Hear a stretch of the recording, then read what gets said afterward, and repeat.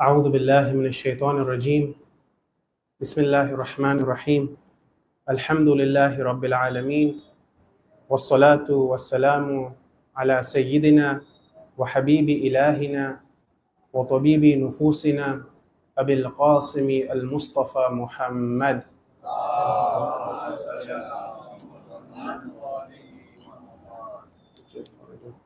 وعلى أهل بيته الطيبين الطاهرين المعصومين المنتجبين لا سيما بقية الله في الأرضين روحي وأرواحنا له الفداء ولعنة الله على أعدائهم أجمعين من الآن إلى قيام يوم الدين. Respected scholars, my elders, brothers and sisters, Assalamu alaikum wa rahmatullahi wa barakatuh. Tonight is the 6th night of Moharram, and we're on our way to the day of Ashura. And on this journey of ours, we began this discussion, this series of discussions, where every night we tackle one topic, a practical topic within our lives, and try and see what lessons we can take from Karbala on the path for us to prepare ourselves for the duhur of our Imam, inshallah. Yesterday we discussed the important topic of wilaya, and we spoke about what wilaya is, the benefit of wilaya. And today, inshallah, we look to discuss another important topic. Today's topic is the topic of izzah, of self-esteem and dignity. And inshallah, we look to explore today's topic in 3 points of discussion. The first point is, what is the value and position of izzah and self-esteem and dignity within Islam? In Islam, what is the value of izzah? What does Islam have to say with regards to izzat? The second point of discussion, inshallah, will be on the 2 types of izzat that we'll be discussing. We'll mention the types of izzah, 2 types of izzah, which we'll be discussing, inshallah. And furthermore, we look to explore and look into what is the benefits of having this izzat and self-esteem in our lives. And finally, as we like to do at the end, the third part of our discussion is to look at what practical ways I can look to bring about this izzat and self-esteem and dignity in my life. So with that, inshallah, we'll begin our discussion. You see, value and self-esteem and dignity, this izzat that Islam places so much importance upon. When we look at our riwayat and the ayat of the Quran, a lot of emphasis is put upon this concept that, O insan, live a life of izzat, live a life of self-esteem and dignity. Why? Because a person who has this izzat will never fall for guna. A person who lives a life of self-esteem and dignity won't fall for the guna that comes about in his life. What we want to do is to look at izzat from the opposite side of the discussion. We want to look at what is dhillat. Let's begin our discussion with this. What is dhillat? Because sometimes we're taught in the sciences that تُعْرَفُ الْأَشْيَاء بِأَفْدَادِهَا. Sometimes if you want to know about something, look at the opposite of it. If I want to know about a certain thing, look at what the lack of that thing in my life will have, and I'll understand what that thing itself, what value it carries. So let's look at what dhillat brings about in our lives, what disgrace brings about in a person's life. Imam al-Sadiq alayhi salam, Allahumma salli ala Muhammad wa ali Muhammad wa ajjal farajhum. He says, إِنَّمَا الذَّلِيلُ مَنْ ظَلَمَ. Certainly it's that person who is dhaleel, who is abased, who is disgraced. This is that person who commits dhulm. If you want to look at the oppressors, then understand that it is the person who is dhaleel, who is disgraced, who comes about and creates oppression in the world. Imam Sadiq is teaching us. And if you look into Karbala as well, you see the same thing. You look at Ibn Ziyad, you look at Yazid, you look at these people who on the apparent level looked like they were people who had the hukumat. These were the people who looked like they had the power and leadership. Yet, These are the same people who are dhaleel and who are shown to be dhaleel. And we see this in the incidents that transpired in Karbala. Once the Holy Prophet is going somewhere with his companions, and he passes by a narrow alleyway, a gully as we like to say. So he's passing by this alley. It's a narrow path, and there's a lady who's standing over there. And this lady was a lady who was known to sell the feces of animals for fertilizing purposes and other purposes. She used to sell feces of animals. Animals' excretion, she used to sell these things. This lady stands in the path of the Holy Prophet and the companions. The companions turn to her and say, "Oh lady, move aside so that the Prophet can pass, so that we can pass from here." The lady looks at them and says, "At-tariq wasi'." The path is wide, you can pass from the other side. So the companions try to move from the other side, and again she comes and she blocks their path.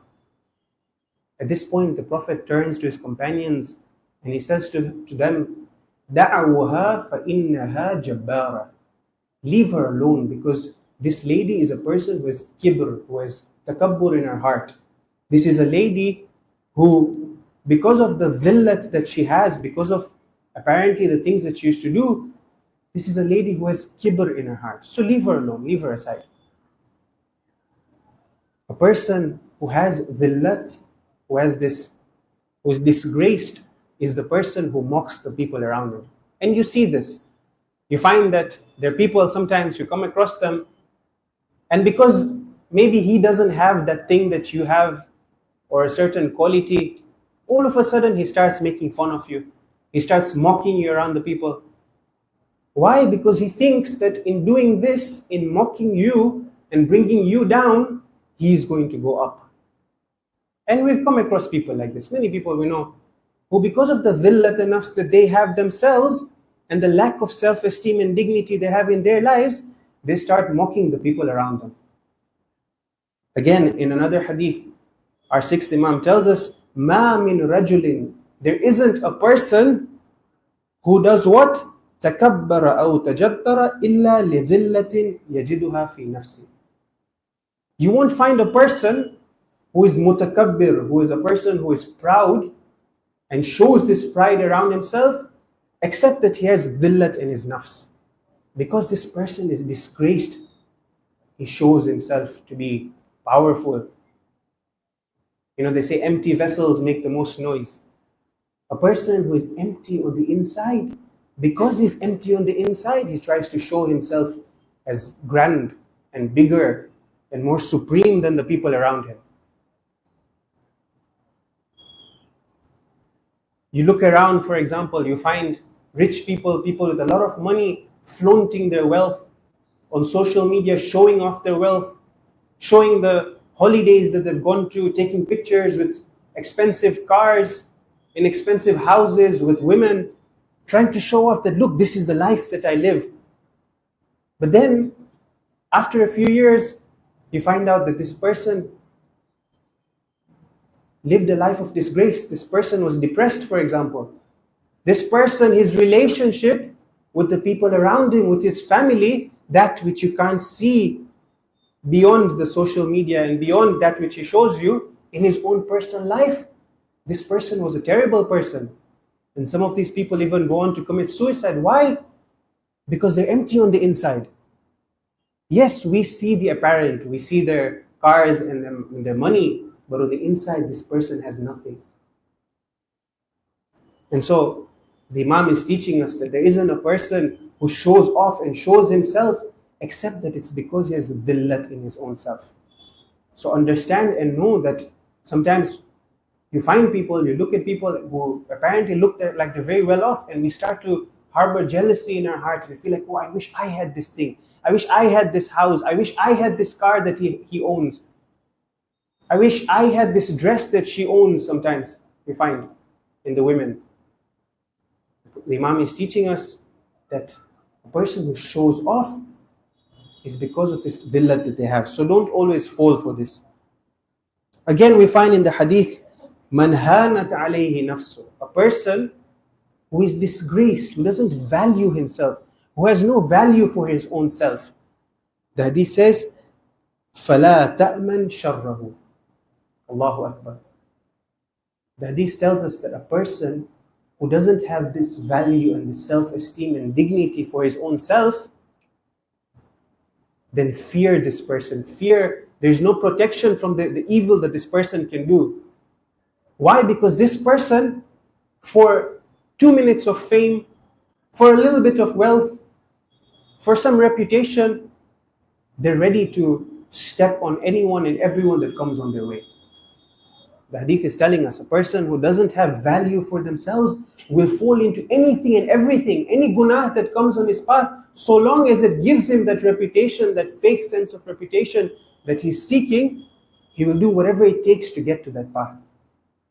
So again, the Imam is telling us, Man hanat alayhi nafs, a person whose nafs is lowly and doesn't have value for himself, فَلَا تَأْمَنْ شَرَّهُ. Fear this person, because this person will do anything and everything to get to their path.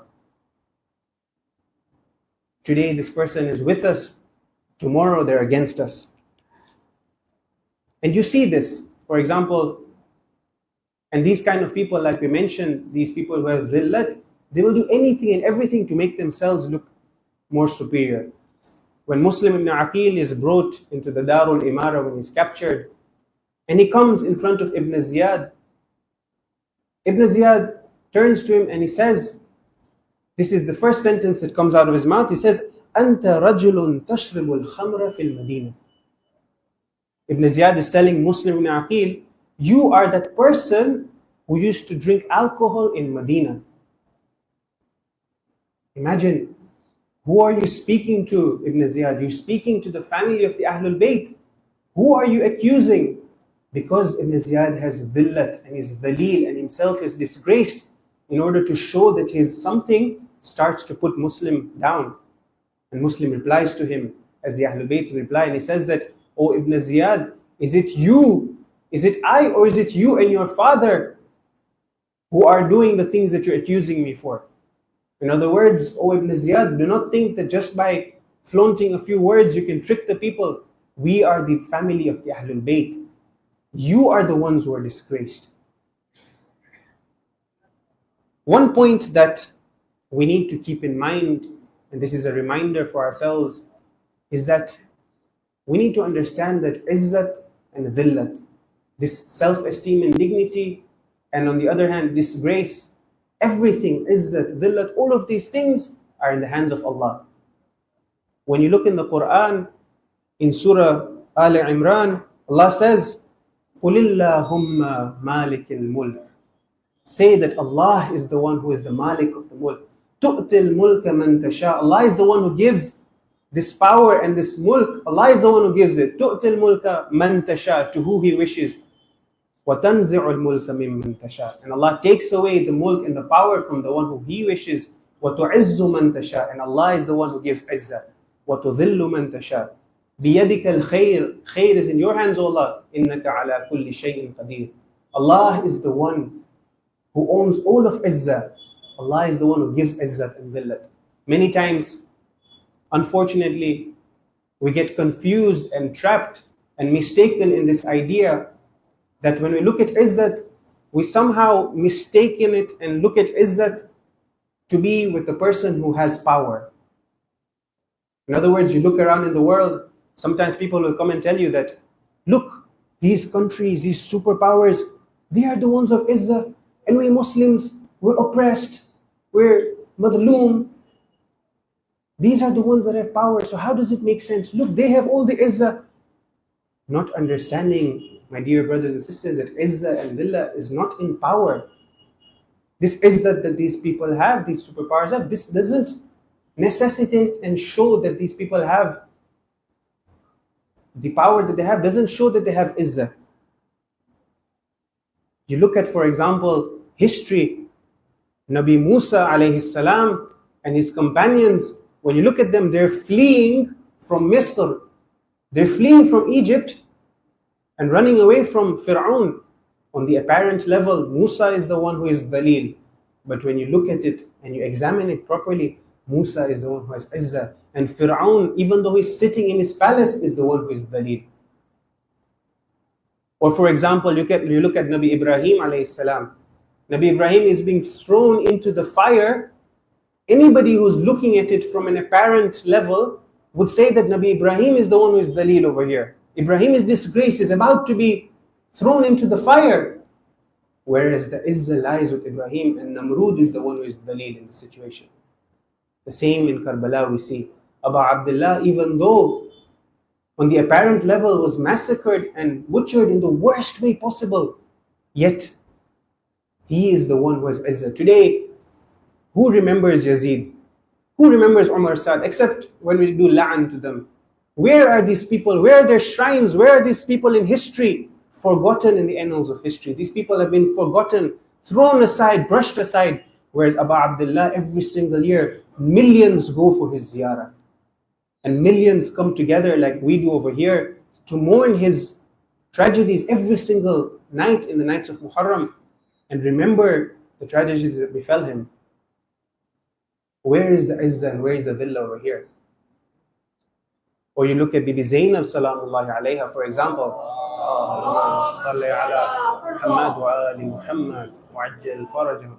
Brought into the darbar of Ibn Ziyad, in chains, in captivity.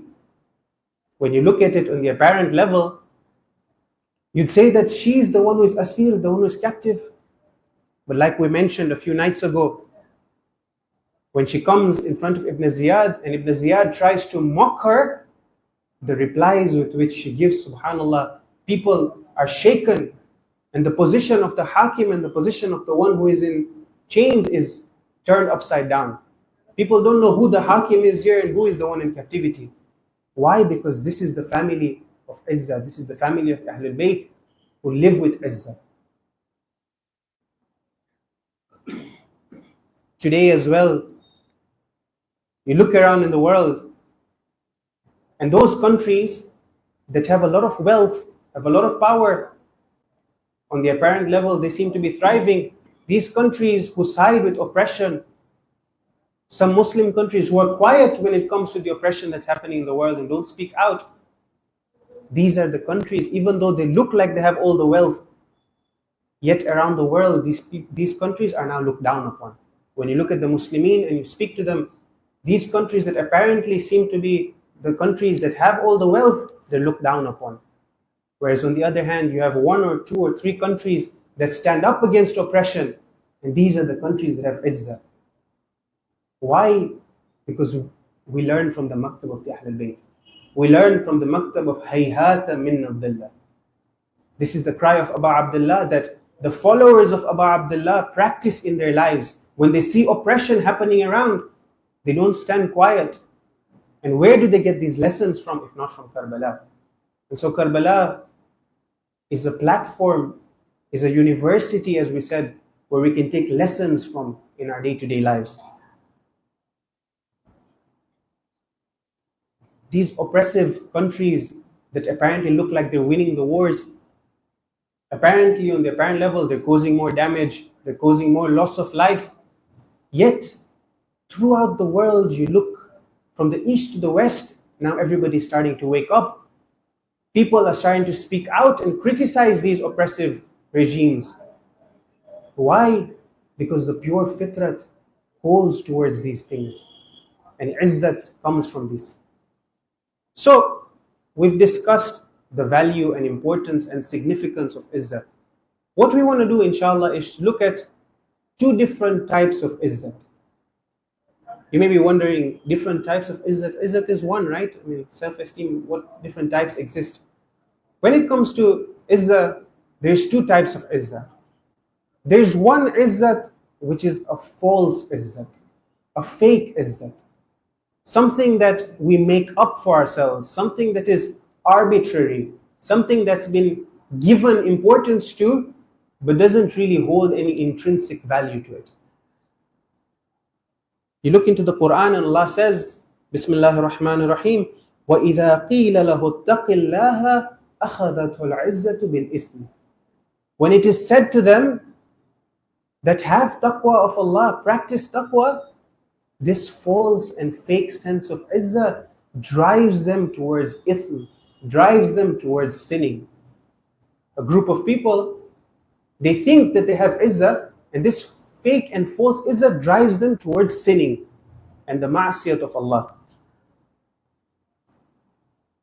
Nobody in the world has ever gained izzat from sinning. This is a sunnah of Allah. On the apparent value it may look like, but nobody, trust me, nobody has ever gained izzat from sinning.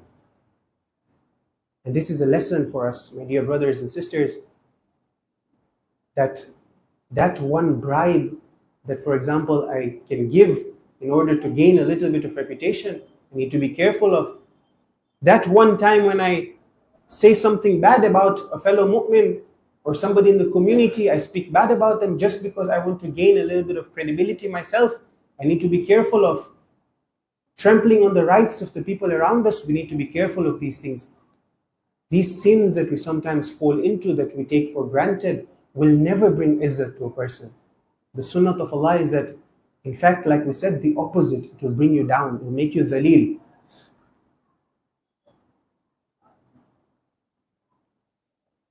Like we said, this fake, false sense of izzat is just a facade. It's something that's fake. It doesn't have any intrinsic value. Sometimes we give value to things that don't really hold value, and we think that in these things lie our izzat. Let me give you a few examples. You find that there's a person, you come to them and you ask them, who are you? And the reply the person gives to you is, I'm an engineer, I'm a doctor, for example. But I'm asking, who are you? As in, define yourself. Who are you? What's your identity? The person, his identity, his whole identity and self-esteem and self-worth is attached to his job. Everything that the person thinks of from morning to night is his job. This person, you ask him, who are you? He identifies himself with his job. The first answer that comes out is, for example, I'm a mechanical engineer or I'm a doctor. Showing that all of his worth that he believes in himself is in this job that he has. Well, this job of yours is temporary. This job of yours doesn't hold any intrinsic value. Yes, it's valuable in the sense that it'll give you monetary and material benefit, but this job of yours doesn't give you izzah. So sometimes we create these false idols and these false senses of izzat for ourselves and associate izzat to those things that don't really carry value. Or for example, you ask a person, what is the value of this certain person? And you can Google this. You Google this, what is the value of person X, for example? And the first thing that comes up, or the first thing that somebody will reply you is, this person is worth this many crore, or this many million crore, for example. His value is in his wealth. His value is in the money that he has. This person, when he wants to be known, it's about the money that he has. His value comes from this false sense of security in the money that he owns. Right? You Google the richest people in the world and a value will come next to them. These many $1 million, for example, or these many million crore. This person, his value is this much. This money and this material gains that we have in this dunya, these things are to go one day. These aren't things that are going to come with us in our qabr. How much money you have doesn't give you real value. This is a false and fake sense of value that we need to be careful of. Sometimes you and I fall into this trap as well. Yeah, we might not say it apparently, but inside our hearts we harbor this, that if only I was to get that certain job, if I was to get that promotion, if I own that car, for example, I would be more valuable in the community. I'll be more valuable amongst people. Forgetting that real izzat doesn't come from these things. Sometimes you find that a person attaches his value and his izzat towards his or her social media followers, for example. How many thousand followers do I have? How many likes do I get in the posts that I put out? This certain reel that I put out, how many people watched it? How many thousand people watched it?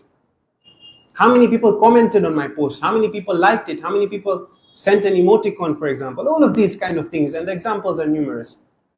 A person attaches importance and value to these things, not realizing that these things, these followers, today are with you, tomorrow they're not with you.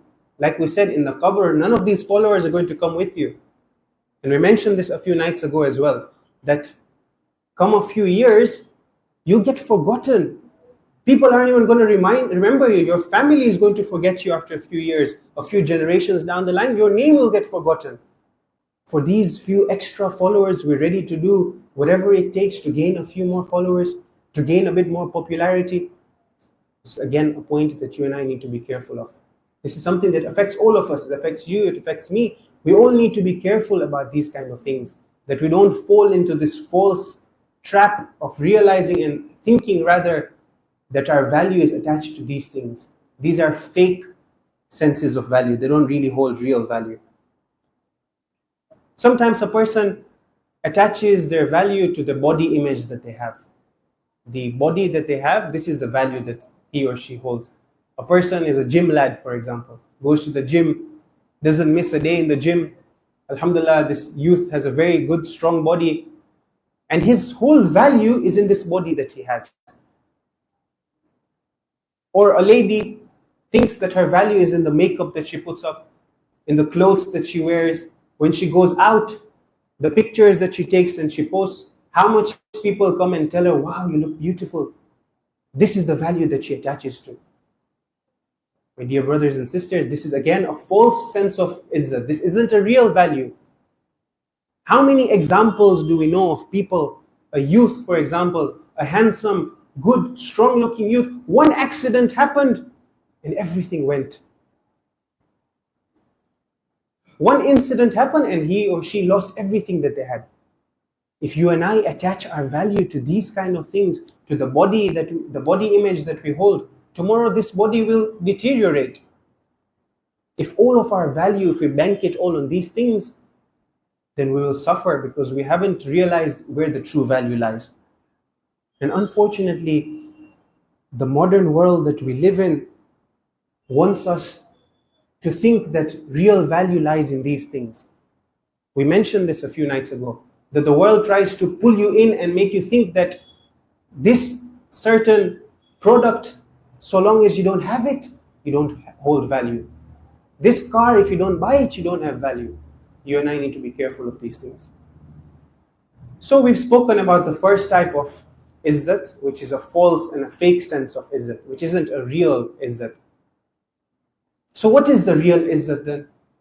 Describe to us what the real izzat is. You've spoken about this fake izzat that exists. What is the real izzat in Islam? What does Islam attach real izzat to? When Islam wants to describe izzat, what does it describe it as? We look at Surah Fatir in verse 10. Allah says, Bismillahir Rahmanir Rahim, answering this question of ours very clearly. Man kana yuridu, the person who wants and wishes, man kana yuridu al-izzata falillahi al-izzatu jami'an. You want izzah, izzah lies in Allah's hands. All of izzat, jami'an. Izzat is in Allah's hands. The verse goes on to say, ilayhi yas'adul kalima. Yas'adul kalimu. Towards Allah is the rising of the good word, and we'll describe what this is. وَالْعَمَلُ الصَّالِحِ يَرْفَعُ. And good action is what takes this higher. Allah is telling us that if you want real izzah, izzah lies in these things. يَسْعَدُ الْكَلِمَ الطَّيِّبُ الْكَلِمِ الْكَلِمُ الطَّيِّب, rather, the good word. This good word is this faith that we have. This iman that you and I have is where real value comes from. وَالْعَمَلُ الصَّالِحِ. But iman by itself is not enough. Just for me to say that I'm a mu'min is not enough. Al-amalu salih yarfa'u. This good action, when we bring it into action in our lives, is when the equation is complete. Iman and amal go hand in hand. The ayah is teaching us. If you want izzah, izzah is in Allah's hands. You and I need to realize this, that we own nothing. Nothing that we have is from us. This position that I have today is from Allah. Tomorrow it can go easily. This money that I have today, easily overnight I can lose it. How many people have become bankrupt overnight? These things aren't in our hands. This family member that I cherish and I hold dear to myself, this isn't mine to hold on to. Allah will take him or her one day. All of these things, this fame that I have, everything that we think that we own, even our own existence isn't in our hands. Right? Our health, for example, our wealth, none of these things are in our hands. No sooner do we realize this, do we start to get this izzat that Allah gives. It's interesting, right? The more that you bring yourself down in front of Allah, the more that you humble yourself in front of Allah, the sunnah of Allah is that the higher that He takes you.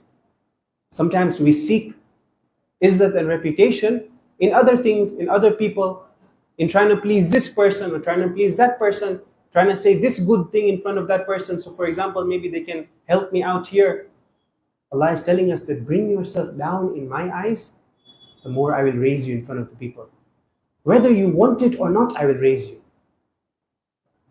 And you and I see examples of this. We see people within our own communities who on the apparent level aren't too well to do. This person is not too rich, for example. In fact, he doesn't have too much wealth. But when he comes into the masjid, there is a certain aura about him.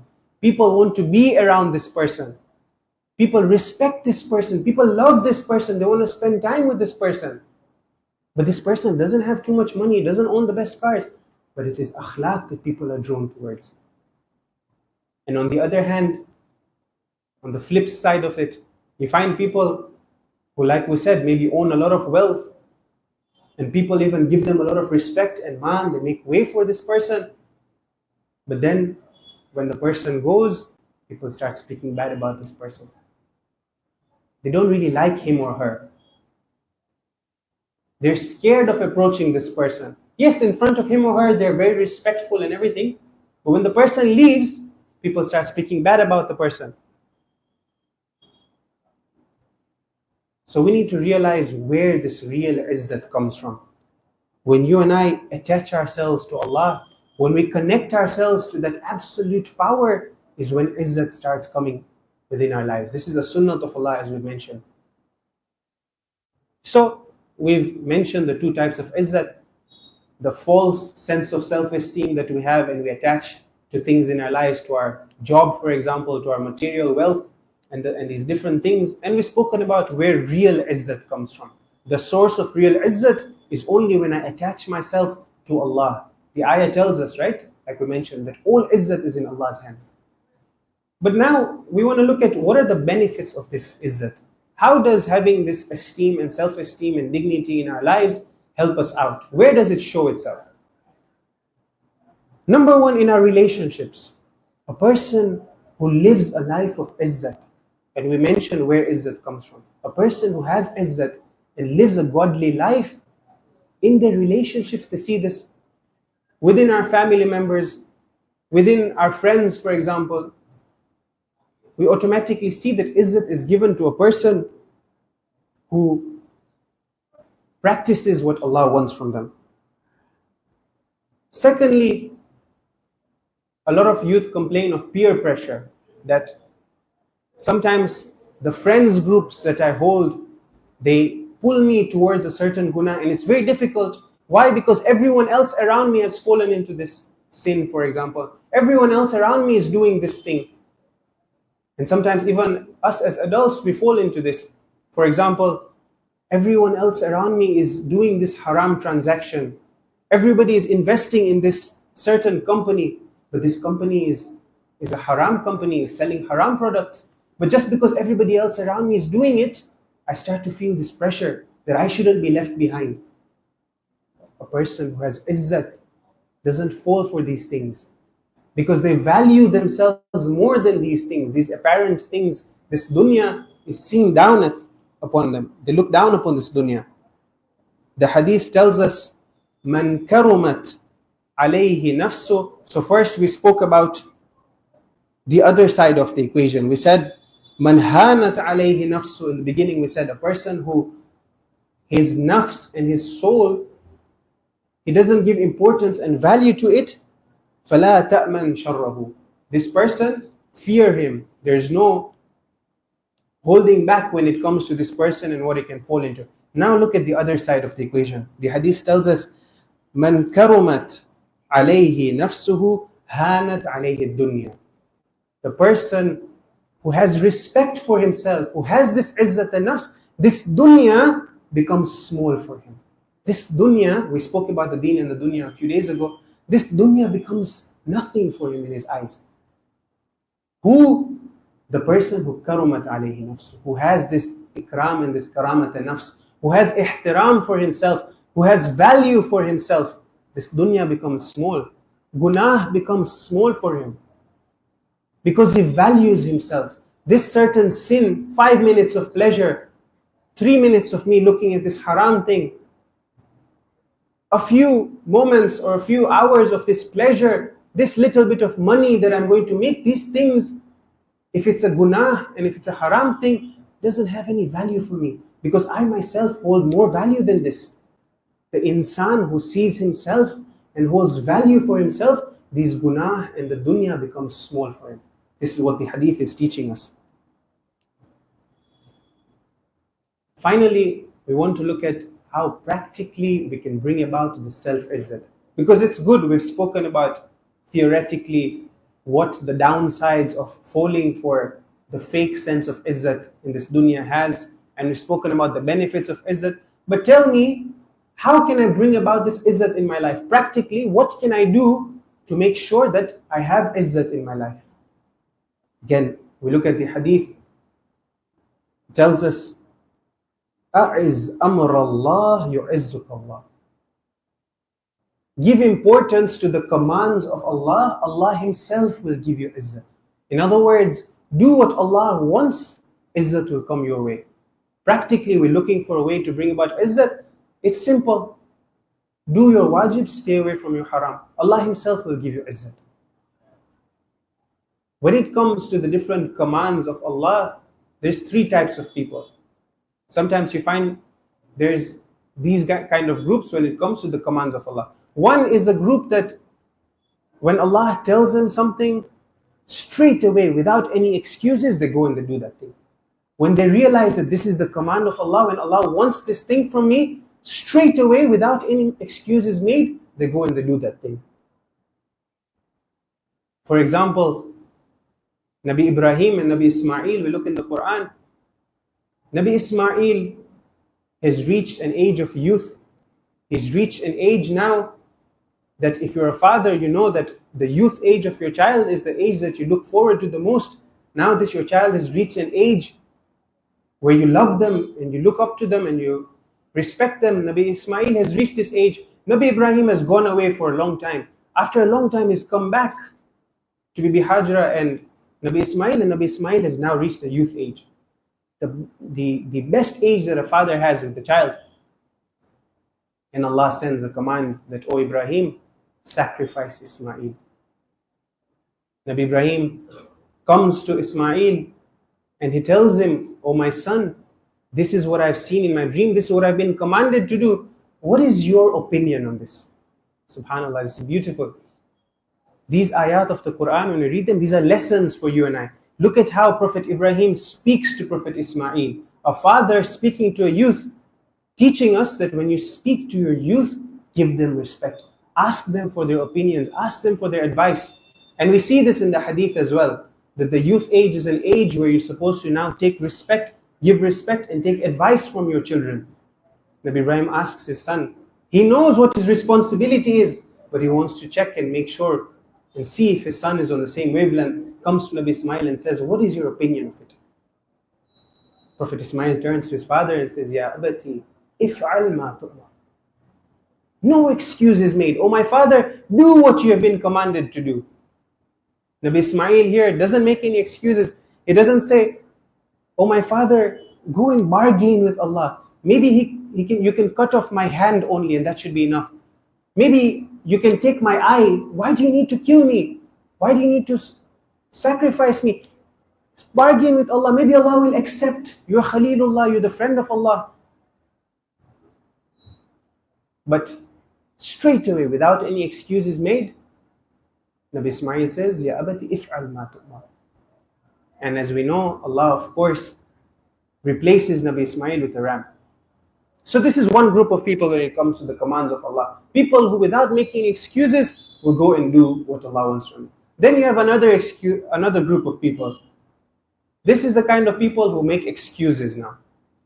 They know what the wajib is, they know what the haram is, but they try and look for excuses. Khums is wajib. How can I look for a loophole to make sure that I don't have to do this? Hajj is wajib on me. I know that Hajj has become wajib on me. What can I do to make sure that Hajj, I don't go for it? Looking for excuses in these different ahkam that we have. And then you have a third group of people. This group of people actively oppose and go against what Allah wants from them. They try and bring down the commands of Allah and try and go against what Allah wants from them. Look, on the day of Ghadir, for example, the Holy Prophet says to the people that after me, Ali is your Mawla. Right? Ali is your master. Ali is the one who after me you follow. A person turns to the Prophet and says to him, Ya Rasulullah, what is this? Look, this is too much now. You brought to us salat, we followed you. You said fast in the month of Ramadan, 30 days in the difficulty, we said okay. You said go for jihad, we went for jihad. You said give zakat, we gave zakat. Khums, we gave it. But this is too much, Ya Rasulullah. You're asking too much from us. Is this from you or is this from Allah? Look at the audacity that this person has. And he says that if this is from Allah, then ask Allah to punish me in this point in time. And that's when the ayah comes, سَأَلَ سَائِلٌ بِعَذَابٍ وَاقِعٍ. A stone falls right there and then, and this person is killed. So this is a third group of people, people who oppose the commands of Allah and go against what Allah wants from them. Finally, before we move into Masa'ib, just one reminder that you and I need to be careful of. We've spoken about izzat in our own lives and having izzat and not falling for haram and not falling for these things. We also need to be careful about safeguarding the izzat and reputation of the people around us. This is extremely important. Our friends, our family members, our children, our spouse, we need to be careful of how we treat them. Sometimes you find that a person has guests in his house, but in front of the guests, he turns to his child and shouts at his child. Or for example, he turns to his wife and gets angry at her. Where is the food? Why is the food like this? Not realizing that these people aren't just your slaves, for example. Allah wants us to make sure that we give izzat to the people around us as well. We safeguard the izzat of the people around us. It's extremely important for us to keep this in mind. That just because he or she is my child, and that means I can shout at them. Of course not. This child has izzat as well. This child has a reputation as well. You and I need to be careful not to bring down the izzat of the people around us. On this note, let me share a quick story with you. A few nights ago, we spoke about role models and we spoke about the shuhada as role models as well. And one shaheed that I mentioned was a shaheed from the Iran-Iraq war by the name of Shaheed Ibrahim Hadi. And we looked at a story from his life. Today I want to share another story with you before we move into Masa'ib, if you allow me to. This Shaheed Ibrahim Hadi, beautiful youth who lived a life of piety, at a young age understood what Allah wanted from him. As we mentioned a few nights ago, this Shaheed Ibrahim Hadi, he was known to be physically strong and he gave a lot of importance to his body for the right purposes. Remember, we mentioned for the right purposes. So this Shaheed Ibrahim Hadi, it just so happens that he's taking part in a competition in wrestling, and he's now reached a stage where he's defeated all of his opponents. The semifinals comes, he defeats his opponent easily. He was known to be the strongest. And now he's reached the finals and is going against his opponent. His friend is narrating the story. He says that the finals were about to begin, and this competition, by the way, the winner from this competition would receive a big amount of money. And not only that, they would enter the national team, the national wrestling team. The winner from this competition would enter this. So you can imagine this is a very big moment. This Shaheed Ibrahim Hadi is now in the finals, and his friend says, I was sitting in the crowd and I was watching from on top, and we were all cheering on for Ibrahim. Before the referee comes in, the opponents are inside. Ibrahim smiles, goes to his opponent, shakes his hand, and then I see something ajib. The opponent whispers something in Ibrahim's ears, and then he points at the crowd. And I look around and I see that there's a lady sitting in the crowd. Ibrahim smiles and nods at the opponent, and the competition begins. The first round happens. Ibrahim seems to be very defensive. He's not like himself. The coach is shouting from the side, giving commands to Ibrahim. Ibrahim, what are you doing? He's extremely defensive. He's not fighting. The referee gives him one warning. Again, they begin. The opponent is getting more and more confident. In the beginning, the opponent is scared, but he's seeing Ibrahim is becoming very defensive. The opponent becomes more confident as time goes on. Again, Ibrahim is being defensive. The referee gives him a second warning. The coach is getting very angry at this point. Everybody in the crowd is shocked. Ibrahim is supposed to win this very easily. Once again, the third warning comes and Ibrahim is lost. Finished. Ibrahim is out, and the other opponent has won the whole competition. This person, this friend who's narrating, he says that I got very angry at this time. And everybody was really upset and annoyed at Ibrahim. So he says, I rushed down and I could see that Ibrahim was really happy. It's as if he had won. And I find Ibrahim after a while in the locker room. I come to him and he's getting ready to leave. So this friend of his, he says that I was angry. I come to him and I punch him in his arm and I say, Ibrahim, what is the matter with you?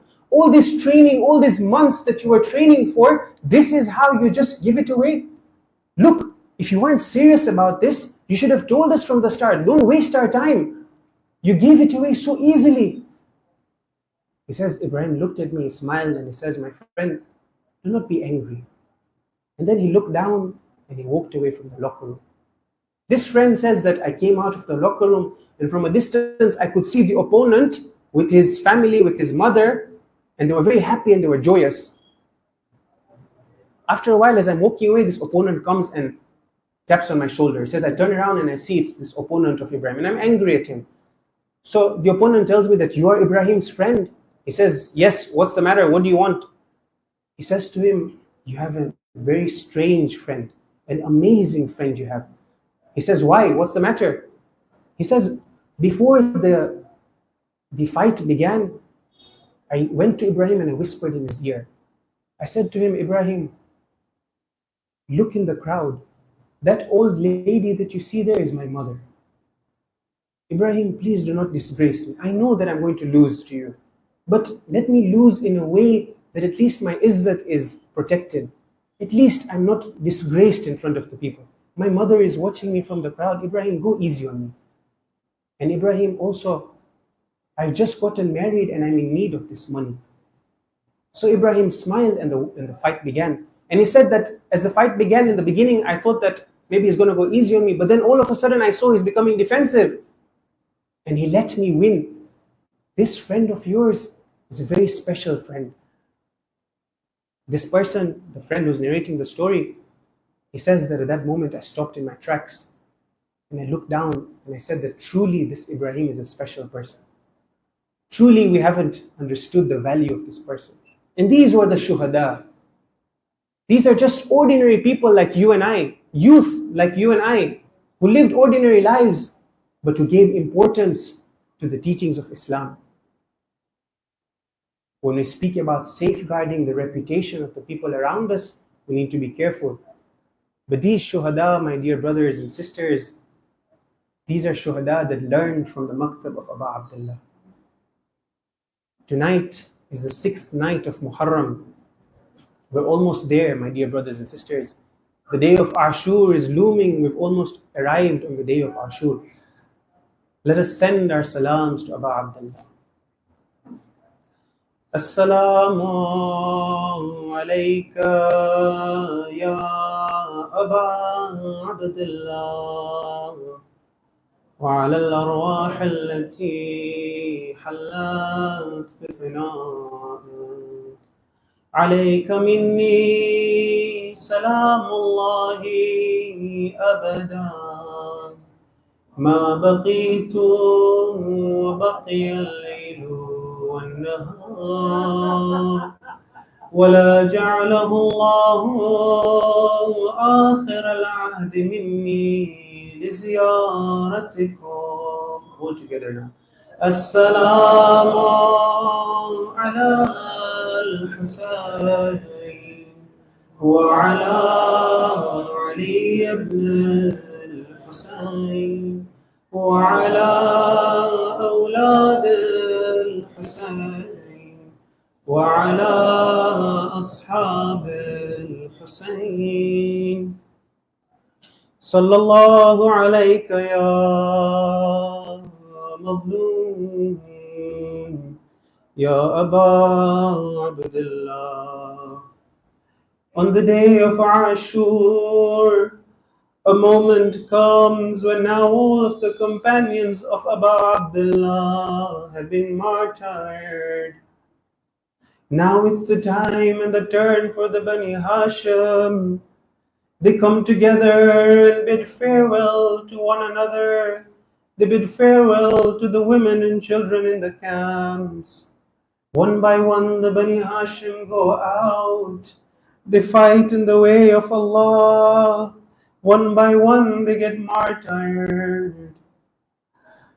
Until a moment comes now when Zainab's two young flowers step up, Aoun and Muhammad. They come and bid farewell to their mother. They bid farewell to their uncle. They go out into the battlefield. First Aoun goes out, and as he goes out, he calls out to the enemies. He says, "In tankiruni fa'ana ibn Ja'far." O enemies of Allah, if you do not know me, then allow me to introduce myself. I am the son of Ja'far. Shaheed sidqan fil jinani azhar. The true Shaheed who is in paradise. يطير فيها بجناح أخضر.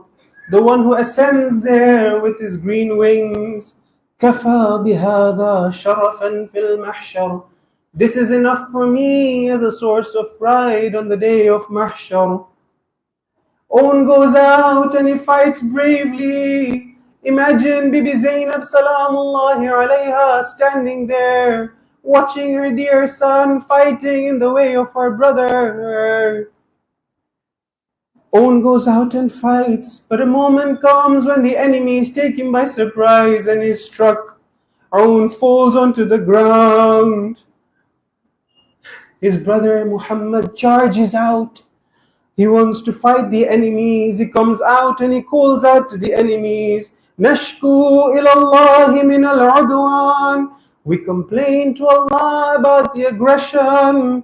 قِتَالَ قَوْمٍ فِي الرَّدَى عُمْيَانٍ. Of a people who fight blindly towards destruction. A people who have abandoned the Quran. قَدْ تَرَكُوا مَعَالِمَ الْقُرْآنِ وَأَظْهَرُوا الْكُفْرَ مَعَ الطُّغْيَانِ. They have manifested their transgression. Aoun and Muhammad goes out and he fights bravely too. Bibi Zainab is watching now. Her second son is fighting in the way of Abu Abdullah. A moment comes when he's struck too and he falls to the ground just like his brother. Do you know how Bibi Zainab must have felt in that moment, seeing her sons fall to the ground, seeing her sons giving their lives for their Mawla? A pride must have engulfed her heart that her two flowers have sacrificed themselves for Abu Abdullah. Zainab too has given everything in the path of Islam. But at the end, my dear brothers and sisters, Zainab is a mother. Zainab is a mother. We call out to Bibi Zainab, my heart weeps for you, oh Zainab, so strong. You watched your sons fall, yet held your tears strong. You saw them give all for Hussein, brave and true. You never let sorrow come into his view. You stood like a mountain, though shattered inside, afraid that your grief might make Hussein cry. You buried your pain in the silence of night and guarded his heart with the strength of your light. But do you know when her tears were set free? When the caravan reached home in Medina's peace, when she stepped inside her empty old room, and the air whispered back with silence and gloom, her eyes must have fallen on the two little beds, once warmed by the dreams of the sons that she bred. O Aoun, O Muhammad, my darlings, my light, Zainab can cry for you now in the night. O Aoun, O Muhammad, my darlings, my light, Zainab can cry for you now in the night. ألا لعنة الله على القوم الظالمين وسيعلم الذين ظلموا أي منقلب ينقلبون إنا لله وإنا إليه راجعون. We pray to Allah to give us the tawfiq to live a life of izzat and live a life that is a godly life. We pray to Allah to grant us the tawfiq to live the life that the shuhada lived and to die in the path of our Imam, inshaAllah. We pray to Allah to grant victory, a complete victory and success to all the madlumeen, the mu'mineen around the world who are facing oppression. And finally, we pray to Allah to hasten the appearance of our 12th Imam. رحم الله من قرأ الفاتحة مع الصلوات.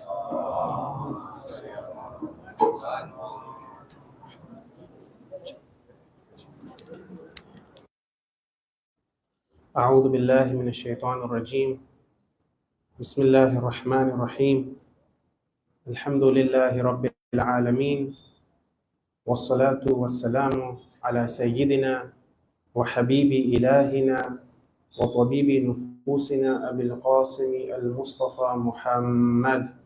اللهم صل على محمد وآل محمد وعلى أهل بيته الطيبين الطاهرين المعصومين المنتجبين، لا سيما بقية الله في الأرضين، روحي وأرواحنا له الفداء، ولعنة الله على أعدائهم أجمعين من الآن إلى قيام يوم الدين.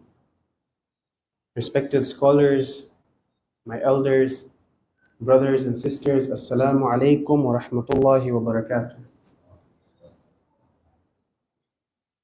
The 7th night of Moharram is upon us. As we approach the day of Ashur, we continue our discussions on this topic, this extremely important topic of the lessons that you and I can take from Karbala in this path of ours to prepare ourselves for the dhuhr of our Imam. And every night we've been discussing a separate topic, a practical topic that we hope we can take lessons from and implement in our lives, inshallah. Tonight's topic is the topic of role models. Role models, those people who we wish to emulate, people who we wish to be like. This is our topic, inshallah. We wish to discuss about role models tonight. And we want to discuss the topic in 3 parts. Number 1, why are role models so important? What is the impact of role models in our lives? So this is the first section of our discussion. We want to look at the significance and the importance of role models in our lives. Number 2, we want to look at the qualities of role models. And not just any qualities of role models. Inshallah, we'll be looking at, from the hadith, the qualities that Islam teaches us to look out for in the role models that you and I aspire to be like. And finally, the third part of our discussion will be in action. We want to look at role models in action. Real life examples of role models from the Holy Quran. So this is, inshallah, a summary of the 3 parts of our discussion for tonight that we'll be looking at. As human beings, we find in psychology, even this is there, that human beings, as much as you say to them and it impacts them, more than these words that we speak, it's the actions that we perform that have an impact on the people around us. As human beings, psychology teaches us that behavioral patterns, through repetition, through observing, these things have an impact on a person. We learn through examples. As much as I come and I tell you about a certain point, when I use an example, it's easier for us to understand. We relate to it more. And when you see that example in action around you, in action, that's when that really sinks in for us. That's why Imam Sadiq alayhi salam, Allahumma salli ala Muhammad wa ali Muhammad.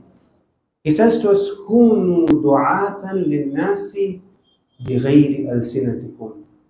You want to call people towards us, you want to call people towards the Ahlul Bayt alayhimus salam, then be like this, that you call people towards us in a way other than just using your tongue. In other words, in your action. Practically show the people how the Ahlul Bayt live their lives, in our own lives. Show it through action. That's how people will be attracted towards us, the Ahlul Bayt. So the Imam is teaching us this fundamental point, that you want to attract people towards you, don't just say things, show it in action. And when we look at the Quran as well, the Quran employs this very same tactic. The Quran, our guide, the most perfect book. We look at the Quran, it works in two ways. First, you'll find that the Quran will give you principles, will give you guidelines, will tell you ways to be in your life. Guiding principles for your and my life. The Quran will teach you, for example, principles like sincerity, live a life of khulus. The Quran will tell you, be patient and persevere in your life. The Quran will tell you, stay away from sins. The Quran will speak to you about the necessity of having justice, about sincerity, about honesty, and all of these different principles that the Quran discusses. But then you find that the Quran doesn't stop there. It goes a second level. There's a second part to it. And this is where the Quran shows us through practical role models, through real life examples, in action, how to be in this way. The Quran won't just tell you be patient. It'll give you an example of Ayyub alayhi salam. The Quran won't just tell you, for instance, stay away from sins. It'll give you an example of a prophet who stayed away from sins. We'll be discussing later on, inshallah. So the Quran works in this way as well, that it tells you things, but then it gives you examples as well. It gives you models for us to look at and learn from these examples and these models.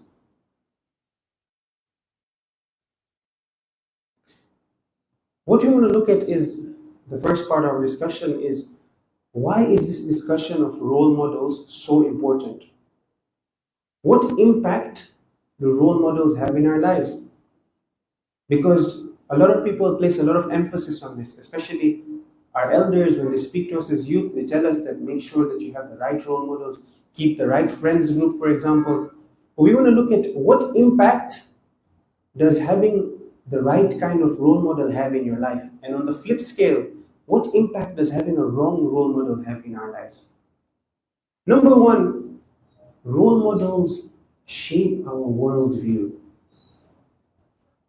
Our worldview, our values, our ideals, these things are shaped by the people who we look up to, the people who we glorify, the people who we want to be like. When I look up to someone, it's not just me looking up to them in apparent. Slowly, my worldview is shaped from this person. And you see this. You see, for example, people who fantasize and want to be like actors, or want to be like certain celebrities, or want to be like some football player or some cricket player. It won't just be the case that in his style of football he wants to play like, for example, a certain football player. Or for example, in his dress. Slowly, slowly, you'll find that those values that person holds, I also want to have those values. Without realizing it, slowly, subconsciously, my worldview starts changing. This person who I look up to lives a materialistic lifestyle. Whenever I look at them on Instagram, I see them posting pictures with fancy cars, pictures in nice houses. Slowly, my worldview starts changing. I start adopting a materialistic worldview. I also want to be like this person. I want to live like this person. And so, role models, people who you and I look up to, they shape our worldview. So the first point is that role models shape our worldview. And this is extremely important because our worldview is the basis for our actions. Today, a person who has a materialistic lifestyle, a materialistic worldview rather, even if he's a Muslim, you'll see that in his life, in his practices, this person lives a materialistic lifestyle. It doesn't necessitate that just because I'm a Muslim by name, therefore I have an Islamic worldview. No. And that's why you find a lot of people falling into sin, a lot of people being attracted by the dunya, because whether they know it or not, their worldview and their basis is a materialistic worldview. So this is the first point, that role models shape us and impact us because they change and shape our worldview. And this is something extremely important for you and I to keep in mind. Apart from just our worldview, the second point is that we need to be careful of who we take as our role models and who we adopt as our role models because they shape our actions. Our actions are different from our worldview. Your worldview is what takes you towards those actions. The people who we look up to, our role models, they shape our actions as well.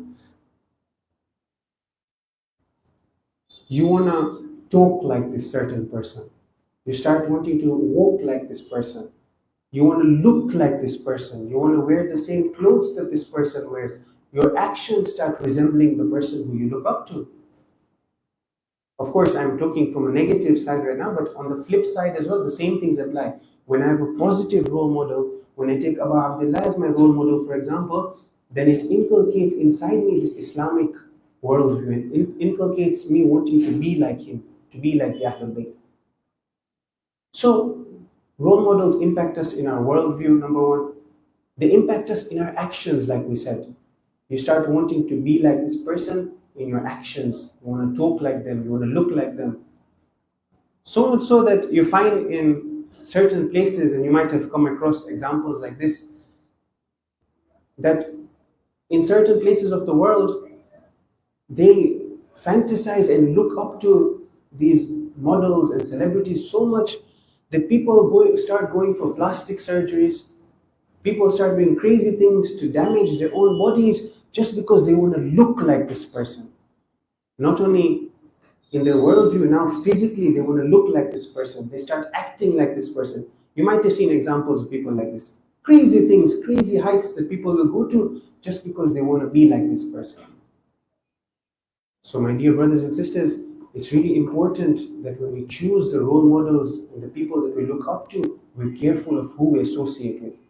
Because they impact, like we said, our worldview, they impact our actions.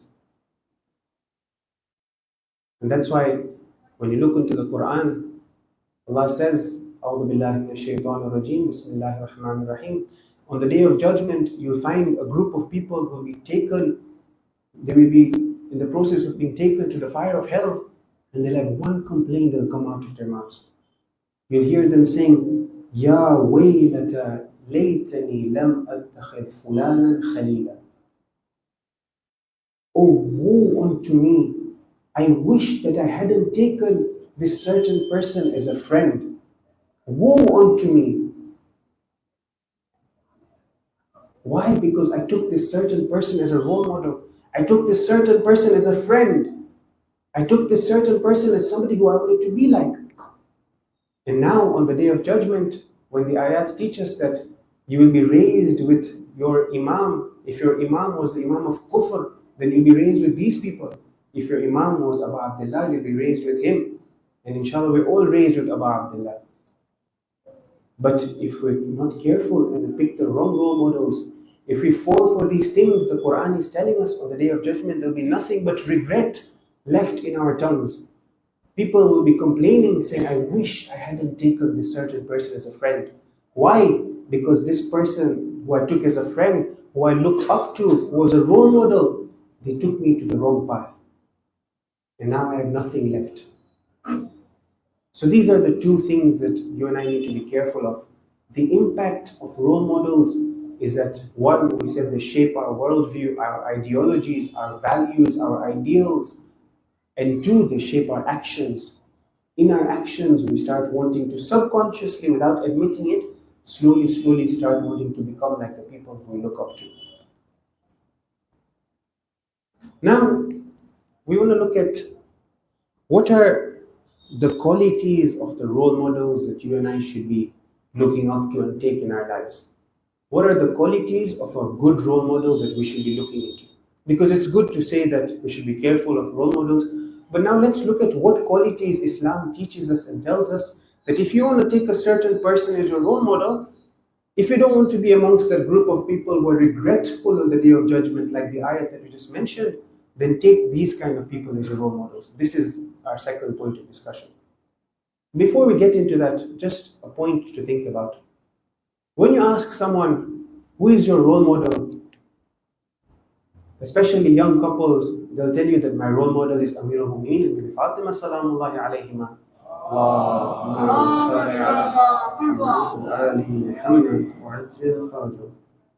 But then you look at history and you tell this person, and this person themselves studies history, and they're looking at, for example, how Amir al-Mu'mineen lived his life, how Hazrat Zahra lived her life, how they were together as a couple. And he comes across stories about how when they got married, they were so simple, they lived a simple lifestyle, about the mahar and how it was easy to get married at that time, and how the imams taught us. Person reads this book, he comes across this page, sees this, alhamdulillah, very nice, flips into the next page. Wait, hold on. If you claim that these people, these entities are our role models, then surely we should act like them, right? But when you surprisingly look within our communities, not just here, all around the world, we don't really take these people as role models. This is something for us to introspect and look into.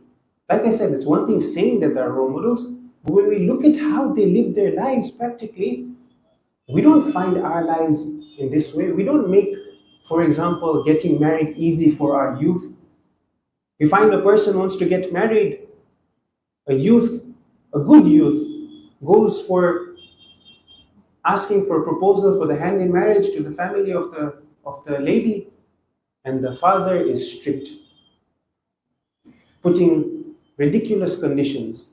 Papa, these conditions when you got married weren't there. Why are you making it so difficult for the youth to get married? Is this how Amir al-Mu'mineen lived? Is this what the Ahlul Bayt taught us? If we claim that they are our role models, then we need to act like them. If you look into the seerah of the Ahlul Bayt, how they used to get youth married easily, this is something we need to be careful about. You find a woman putting a ridiculous amount as her mahar. For what purpose?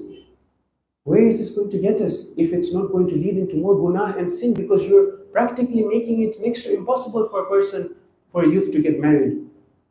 Or for example, conditions like, if you don't have a job that gives you a 6-figure salary, then don't come knocking on my door. These kind of things we need to be careful about. If we take the Ahlul Bayt as our role models, they need to be our role models in our actions, like we said. When it comes to taking people as role models, there's 3 types of this taking people as role models. There's one time where, especially with the Ahlul Bayt, there's one time where you look at the seerah and you want to be exactly like the Ahlul Bayt. Right? Give you an example. You see, for example, in the seerah of the Holy Prophet, that he used to start with salt. You want to be like him, so you act exactly like him. You find that they used to pray in a certain way. You want to pray exactly like them. These things are there that, alhamdulillah, we try to be exactly like them and copy them. Then there's certain things and practices of the Ahlul Bayt, of the Holy Prophet, that we can't practice today. We can't. Let's be honest about it. There's no two ways about it. The Holy Prophet used to go to Hajj on a camel. Does that mean that you and I now sit on a camel and Allah make our way towards Hajj? Of course not. We have cars now, we have aeroplanes, times have changed. These are things that we cannot copy. Then there are certain things, a third group of things that when we look at the Ahlul Bayt, these are principles that when we look at from their lives, we can apply in our lives. Not specific actions like eating salt, starting with salt, or saying Bismillah. Certain principles that they used to observe that you and I can practice in our life, maybe in a different circumstance, but the principle remains, that over-governing principle remains. For example, the one that we mentioned, the Ahlul Bayt used to live simple lives. Now, we look at our lives and we look around and we don't seem to be practicing this. Of course, when you look into Islam, Islam tells you to live a comfortable life, to live within your sha'an, to live within your social spectrum where your line lies. But then we sometimes go overboard and start living extravagantly. But this is not coming from the Ahlul Bayt. So, the point here is that if we want to take the Ahlul Bayt as our role models, then we need to act upon what they tell us to act upon. So, back to the discussion, this was a side point. The discussion is, what are the qualities of a role model that you and I can look into? What does Islam tell us that when you want to take somebody as a role model, then look into these things? We want to discuss this. The first one is that if you and I want to take somebody as a role model, the Holy Prophet teaches us that look for a person who, when you look at them, they remind you of Allah. SubhanAllah. When you look at this person, he or she reminds you of Allah. What does this mean? Does this mean that he's like powerful and has grandeur? And of course not. The idea is that this person is a godly person. When I look at him, I'm inspired to be a better person. When I look at her and I see these attributes in her amongst the sisters, then I can look at her as a role model for the sisters. The Prophet says, خِيَارُكُمْ مَنْ ذَكَّرَكُمْ بِاللَّهِ رُؤْيَتَهُ. The best amongst you is the person who, when you look at them, they remind you of Allah. وَزَادَ عِلْمَكُمْ مَنْطِقُهُ. His speech, that which he says, increases you in your knowledge. So one, you look at them, they remind you of Allah. His face just reminds you of Allah and his actions remind you of Allah. Two, his words increase you in your knowledge. Sometimes we keep friendship with people and we look up to people who, when we spend time with them, there's no benefit. The only conversations that come out are useless conversations. They don't benefit us in any way, shape or form. The Prophet is telling us that when you're looking for a person, a role model, then look for someone who his speech, that which he says, increases you in your knowledge. وَرَغَّبَكُمْ فِي الْآخِرَةِ عَمَلُهُ. His actions make you want the akhirah. When you look at this person, the way that he or she lives, they make you want the akhirah. You find people like this within our community, within our societies. When you look at this person, they just remind you of Allah. They want you to become a better person. They make you want to become a better person. These are the kind of people who we should be looking up to. These are the kind of people who we should be keeping company of. Why? Because when a person reminds you of Allah, and when you take them as a role model, remember we said that they start to shape your worldview. They start to shape your actions. Slowly, slowly, they start taking you towards Allah. When someone themselves is living a godly life, they inspire you to want to be like that. So that's number one, that the first quality of a person who we need to look at when we want to find somebody as a role model is that when you look at them, they remind you of Allah. Their speech increases you in your knowledge. And their actions make you want to be a better person. Number two, when we look at the Quran teaches us in Surah Furqan, the famous ayah that we mention many times. This ayah teaches us that when you look at the servants of Allah, There's a quality of them that you should be seeing in them. This is a quality that if you want to see a person who you want to take as a role model, this is a quality they need to have. And this is none other than having humility. A person who is humble, they live a humble life. The Quran says, وَعِبَادُ الرَّحْمَنِ الَّذِينَ يَمْشُونَ عَلَى الْأَرْضِ هَوْنًا وَإِذَا خَاطَبَهُمُ الْجَاهِلُونَ قَالُوا سَلَامًا. The Ibadur Rahman, the servants of Allah, the true servants of Allah are those who when they walk on this earth, they walk with a sense of humility. And when the ignorant ones address them, they say salama, they say peace upon you. This is the part that we usually memorize. When we want to make fun of a person and they come and they say something to us, we say salama to them. In other words, you're ignorant. This is the only part that we look at. But look at what the whole ayah is saying. The ayah is saying that the Ibadur Rahman are those people who when they walk with humility. They put themselves down. Not disgrace themselves. That's not what the ayah is saying. They walk with a sense of humility. There's a difference between these two. There's one time where a person lives a disgraceful life. They live ragged. They live like a jungly person. You look at this person and you're put off. For example, they don't smell very nice. They don't comb their hair. These aren't the things that the Quran and the Ahlul Bayt are teaching us. The Ahlul Bayt are teaching us that live a life of dignity, but live a life of humility. That's what the Quran is saying.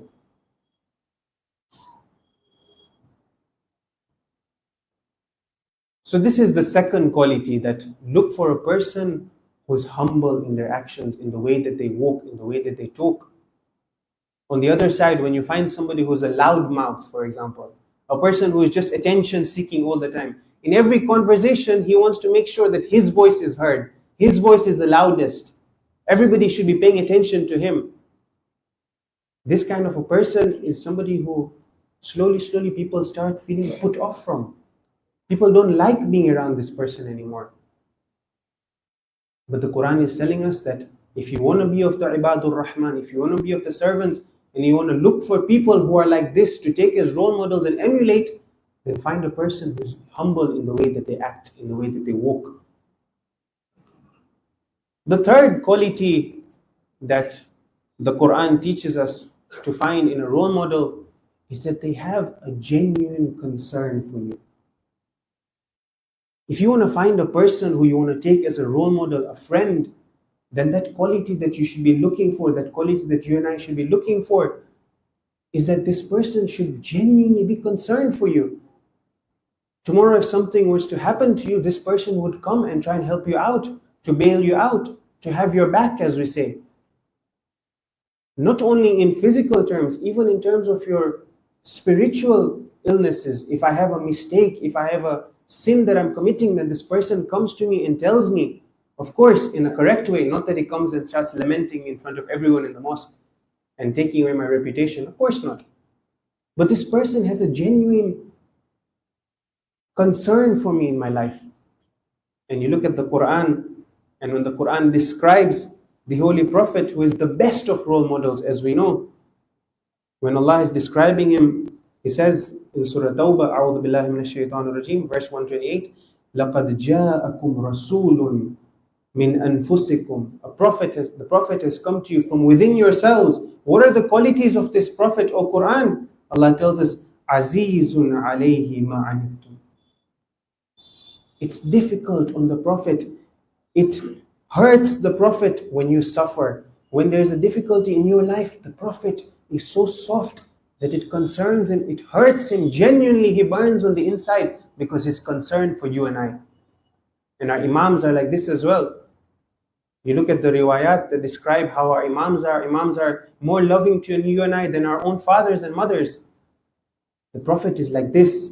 This is the quality that we need to look out for in a role model. Somebody who genuinely is concerned for us. Azizun alayhi ma'anittum, harisun alaykum. Subhanallah. The Prophet has a sensitivity when it comes towards you and I, the mu'mineen. In the sense that he's protective of us. He loves us so much that he's protective of us. You know how when you find a bird that's safeguarding its nest and its eggs, it doesn't want any danger to come around its eggs. It's very careful and protective of its nest. The Prophet is safeguarding and protective of the mu'mineen. He doesn't want any harm to befall the mu'mineen. Harisun alaykum bil mu'minina ra'ufun rahim. He's merciful, he's kind, he's compassionate. Now, of course, we said the Holy Prophet is the best of role models, uswatun hasana, as we know. But these are the qualities that if you and I want to find in a role model somebody to look up to, and indeed within our own lives as well, we need to be like this. Because if the Prophet, like we said, is a role model, then the meaning of a role model is that you take from him, you act like him, you want to be like him. These are the qualities that the Quran is teaching us to look out for in a role model. On the other hand, unfortunately, sometimes, especially as youth, the role models that we keep, the people who we look up to, for example, certain footballers or celebrities, these are the people who we look up to, yet we find the exact opposite of what the Quran tells us in these people. The qualities of these people are the opposite of the qualities that we just mentioned. This person has the least concern for you. This certain celebrity or sports person who I look up to doesn't even know that I exist. Let alone that is genuinely concerned for me. He doesn't even know of my existence. Yet I beg and put all my eggs in his basket, in the sense that I'm banking on him. Everything that I have is because I want to be like this person. But this person doesn't know you. This person isn't concerned about you. And when you see videos, for example, when these celebrities or these sportsmen and women, when they come out of their training and stuff, and then you have all of these fans who come around and make themselves dalil, and they, come around their cars, and then you'll see that they open the window and shout at these people and then drive away. But this is the person you want to be like? This is the person who you stood in line for 2 hours, 3 hours, so you can just catch a glimpse of this person? This person doesn't care about you. They don't have the least concern for you and I. So why should you and I spend all our energy in trying to emulate these kind of people who don't really care about us? We need to be careful about the people who we take as our role models. Finally, the fourth quality that we want to discuss, and there's more, but these are the ones that we'll discuss for today, is that when you want to look at a role model, find a person who has good conduct, who has good akhlaq, a person who is good in the way that they behave. The Quran tells us, O Prophet, when it's addressing the Holy Prophet, وَإِنَّكَ لَعَلَى خُلُقٍ عَظِيمٍ. O Holy Prophet, you are on the best of conduct. If you want to find a person who has the best conduct, then it's the Holy Prophet, the same one who the Quran introduces to us as the best of role models. The Quran is telling us that you, O Prophet, have the best akhlaq. So if you and I want to take a role model, then we take a person like the Holy Prophet, who is being introduced as the best of role models. Why? Because of his akhlaq, because of his conduct. How many stories do we find of people who converted to Islam just because of akhlaq of a person? Just because of the kindness of a person. This akhlaq that you and I show is what attracts people to us. And likewise, if you want to take a role model, it's the akhlaq that you should be looking out in a person who you want to take as a role model. The last part of our discussion is we want to look at certain examples of role models within the Holy Quran. We want to look at role models in action. O Quran, show us examples of people who are role models.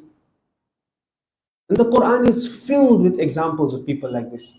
People who you and I should be taking as role models. The most obvious example of this is, of course, the Holy Prophet himself. The Quran says, لَقَدْ كَانَ لَكُمْ فِي رَسُولِ اللَّهِ أُسْوَةٌ حَسَنَةٌ. If you want to find the best of role models, then we have placed the best of role models in the Holy Prophet. So this is the one that is very obvious. We won't be discussing this one because we all know this. I want to speak about two examples from the Holy Quran of people who are role models for you and I, who, even though we've heard these stories, we want to examine and observe these as case studies, as role models from a different light, from this light of them being role models for us, and not just as a historical story that we read in the Quran and pass by. The first one is,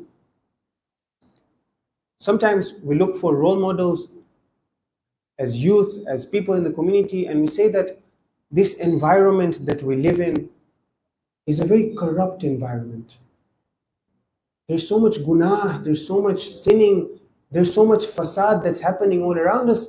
It's a corrupt environment. Everywhere I go, I see gunah. I come out, I see billboards, for example. I go to school, I go to college, I go to university, in my workplace, my co-workers, everybody around me is into gunah. People, na-mahram relationships are normal. People don't give importance to namaz. In my workplace, for example, I want to pray, but everyone around me isn't praying. And now I'm embarrassed. How can I go and pray? Everybody around me isn't praying. I live in a very corrupt society. I live in a corrupt environment. This is a concern that many of us have, and it's a genuine concern. But let's look at the Quran for a role model who also lived in a corrupt environment. In fact, who lived in the most corrupt environment. And look at what the Quran says about this person. In Surah Tahrim, verse number 11, Allah says, أعوذ بالله من الشيطان الرجيم بسم الله الرحمن الرحيم وضرب الله مثلا للذين آمنوا. Allah has placed an example for who? For the believers. امرأة فرعون, the wife of Fir'aun. Fir'aun, the tyrant, the one who went against the Prophet of his time and abused and tortured the people. His own wife is an example that Allah is placing for you and I, for the mu'mineen. إذ قالت, when she said, رَبِّ ابْنِ لِي عِنْدَكَ بَيْتًا فِي الْجَنَّةِ, O Allah, make for me a house in Jannah. وَنَجِّنِي مِنْ فِرْعَوْنَ وَعَمَلِي, and save me from Fir'aun and his actions. وَنَجِّنِي مِنَ الْقَوْمِ الظَّالِمِينَ, and save me from the qawm of the Zalimin, the oppressive community. Few points to take from this ayah. Number one, Allah is saying that this example that I'm giving you of this lady, of this pious lady, who we know is Bibi Asiya, this lady is an example for all the mu'mineen, not just for the women. If you noticed, I emphasized on this. وَضَرَبَ اللَّهُ مَثَلًا لِلَّذِينَ آمَنُوا, for all of the believers, for men and women, she's an example for us. Why? Because of what? Because of how she was able to safeguard herself. She lived in the most corrupt environment.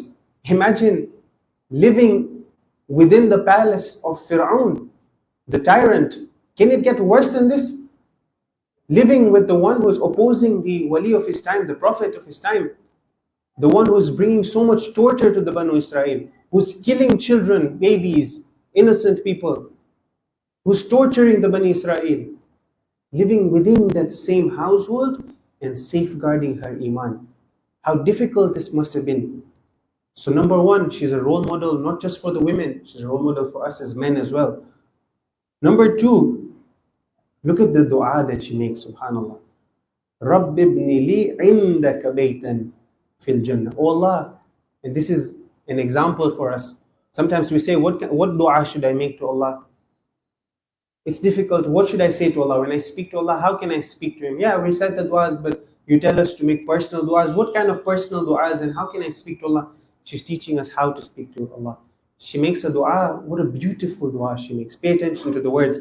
رَبِّ ابْنِ لِي عِنْدَكَ بَيْتًا فِي الْجَنَّةِ. Allah, make for me a house. I don't just want Jannah. I want a house in Jannah, عِنْدَكَ, with you, O Allah. Of course, Allah is not a physical entity or a body. We're not saying that. But the idea is this, that oh Allah, in Jannah, I want to be as close as possible to you. I want to have reached the highest of stations. This is the kind of du'as that you and I should make. One of the scholars was saying that when he had a child, somebody came and made a du'a and said that inshallah this child becomes an alim or something like that. The scholar said that I turned to him and I said to him, why are you making such a low dua? Say that inshallah he becomes a marja of his time. Sometimes we think that these kind of du'as, they're far-fetched. This can't happen. These kind of du'as are not for us. No, make these du'as, make the best of du'as. Why do we suffice to lowly things? Make du'a to Allah, give me more wealth, Allah give me more health, give me a good family. These du'as are good. But make these kind of high du'as. Bibi Asiya is teaching us that, oh Allah, in her dua she's making, give me a house with you, oh Allah, in the highest of stations in Jannah. And like we said, She lived in the harshest of circumstances, in the harshest of conditions, in the harshest of environments. She was able to safeguard herself. So this is one example of a role model for you and I to look into. Another example, this one is for us as youth. Like I said, that a lot of times as youth we complain about this lust and the desires that we have, and how shaitan tempts us, especially in the world that we live in. You open your phone, the kind of recommendations that you get. You go on YouTube, the adverts that come up. You come outside, the billboards, everything is pulling you towards guna. This temptation, specifically this temptation of these desires around us, are so strong that as youth sometimes it becomes difficult for us to safeguard ourselves. The Quran gives you an example for this as well. Who? None other than Nabi Yusuf alayhi salam. The story of Prophet Yusuf is an interesting story. If you look at Surah Yusuf in the first few ayat, Allah says, نَحْنُ نَقُصُّ عَلَيْكَ أَحْسَنَ الْقَصَصِ. We narrate to you the best of stories. This is not just any bedtime story, any myth or legend or a fictitious story that we tell our kids to put them to sleep. Allah is telling you this is the best of stories. The difference between the stories of the Quran and the stories that you and I tell our children as bedtime stories are that these are realities, these are real life stories of people who lived, who you and I should be taking lessons from. And the story of Prophet Yusuf is filled with lessons, filled with lessons. Right from the start to the end of Surah Yusuf. Once, if you get time, inshallah, look at Surah Yusuf with its translation, try and go through from the start to the end and ponder on these ayat. Really special lessons that you and I can take. The one that we want to focus on is this one, of how, we know the story already, so I'll save you the story, but in short, when Zulaykha wants to tempt Prophet Yusuf, how he's able to safeguard himself. Why is Prophet Yusuf able to say no in that situation?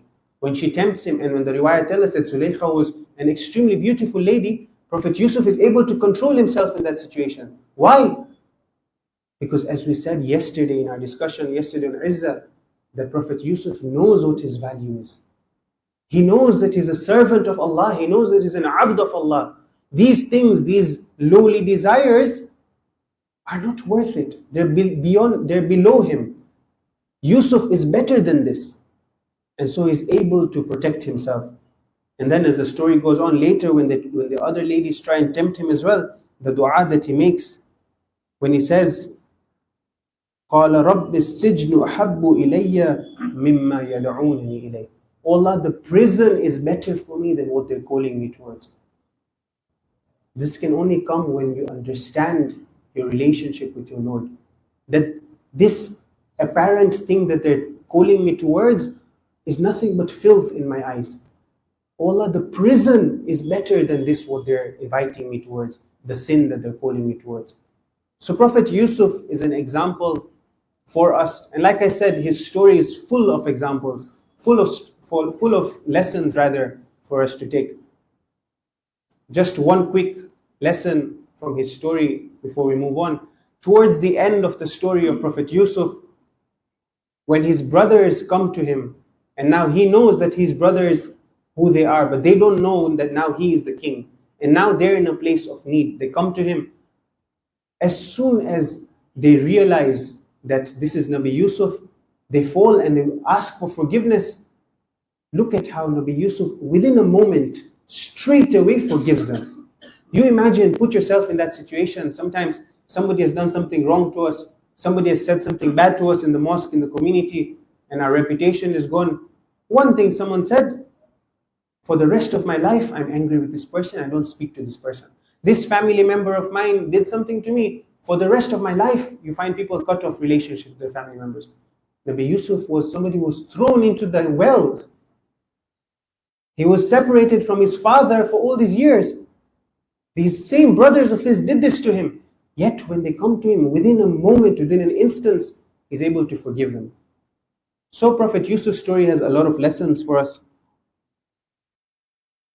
One story of a role model that I want to discuss, inshallah, and this is a practical lesson for us to look at.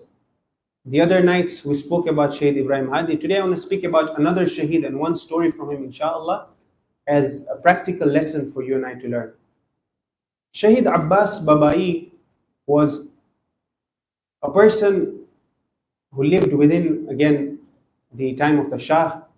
And after the Shah was expelled and the Islamic Revolution takes place, Saddam brings the Iran-Iraq war, the 8-year war that is waged upon Iran.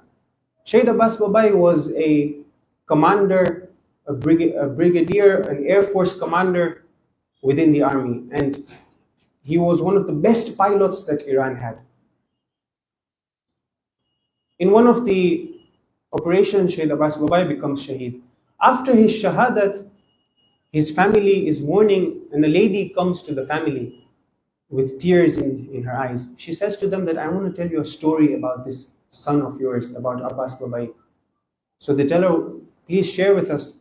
She says that many years ago, my husband and I were working in a school, and we were caretakers in that school. We were the cleaners of that school. My husband and I, both of us were working in that school. It just so happened that my husband got a backache and a problem, and a really terrible back problem, such that he was not able to work anymore. Anytime he wanted to work and clean, he would suffer and he was in a lot of pain. And because of this, our work suffered. The school remained dirty for a few days, and we weren't able to clean the school the way that we were supposed to. Because of this, the principal of the school would get angry at us in front of all the pupils, in front of all the children. The principal would come and shout at my husband. He'd tell him that this is the state of the school that you're living in. This is the school that we're paying you to clean. And he would embarrass my husband in front of all the students. And my husband wouldn't say anything. Out of humility, he'd put his head down. But him and I both knew that if the situation continued like this, then we wouldn't have a job anymore. And we wouldn't be able to afford the little 6-meter room that we were living in and had our stuff, the store that we used to stay in. They were poor people. So she says that this was the case. She says one day in the morning we woke up and we saw that the whole school had been cleaned. And I came to my husband and I said to him, did you clean the school? He says, no, I didn't clean the school. He says, what do you mean? She says, come look. And they look around and the school has been cleaned. The water tanks have been filled up. Everything is as it's supposed to be. Spick and span. So they're surprised. The husband is saying, it's not me. The wife is saying, it has to be you. Who else could have done it? So they decide that night, the husband says, let's be vigilant and see who it is who's coming and doing this. They stay up the whole night trying to see who it is. But towards dawn time, they fall asleep. Once again, when they wake up after a few hours, they see that the whole school has been cleaned again. And again, they're surprised and they're shocked. She says that the next night, we said that now we have to stay awake. So we stayed awake until dawn, and as we were tired and very exhausted, at that moment we see a young boy jump across the fence and come into the school. He comes into the courtyard, he picks up a broomstick and starts sweeping away and cleaning the school. So we approach this boy, and as soon as he sees us, his eyes go down and he's embarrassed. We came to him and he said, who are you? What's your name? He said, I'm Abbas Babai. They said, oh Abbas, what are you doing? This isn't right. You're going to get into trouble. Your parents are going to get angry. Your studies are going to get affected. You're coming over here. Thank you. We appreciate what you're doing for us. But Abbas, there's no need for this. From now, please don't do this. They say that, she says, the lady who's reporting says that Abbas looked down and said, but if I help you, then God will help me in my studies. A young boy, 5th grade, 6th grade maybe. But look at the ma'rifah that this person has. And the lady is crying when she's reporting this and says that Abbas continued helping us on after that.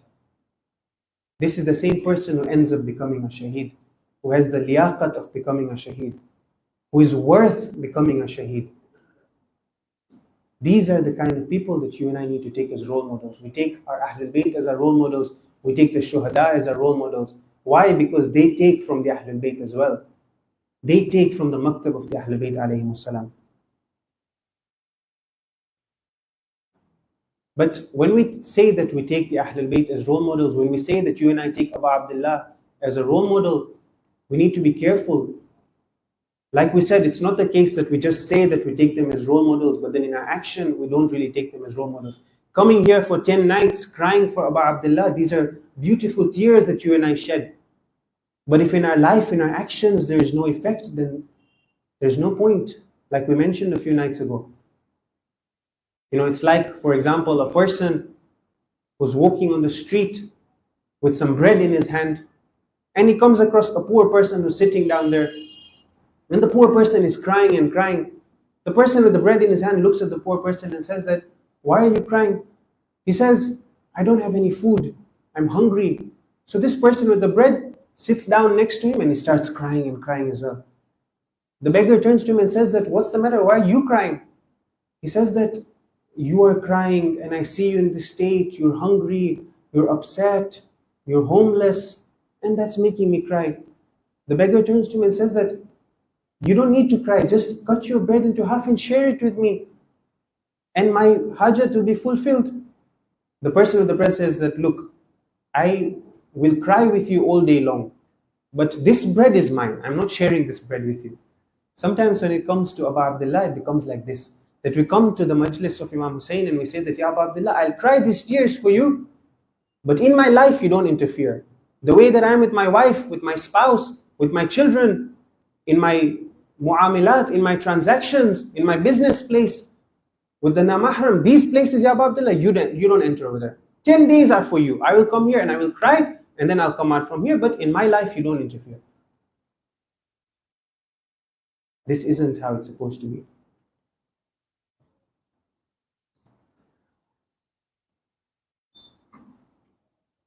One more incident quickly, and then we'll inshallah move into the Masaib. Shahid Behishti was one of the shuhada as well. He says that once I came to Imam Khomeini and I said to him that, "Oh Imam Khomeini, when you were studying in Qum, when you were younger, who are your teachers of akhlaq? Who are your asatid of akhlaq? Who are the teachers that you used to go for dars akhlaq? If you wanted to learn akhlaq, who are your akhlaq teachers?" So Imam Khomeini says to him that, "O Behishti, we didn't have any akhlaq teachers at that time." So he says, "What do you mean?" He says that at that time, there was no need for dars akhlaq because everybody lived a life of akhlaq. Everybody showed in their actions akhlaq. He says, you look into the stories and Abdul Karim Hairi Shirazi, the person who is known to be the founder of the Qum Hawza in the 1900s, the early 1900s. This person was a big sheikh at his time, a big alim of his time. You can imagine he was a principal and an old person, a big alim of his time. Once he comes out of the masjid and he sees a young student is running and is on his way to his dars, to his class. And if you've been to Qum, you know that when it rains in Qum, the soil becomes soft and muddy. So it just so happens that it's rained that day and the soil is muddy. And as this young student is running and rushing to his class, his shoe falls into the mud and the mud is quite deep. So the student moves on the side and is standing by the wall now trying to wonder, what do I do? The mud is deep. If I get in, I'm going to get dirty. One shoe I have on my foot, my other shoe is stuck in the mud. Haj Abdul Karim Hairi Shirazi, the founder of the Hawza, this person who's an alim of his time, he comes out and he sees this. Immediately he goes inside the mud, pulls his trouser up, gets into the mud, puts his hand inside the mud, comes out, comes in front of the student, puts it in front of his foot, and he says that, "Here you go." Student is shocked, he's surprised. He turns and he says that, "Ustad, this is an alim, imagine a marja of his time, a mujtahid." He says, "Ustad, like, why would you do this?" He says, "It doesn't matter, you go for your class. Go for your class. My house is nearby. I will go and get my feet cleaned and I'll wash my feet over there. You rush to your class." These are the kind of people who are role models. Role models for them over there, role models for us as well. We've mentioned the qualities that we need to look at to have role models. These are the kind of people that you and I should be looking and aspiring to become like. People who gave everything in the path of Islam. But my dear brothers and sisters, like I said, these people have learned from nowhere but from the maktab of the Ahlul Bayt. They've learned from nowhere but Abu Abdullah and from Karbala. Let us send our salams to Imam al-Hussein together. Assalamu alayka ya Aba Abdullah wa ala al-arwah allati hallat bifna'ik. عليك مني سلام الله أبدا ما بقيت وبقي الليل والنهار ولا جعله الله آخر العهد مني لزيارتكم. All together. السلام على الحسين وعلى علي بن الحسين وعلى أولاد الحسين وعلى أصحاب الحسين. The day of Ashura arrives. Imam comes to his companions. He says to his companions that they want me, they don't want you. If you want to leave, you can leave. The companions rise up and stand one by one, pledging their allegiance. Some of them say, "Oh, Abu Abdullah, what is life after you? If they were to cut us 1,000 times, we would still stand for you. Oh, Abu Abdullah, where should we go? If we were to leave you, then there is nothing left for us." Muslim stands up, he gives his allegiance. Zuhair stands and gives his allegiance. Habib stands and gives his allegiance. But there's one young man who is sitting there and watching, feeling that I'm getting left behind. This young man comes and approaches his uncle and says, "Ya Abu Abdullah, oh my uncle, am I also on the list of the people who will become shaheed?" Imam doesn't reply him clearly. After all, what is he to say to the son of his brother? Imam asks him instead, "My dear nephew, O Qasim, how do you view death?" He turns to Abu Abdullah and he says, "Ahla min al-asal." Oh my uncle, death is sweeter to me than honey. The day of Ashura arrives, the companions go out. One by one, they sacrifice themselves for their Mawla. Until a moment comes when خرج قاسم بن الحسن وهو غلام صغير لم يبلغ الحلم. Qasim, this young companion, this young boy, comes in front of his Mawla. This young person who hadn't even reached the age of bulugh. He comes in front of his Mawla. Then Maktal tells us, فَلَمَّا نَظَرَ إِلَيْهِ الْحُسَيْنِ عَلَيْهِ السَّلَامِ اعْتَنَقَهُ. He doesn't say anything to his Mawla. When Imam al-Hussein sees him, he immediately embraces Qasim and he hugs him. وَجَعَلَا يَبْكِيَانِ حَتَّى غُشِيَ عَلَيْهِمَا. Both of them start crying. Qasim is crying. Abu Abdullah is crying.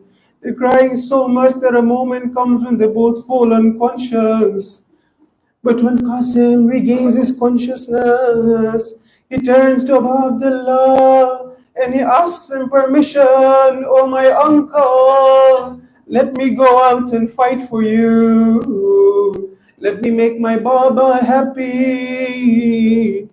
فأبى عمه الحسين أن يأذن له. Abu Abdullah refuses him. He says, "Oh Qasim,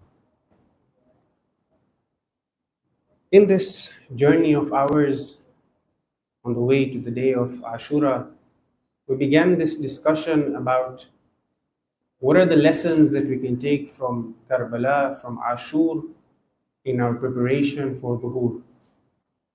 And tonight being the 8th night of Muharram, the nights are coming to an end, how Muharram has flown by like it does every year. As we approach the day of Ashur, our topics now will inshallah slowly start focusing and going towards Dhuhr. We wish to discuss about the Dhuhr of our Imam now, inshallah, and what we can do to prepare ourselves for our Dhuhr in a more concentrated manner in our discussions. So inshallah tonight and tomorrow we'll be looking at this topic of Mahdawiyah, the topic of Dhuhr of our Imam. Beginning from tonight, our topic is how do we practically become the servants and the followers of our Imam. So this is the topic we'll be discussing over the course of the next 2 nights, inshallah. But for tonight, as an introduction, we want to look at this topic in 3 places, in 3 manners. The first point of discussion is, what is the importance of this relationship of ours with our Imam? What is the importance of this Imamat? What is the importance of the Imam of our time and our relationship with him? Why is there so much emphasis on this? Number 2, we want to look at a few points, a couple of points on what we can do to prepare ourselves for our Imam. And inshallah tomorrow we'll continue this discussion further and look into it in a more concrete manner. But for today we want to look at 2 points. But our main focus and point of discussion will be on the 3rd segment, where we'll look at similarities that existed between the movement of Abu Abdullah in Ashura and the Dhuhr of our Imam. This is an interesting discussion, inshallah, we look to explore. So to begin with, the first point that we want to look at is this idea of imamat, this idea of my relationship with my Imam. Why is it so important? You see, imamat, as we know, is one of the fundamental parts and tenets of our religion. And this idea of defending imamat and making sure that we have a connection with our Imam is something that we see from the time of the Prophet. If you look after the Prophet's Shahada, when Amirul Mu'mineen was there, Hazrat Zahra gave everything that she had to defend her Imam, teaching us this relationship that we have with our Imam comes from the Ahlul Bayt. This connection that we're supposed to have with the Imam comes from the Ahlul Bayt. You move on, you look at, for instance, Maytham at-Tammar, a person who gave his tongue and was killed because of the love that he had of Amirul Mu'mineen, because he couldn't stop singing the praises of Amirul Mu'mineen. Gave his life, everything that he had. Again, showing us this significance and importance of having this relationship with our Imam. We see this throughout all of our Imams and their times. We take lessons from the companions, from the Ahlul Bayt, of how they gave importance and significance to this Imamat. Even today, in our contemporary age, we look at the ulama and how much effort they put into defending this Imamat that we have taken for granted at times. For example, Allama Amini has written volumes on the famous book on Ghadir, where he defends the wilayat of Amirul Mu'mineen. Volumes he's written, his blood and sweat and indeed his ink has gone into writing books so that he can contribute to this idea of defending our Imam and defending Imamat. So we understand that wilayat, Imamat, these are extremely important parts of our religion and we need to defend them. But the role of our Imam is not just limited to this idea of being a leader. You see, when you look at the Imam and his responsibilities and his roles, there's one side where, yes, the Imam is our leader, inshallah, he'll come and he'll guide us and he'll lead us towards salvation. This is one side of it. The Imam makes sure that the ahkam of Allah are observed on the earth.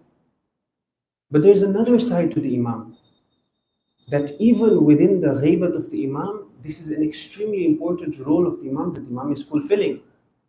Day in, day out, just the wujud, the existence of the Imam on this earth is what is making this world continue in the way that it is.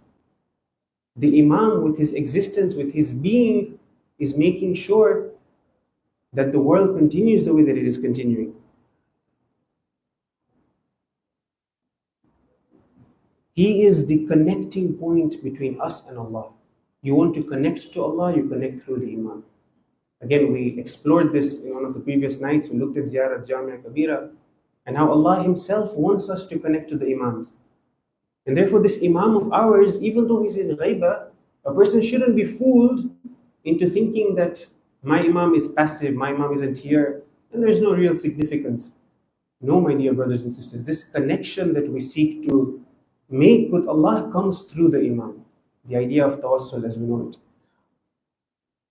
So the Imam is a connecting point between us and Allah. But this Imam, there are certain qualities of his. One, the Imam has to be ma'soom. The Imam has to be infallible. Right? Number two, the Imam is selected and appointed from Allah. This isn't a selection done by mankind. You and I can't sit and decide who the Imam is going to be. The Imam has to be on the earth. The Hujjat of Allah has to be on earth at all points in time. Because as we mentioned, he has that role and responsibility of being that connection between Allah and us. Once, a person by the name of Sa'ad bin Abdullah Qummi, in the time of Ghaibat al-Sughra, he comes to the Imam and he asks him, "Oh Imam, why is it that Allah is the one that chooses you? Why can't the people come together and choose the Imam that that's going to come? Why can't the people come and make this choice?"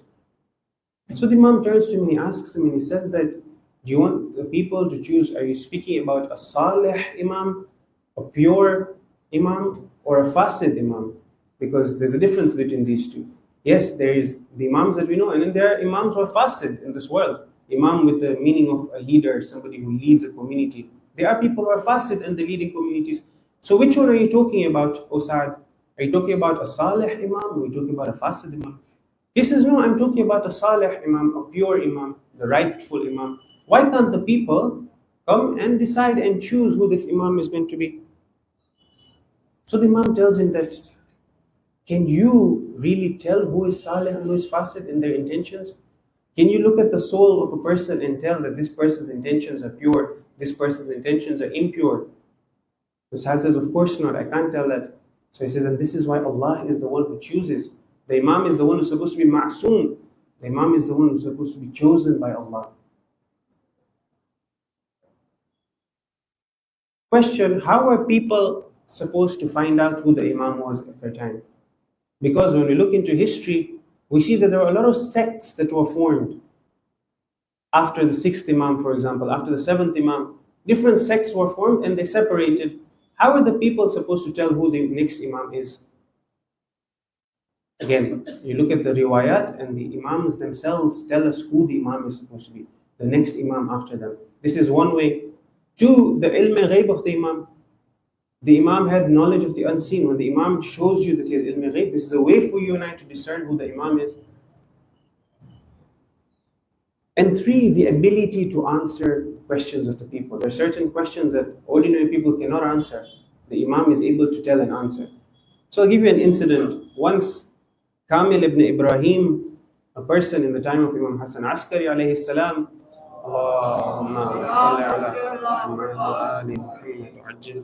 this person was from the Mufawwidha. The Mufawwidha were a sect, a group of people who used to do ghulu. They used to believe that the Imams are independent. The Imams have their own power and their own right. And yes, while Allah exists, the Imams are powers independent from Allah. In other words, they do what they want and they don't need to report to Allah. They're independent completely from Allah. So this person, Kamil, he comes to Imam Hassan Askari and he says to him that, "Oh Imam," so before he comes to him rather, on his way there, he's thinking that, are these Imams truly independent? What's the reality? What's the truth? So as he comes and he approaches the Imam's house, he comes inside and while he's sitting, a curtain is lifted and he sees a young boy standing over there. Imam tells him that this is the wali of Allah. This is the wali of Allah. At that moment, that young boy turns to this Kamil bin Ibrahim and he says to him that, "Oh Kamil, we only do what Allah wants from us. We only do what Allah wants from us. We don't do anything from ourselves." In other words, "Oh Kamil, that question that you have in your mind, the answer to this is that we are not independent of Allah." This idea of qulub and thinking that the Imams are the ranks of Allah, this is incorrect. "Oh Kamil, we only do what Allah wants from us." So Kamil is surprised that how did this young boy know what was going through my heart? Imam Hassan Askari comes and he looks at him and he says that, "Did you get your answer? Did you get the question that you're asking? Did you get the answer to your question?" He says that, "Yes, O Imam, I've got the answer to my question." Showing and highlighting that these Imams that we have knowledge of the unseen. They're able to answer questions that people aren't able to answer. These are some of the qualities of the Imams. Our next part of our discussion, inshallah, we want to look at one or two points of how you and I can actively prepare ourselves for Imam. What can we do in this path and this struggle for Intidar al-Faraj, this awaiting the dhuhr of Imam? What can we do? We'll continue this discussion tomorrow, but just 2 points for today, inshallah. Number one, you and I need to make sure that we purify ourselves. You see, when the Imam comes, and there's no time left now then to say that my hisab kitab, my haram dealings, my relationships with people, all those things I start sorting out now. It's too late by then. This isn't to create a sense of fear in our hearts. Of course not. We know when the Imam comes and the world will be filled with justice, and we look forward to that day, and we pray to Allah, inshallah, to hasten the appearance of our Imam. But the point is this, that before the Imam comes, you and I need to purify ourselves. And these majalis that we come to are a stepping stone for just that, for us to be able to purify ourselves, to look at our actions and see where is there something that I can improve in. What can I do to make sure that I ready myself for my Imam? For this, we need to be mindful of our actions. We spoke about this a few nights ago, that it shouldn't be the case that I'm just living life for the sake of it. No. A mu'min is a person who is careful of his actions. He's careful of his words. He's careful of how he treats the people around him. He's careful of the wajib of Allah and the haram that Allah doesn't want a person to do. So number one is for us to make sure that we work on ourselves and we purify ourselves. The hadith tells us, the sixth Imam tells us, "Kunu lana, O Shia, kunu lana zaynan, wa la takunu lana shaynan." O Shia, O our followers, O people like you and I who claim to be the followers of the Imam, be for us a source of pride, and do not be a source of humiliation, a source of disgrace, such that when a person sees you and I on the street doing something that is not befitting, not suitable of a follower and a companion of the Imam, what kind of message is this sending? The Imam is telling us, be a source of pride for us. Do not be a source of humiliation. When people look at the Shia, they should see excellent qualities. These are the things that make the Imams, our Imam, proud, inshallah. I, for example, whose namaz has a problem, who doesn't pray on time. I, for example, who doesn't pray namaz at all, who doesn't give importance to namaz. Am I a person who is purifying himself for the Imam? Am I readying myself for my Imam? Is this what the Imam wants from me? When I look at Karbala and I see the mission statement, the purpose of Imam's movement is to bring Amr bil Ma'ruf and Nahi anil Munkar amongst the people. Am I a person who does Amr bil Ma'ruf and Nahi anil Munkar? These are questions that you and I need to be asking ourselves. So the Imam tells us, be a source of pride and do not be a source of humiliation for us, the Ahlul Bayt. When you and I come to these majalis and we cry these tears, like we've mentioned, it's not the end. These tears are not the end goal. The goal isn't just for these tears to come out. Yes, these tears are meaningful, but it shouldn't end over there. It's a mistake for us to come in these 10 days and just think that because we've cried for Abu Abdullah, then that's it. We can go back to our lives. not realizing that yes, we're crying for the Imam who was slaughtered in the worst of ways because he was the most perfect manifestation of Allah. And it hurts us that such an amazing person, the most perfect of people, was killed in that manner. We cry for this, but we don't realize that we also have an Imam. You and I have an Imam who is hayy, who is alive, who is amongst us, who is within us. Our sins are what are the veil and the curtain, but the Imam is within us. So we need to make sure that these tears are not the end goal. They're a stepping stone for us to be able to improve ourselves and purify ourselves for our Imam. You and I need to make sure that we are a Habib for our Imam. You know, when you look into Kufa, when the Imam reaches Karbala, he writes a letter to Habib, as you mentioned. Amongst the people of Kufa, there were a lot of other people who were on the apparent level decent people, good people like us. For example, Sulaiman Surat Khuzai, the famous person who then wrote about the movement of the Tawabin after Karbala. These people were there as well. But who responded to the call of Abu Abdullah? Habib. Habib gets up and goes to the aid of his Imam. The people around him do not.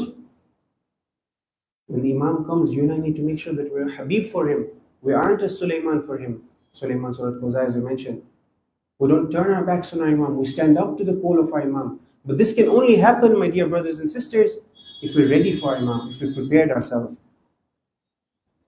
What an honor it is when the Imam sends a letter to you that come to my aid. As we get closer to the Dhuhur, the hadith tell us that you will see that haq and batil will get mixed. It will be difficult for you to be able to tell where the truth lies, where haq is and where batil is. Haq and batil will get mixed up together. And in this moment is when the hadith tell us, you will see the people being filtered. Those who are with us will shine. And those who are against us, you will see them falter and fall. And we see this today as well. And this shouldn't be something that is, again, a point for us to be scared about. In fact, this is a good thing. Haq and batil, the lines of haq and batil are drawn. Yes, the lines are blurry right now, but slowly with time, we start to see where the reality lies. When you look around in the world today, for example, and it's very clear that those countries that call themselves as Muslim countries are not defending the oppressed Muslims around the world. Not only are they not oppressing, sometimes they're aiding and abetting the oppression that's happening. So there's this awakening that's happening around the world. But of course, on the other hand, Shaitan isn't asleep. Shaitan is around to make sure that you and I fall into those things that he wants us to fall into. And stay away from those things that our Imam wants from us. So number one, the first point that we need to do is to make sure that we're working on ourselves actively with a plan to purify ourselves. And actively means that I have an attention to it. Like we mentioned, the Imam tells us that Laysa minna, he is not from among us, man lam yuhasab nafsahu, a person who doesn't self-account. So we need to have this process of self-accounting every night before we sleep. 5 minutes, 10 minutes, what did I do in the day? What could I have improved? Did I hurt this person? Did I step on the haq of this person? These are things that we need to be doing. Number two, you and I need to make sure that we're light in this world. What do I mean? Not light as in nur. Light as in something that's not heavy. We mentioned this. We need to live in this world with a sense of lightness amongst us. If you look at Sa'sa bin Sohan, one of the great companions of Amir al-Mu'mineen, this companion was somebody who was with Imam throughout all of the battles. Sa'sa is there in the battles and is helping Amir al-Mu'mineen. A moment comes when one day Sa'sa is sick and the Imam comes to visit him. And he says something to Sa'sa which is a lesson for you and I to look at. He says, O Sa'sa, وَأَنْتَ يَرْحَمَكَ اللَّهِ, may Allah have mercy on you. فَلَقَدْ كُنْتَ خَفِيفَ الْمَؤُونَ. O Sa'sa, you were a person who was light. You were a person who didn't cause havoc amongst the people where he went around and trying to get this done and that done and chaos. You were a person who was light. خَفِيفُ الْمَؤُونَ. When people looked at you, You didn't make life difficult to them. You were light in this world. Kathirul ma'una.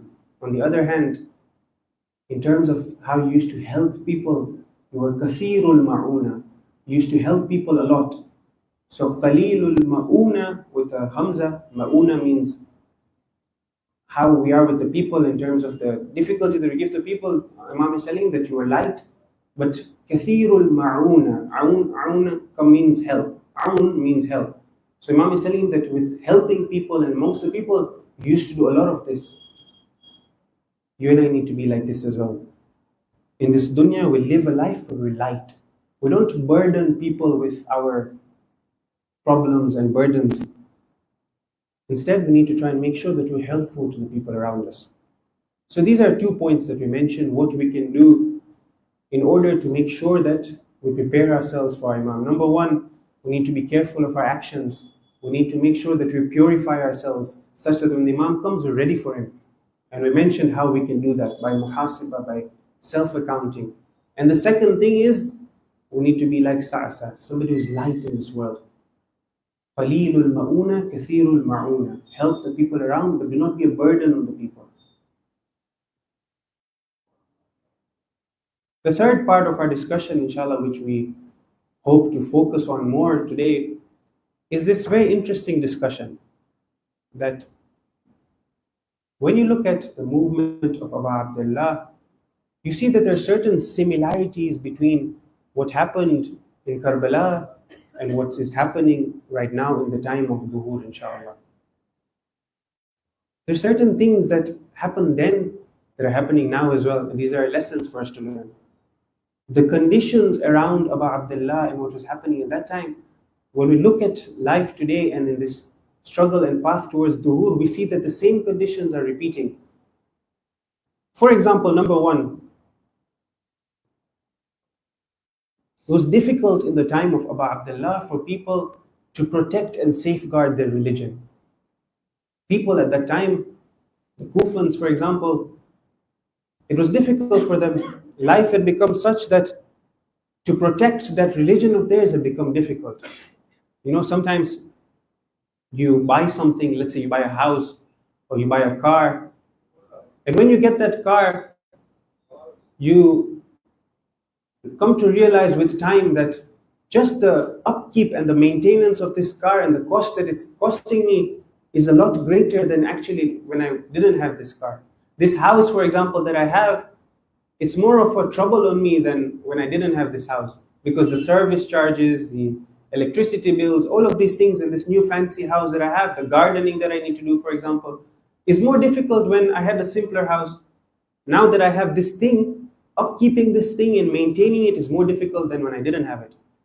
Similarly, you see that in Karbala as well, during that time, the time of Abu Abdullah, the people, for them, it had become a state where to safeguard their religion was more difficult. And of course, this is not an excuse. We're not saying it's an excuse. We're looking at the conditions of the people around at that time and comparing it right now. You see, for example, before, and this is one of the reasons why it had become like this, where the dunya was so attractive for them that it was so difficult for them to stay on the right path. You see, when the Prophet declared Islam, in the beginning few years, the Muslims went through really, really difficult and harsh circumstances. You all know the story of the Shaykh of Abi Talib, where the Muslims used to gather and use that as a safe haven. But they were in such difficult circumstances that at times 3 people would be sharing one date. One date, one khajur, 3 people would come around and share that. Because they didn't have money, they were under severe economic sanctions by the Quraysh. So you see that the Muslims went through this difficult period. The people outside the mosque, the poor people, the Ashab al-Suffah, they used to live in Medina. Now the Prophet moves to Medina and does hijrah. And in Masjid al-Nabi, people used to sleep outside on hard stone. They were called the Ashab al-Suffah. These difficult circumstances. When the Muslims come into Medina, the Ansar allow them to come into the houses, small houses. They would split them into 2 and say, this part for you, this part for me. So the Muslims, when they received Islam, they received it in very difficult circumstances. But what happens after the Prophet passes away? Slowly you start seeing that Islam is now growing, Islam is on the rise, the different Khalifas come, and Islam is now expanding all around the world. And slowly, more and more money is starting to come in, war booty is coming, Islam is conquering this land and that land, and now people are starting to rise in their economic status. People are starting to live more comfortably. And what this leads to is that when Abu Abdullah moves towards Kufa, you find that the people were now at a state where they were so attached to this dunya that Imam says that the reason why you're doing this is because there's haram in your bellies. Meaning that your income, your lifestyles have become a lifestyle of haram.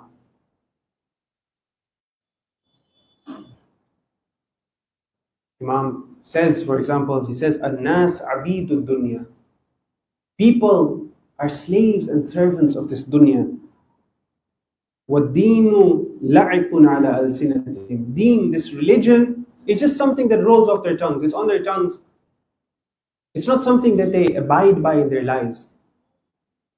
يَحُوطُونَهُ مَا دَرَّتْ مَعَايِشُهُمْ. So long as deen is good and my life is progressing and I'm good, deen is with me and I'm a religious person. But فَإِذَا مُحِسُّوا بِالْبَلَاءِ قَلَّ الدَّيَّانُونَ. When difficulties and trials and tribulations come into this person's life, now those religious people are separated. Now you see who the real religious ones and who the ones who are just for the sake of it Muslims, who these people are. There's a distinguishing point at this point. When the difficulties and challenges come, these people separate themselves. And who remains? قَلَّ الدَّيَّانُونَ. The religious ones, the people who are deendar, are very few at the end. This is Abu Abdullah saying in his time, not talking about the end times, he's talking about in his time, that this is the situation amongst the people. Slowly the dunya has attached itself to them so much that they're ready to kill the grandson of the Holy Prophet. You and I also need to compare ourselves and look, am I like this? Do I only defend the deen and the religion when it's to my benefit? When it's easy, when I'm in my comfort zone, when there's no problems, then I will come and I'll do matam and I will cry. But when I'm outside, when I'm in my workplace, when I'm in a place where now I need to do something that Allah wants me to do, I start to feel ashamed. People are going to be looking at me. How do I do this? Everyone around me is doing this haram thing. How do I protect myself now? So we need to see that are we amongst these people as well, like the Kufans who abandoned Abu Abdullah because of their love for the dunya. Imam Sadiq alayhi salam,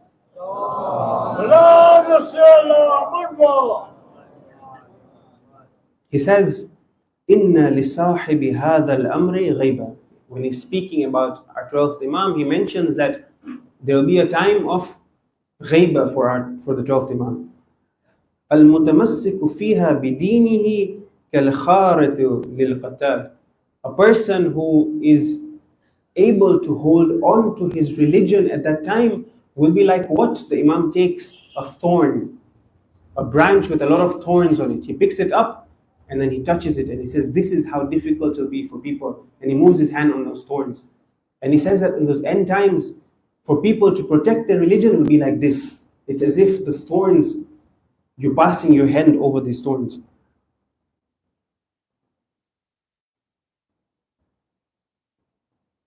So he says that the conditions at that time will be like this. Now, when you and I look at this, we say that, Ya Allah, this is very difficult. Then we're doomed, right? I mean, imagine like the Imam what is comparing it to putting your hand through thorns. It's finished. There's no hope left for us. No, my dear brothers and sisters, we mentioned this a few nights ago as well, that it's easy. You and I need to make sure that we're abiding by what Allah wants from us, doing the wajib and staying away from haram. Yes, sometimes it gets difficult when I need to give something in the way of Allah, when I need to give khums, all that money that I've earned for myself, the whole year I've worked and worked and worked, those late nights. But now Allah wants something from you. Allah wants you to give those khums. In that situation, what do?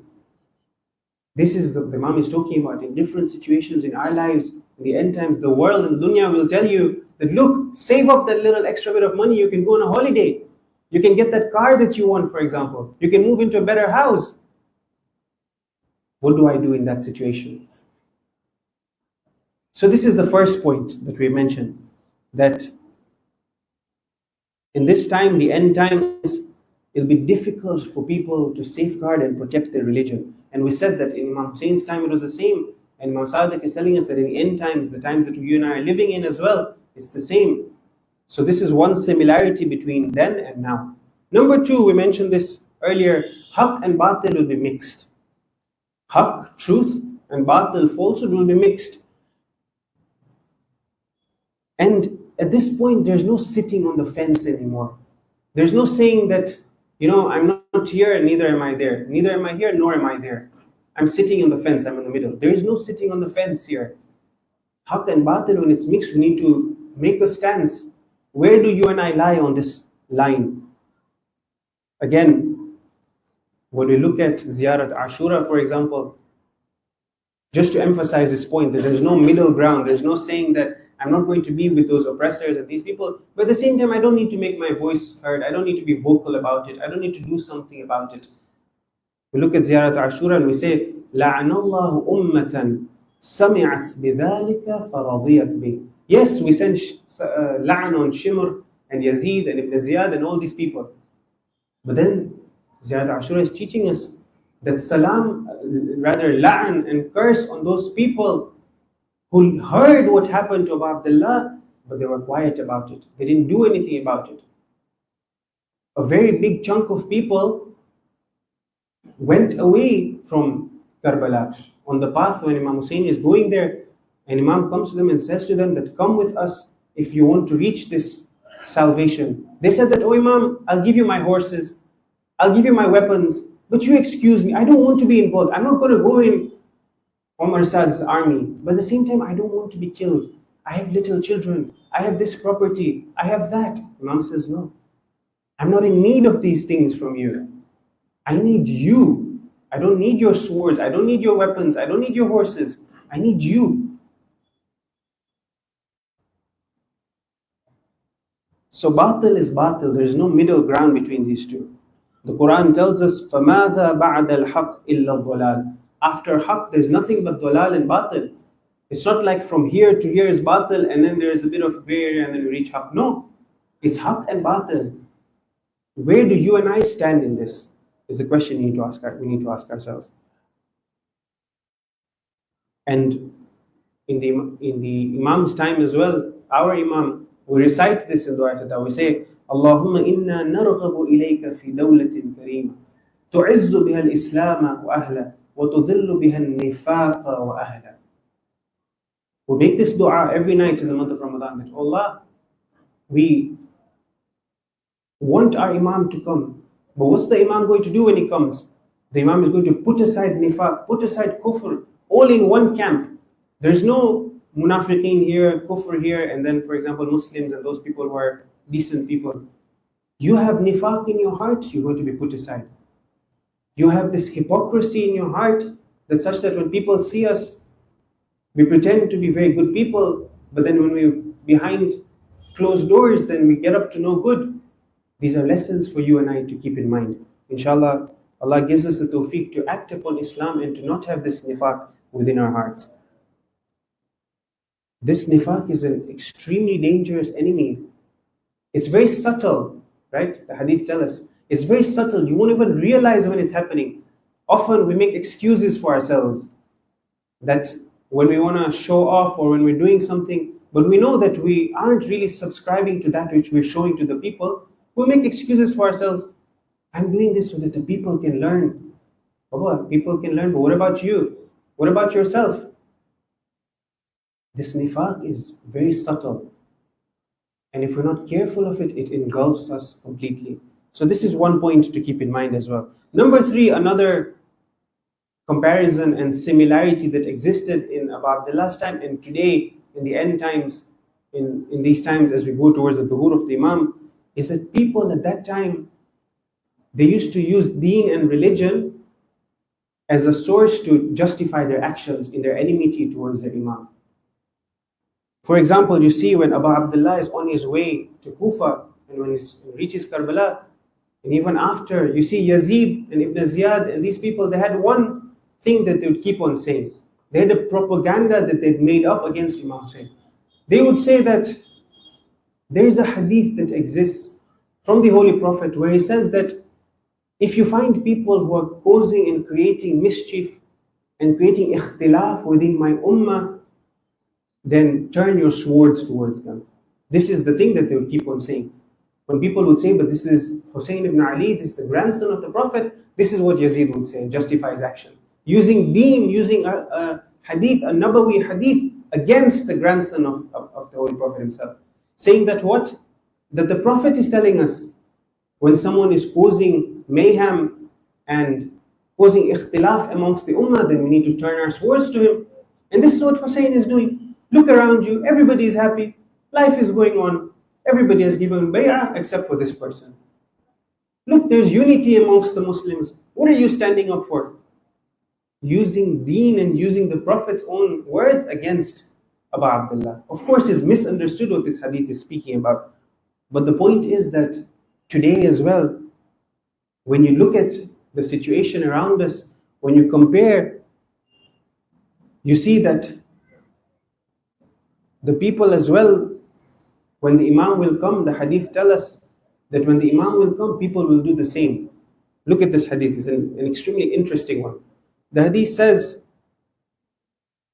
Inna qa'imana idha qama, when our qa'im, when our Imam, when the 12th one will come and rise, istaqbala min jahlin nas ashadda mimma istaqbalahu Rasulullah.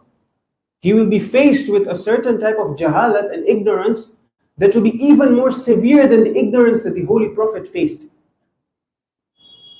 This is surprising. We all say that the Prophet came in the time, the Dawran of Jahiliyyah, the era of ignorance, where people used to bury their daughters alive, where people used to worship idols, where people used to do all sorts of crazy things, go around the Kaaba without clothes. The time of Jahiliyyah, and the Prophet was able to change the Ummah. The Imam is saying that when the Qa'im will come, then he will be faced with a certain jahalat, a certain ignorance. It will be worse and more severe than the ignorance the Prophet faced. The people like you and I, they're surprised at this point. So they ask, the Rawi asks Imam, he says, قُلْتُ وَكَيْفَ ذَاكَ? How is that possible? We know how the people at the time of the Prophet were, how ignorant they were. He says, قَالَ إِنَّ رَسُولَ اللَّهِ صَلَّى اللَّهُ عَلَيْهِ وَآلِهِ اللهم صل على محمد وآل محمد وعجل فرجه. أتى الناس, he came to the people, وهم يعبدون الحجارة والصخور والعيدان والخشب المنحوتة. When the Prophet came, the people were worshipping idols. They were worshipping, for example, wood and all these kind of weird things. وَإِنَّ قَائِمَنَا إِذَا قَامَ أَتَى النَّاسِ وَكُلُّهُمْ يَتَأَوَّلُ عَلَيْهِ كِتَابَ اللَّهِ يَحْتَجُّ عَلَيْهِ بِهِ. When the 12th Imam will come, the people will rise against him with what? Not with these different things that we've spoken about, the idols and these weird things. The people will stand up against the Imam with the book of Allah. They'll come to the Imam and say to him that the Quran, you're against the Quran. This tafsir of this ayah is against what you're saying. People will be learned. People will be using the Quran itself to stand up against the Imam. My dear, have you forgotten the fact that this is the Quran and Natiq? This is the walking and talking Quran. Who are you standing against?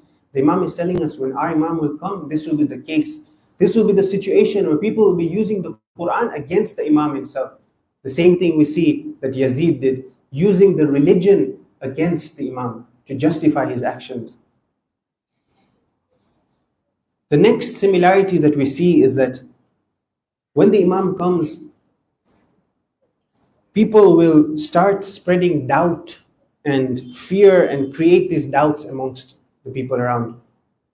And you see this, let's compare with Abu Abdullah's time. During his time, the people used to use this idea of jabr and predestination to justify their actions. Yazid, very clearly, when he was told that, Yazid, this isn't correct, he would say that Allah wants me to be here. In other words, everything that happens in this world, Allah wants it to happen. And because I'm here right now, Allah wants me to be here in this seat.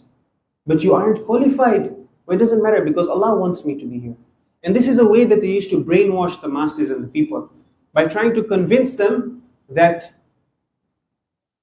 there is a certain predestination that exists. Allah decides what happens in this universe. You and I don't have any ikhtiyar. We do not have any free will in this world. And people were fooled by this, that yes, it's correct.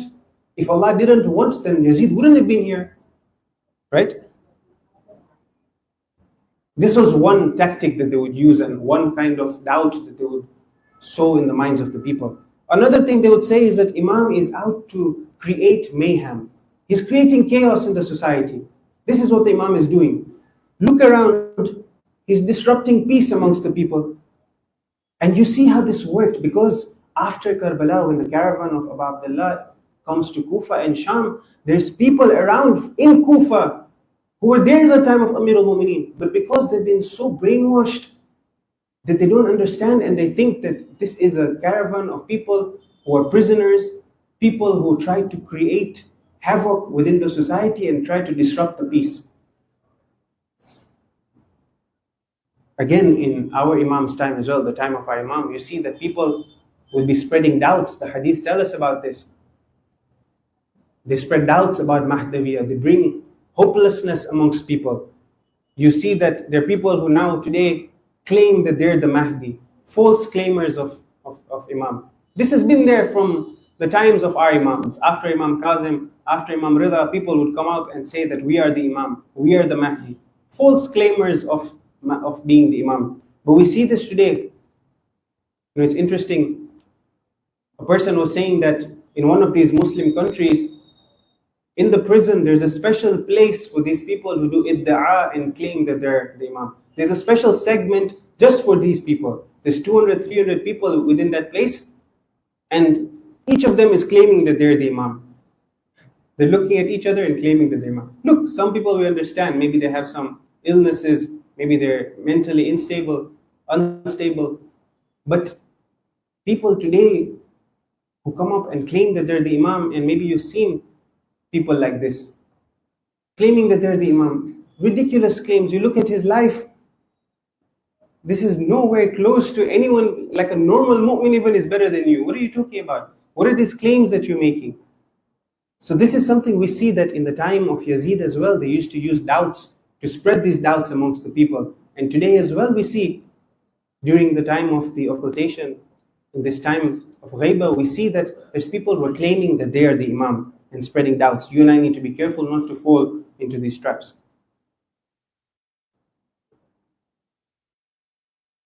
But one last point that you and I need to be very careful about, and it's an extremely important thing, is that we need to be how the Imam wants us to be. We need to be how the Imam wants us to be, not how we want to be. All the shuhada in Karbala, they came into the forefront and they fought bravely and they showed themselves with their bravery and their strength, and they died defending Abu Abdullah. Yet, the one person who was more suitable than all of them in terms of his strength, in terms of his fighting, when he comes to Abu Abdullah and he asks for permission, Imam tells him that, no, my dear brother, I need you somewhere else. The one person who was waiting for this moment all his life, who's trained and is brave and is strong, but the Imam wants something else from him. The Imam needs him somewhere else. Straight away, he says, sure, my Imam. You want me to do that? You want me to go there? I will do that. This is what the Imam, this is what leads to then the Imam saying that, my dear brother, after you, my back is broken. I have no support. This is what leads to the Imam saying this. Now imagine you and I pass away from this world. Do you think that the Imam would speak like this about us? That the Imam would say that today I've lost a support?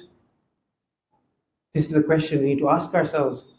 That is my relationship with my Imam, the way that these role models who I claim that I want to be like, is my relationship with my Imam like them? But tonight, my dear brothers and sisters, the 8th night of Muharram, a night we dedicate to an extremely special companion of the Imam and brother of the Imam. Let us send our salams to Abu Abdullah. Assalamu alayka ya Abu Abdullah wa ala al-arwah allati hallat bifna. عليك مني سلام الله أبدا ما بقيت وبقي الليل والنهار ولا جعله الله آخر العهد مني لزيارتكم. All together. السلام على الحسين وعلى علي بن الحسين وعلى أولاد الحسين وعلى أصحاب الحسين. The Maqtal says, لما رأى وحدته أتى أخاه. When he sees his brother all alone, he takes the opportunity to approach him. وقال يا أخي هل من رخصة. Oh my dear brother, do you grant me permission to go out and fight for you? فبكى الحسين بكاء شديدا. Abu Abdullah begins to cry profusely. ثم قال, he says to Abu al-Fadl al-Abbas, يا أخي أنت صاحب لوائي. Oh my dear brother, you are my alamdar. وإذا مضيت تفرق عسكري. Oh Abbas, when you go, there will be nothing left of my army. But oh Hussein, where is this army? Abbas is Hussein's whole army, one man. Abu al-Fadl Abbas turns to his Mawla and he says, قَدْ ضَاقَ صَدْرِي. Oh my Mawla, my chest is constricted now, I'm finding it difficult. I say, oh Abbas, you weren't there a few hours later. Hussein's chest also got heavy, but when he looked up, it was Shimr sitting on his chest. وَسَئِمْتُ مِنَ الْحَيَاءِ. Abu al-Fadl goes on, oh my Mawla, I'm tired of this life. Allow me to go out and sacrifice myself for you. وأريد أن أطلب ثاري من هؤلاء المنافقين. Oh my brother, grant me permission. I will show you how I will send these munafiqeen to the fire of hell. All his life, Abbas has been training. He's been waiting for this moment. But Abu Abdullah turns to him and he says, no, my dear brother. Instead, فَاطْلُبْ لِهَؤُلَاءِ الْأَطْفَالِ قَلِيلًا مِنَ الْمَاءِ. Oh Abbas, go and get a little bit of water for these little children. Abbas heads out. He starts to admonish the enemies. He starts telling them. He sees that there is no benefit. So he comes back to Abu Abdullah and he says that, oh my brother, they do not listen. But do you know what Abbas hears at this moment when he comes back? فَسَمِعَ الْأَطْفَالِ يَنَادُونَ الْعَتَاشِ الْعَتَاشِ. Abbas hears the little children crying out, Al-Atash, Al-Atash, the thirst is killing us. He goes out to the battlefield, but as he approaches, the enemies start firing arrows towards him. But this is the son of Haydar. This is the son of Amir al-Mu'mineen. This is the son of the defender of Khaybar. He goes out and is able to get through the arrows until he reaches the Furat. فَلَمَّا أَرَادَ أَن يَشْرِبَ غُرْفَةً مِّنَ الْمَاءِ. When Abbas sees the water, he lifts a little bit of water in his hand. But something happens in this moment. ذكر عطش الحسين وأهل بيته فرمى الماء. He remembers the thirst of Abu Abdullah. He remembers the thirst of the children of Abu Abdullah. He fills the mushk with water and he puts it on his right shoulder. Abbas is now heading towards the tents of Abu Abdullah. On his way, as he's getting there, فَقَطَعُوا عَلَيْهِ الطَّرِيقِ. They block the path. وَحَاطُوا بِهِ مِنْ كُلِّ جَانِبٍ. The enemies come all around him and block him. They surround him. Abbas Jan, they blocked your path. But one day they blocked the path of your mother too. It's true that there weren't 4,000 people there, but one day Zahra was all alone too. Abbas begins fighting the enemies of Allah until a moment comes when the enemy strikes his right arm. At this moment, فَحَمَلَ الْقَرَبَةَ عَلَى كِتْفِهِ الْأَيْسَرِ. He moves the mush to his left arm, but the mal'oon doesn't suffice. He turns to the left arm of Abu al-Fadl al-Abbas and strikes his left arm too. But Abbas doesn't lose hope. فَحَمَلَ الْقَرَبَةَ بِأَسْنَانِهِ. He takes the mush to his teeth. The Rawi says when they struck his arms and they cut them, Abbas was not hopeless. He kept going. He had the mushk now between his teeth. But Allahu Akbar, do you know what happens next? فَجَاءَهُ سَهْمٌ فَأَصَابَ الْقَرَبَةَ وَأُرِيقَ مَاؤُهَا. The arrow strikes the mushk and the water spills to the ground. O water, remain loyal to the master of loyalty. The Maktal says, فَوَقَعَ الْعَبَّاسِ مُتَحَيِّرًا. Abbas is stuck here now. He doesn't know what to do anymore. How will he return to the little children of Hussein? With what face will Abbas look into the eyes of Sakina? But as if this wasn't enough, ثم جاءه سهم آخر فأصاب صدره. The enemy takes an arrow and strikes it on the chest of Abu al-Fadl al-Abbas. فانقلب عن فرسه. Abbas falls onto the ground. Oh, how you two brothers are similar. He falls onto the ground like his Mawla will fall in a few moments. وصاح إلى أخيه الحسين. Abbas calls out to his Mawla, أدركني.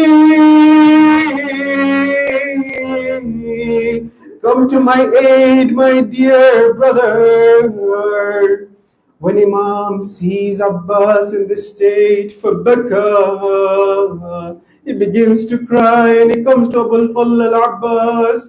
And as Abbas in his final moments, Imam calls out, Al-an inkasara dhahri wa qallat hilati. Oh Abbas, now my back is broken. Now Hussein has no support after you. Oh brother, rise, why do you lay so still? You promised you'd stand by me and you will. But you have no hands for me to lift you high. Still I whisper to you, oh my moon, don't die. Can you be my alamdar once again? The flag waits like my heart in pain. These children, they no longer cry for the stream. They whisper your name in every dream. Can you be their saqa once more? Though your arms lie torn, your soul can pour courage and peace into their veins. Even a saqa with no hands still reigns. Even a saqa with no hands still reigns. Sallallahu alayka ya Aba Abdullah. Sallallahu alayka ya Madlum. ألا لعنة الله على القوم الظالمين وسيعلم الذين ظلموا أي منقلب ينقلبون إنا لله وإنا إليه راجعون. We pray to Allah to make us amongst the choicest of companions of our 12th Imam. We pray to Allah to grant victory, a complete victory to all of the mu'mineen suffering all around the world in different places. And we pray to Allah to hasten the appearance of our 12th Imam. رحم الله من قرأ الفاتحة مع الصلوات. We will inshallah be reciting Ziyarat Waratha.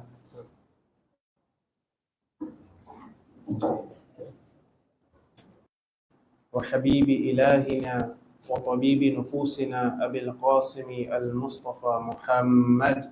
اللهم صل على محمد وآل محمد وعجل فرجه وعلى أهل بيته الطيبين الطاهرين المعصومين المنتجبين لا سيما بقية الله في الأرضين روحي وأرواحنا له الفداء. ولعنة الله على أعدائهم أجمعين من الآن إلى قيام يوم الدين. Respected scholars, my elders, brothers and sisters, Assalamu alaikum wa rahmatullahi wa barakatuh. Tonight is the 9th night of Moharram. We are one night away from the night of Ashur.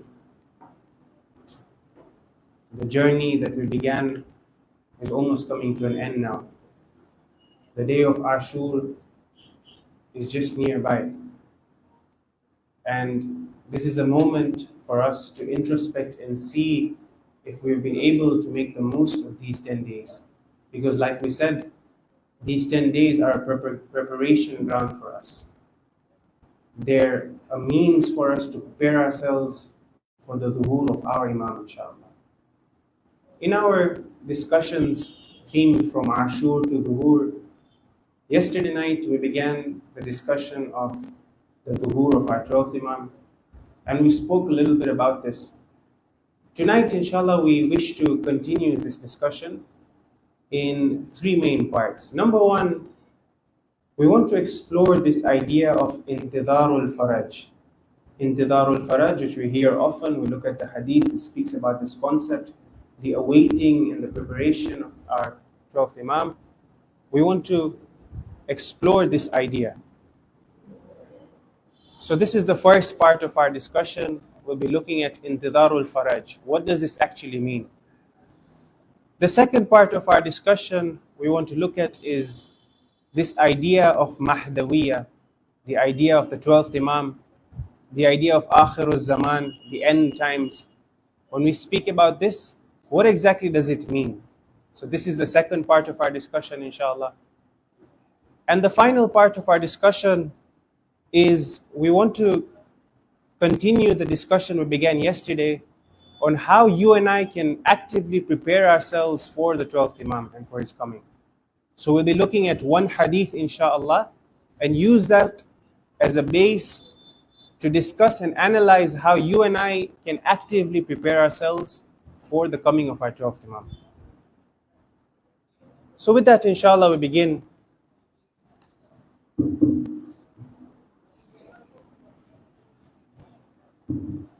The first part of our discussion, inshallah, we want to look at is what is the real meaning of Intidarul Faraj. Intidarul Faraj, waiting for the relief, waiting for the Faraj, waiting for Imam. What does this actually mean? Because when we look at the hadith, when we look at the hadith, we come across a very interesting hadith.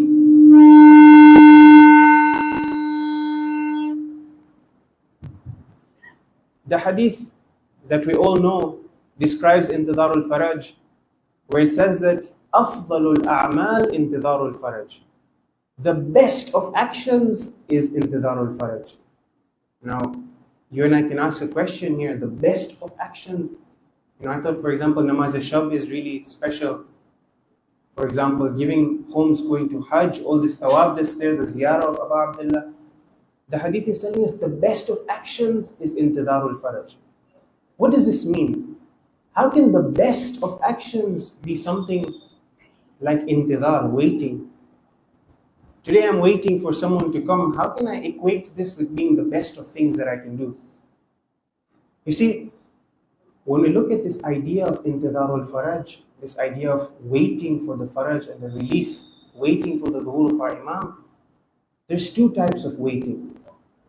And this should answer the question, inshallah, that we're asking. The question that we're asking is, how is it that intidar al-faraj, an action like waiting and not doing anything, can be the best of actions? Well, the answer lies in this, that intidar al-faraj is of two types. One is this type, which we just mentioned, waiting and not doing anything. This is a passive type of waiting. A type of waiting where I'm just hanging about, waiting for the imam to come. Inshallah, he comes one day. Yes, I do dua for him. On Fridays, for example, I recite dua hujjah. But then that's as far as it goes. My connection with my imam is at this superficial level. When I say intidar al-faraj, this is one meaning of it. This is a passive waiting. A kind of waiting that I'm not really doing anything in this process. Of course, it's very obvious that when the hadith says intidar al-faraj is the best of actions, afdalul a'mal intidar al-faraj, the Ma'soom is not speaking about this kind of waiting, a passive waiting, where we're just lurking about waiting for something.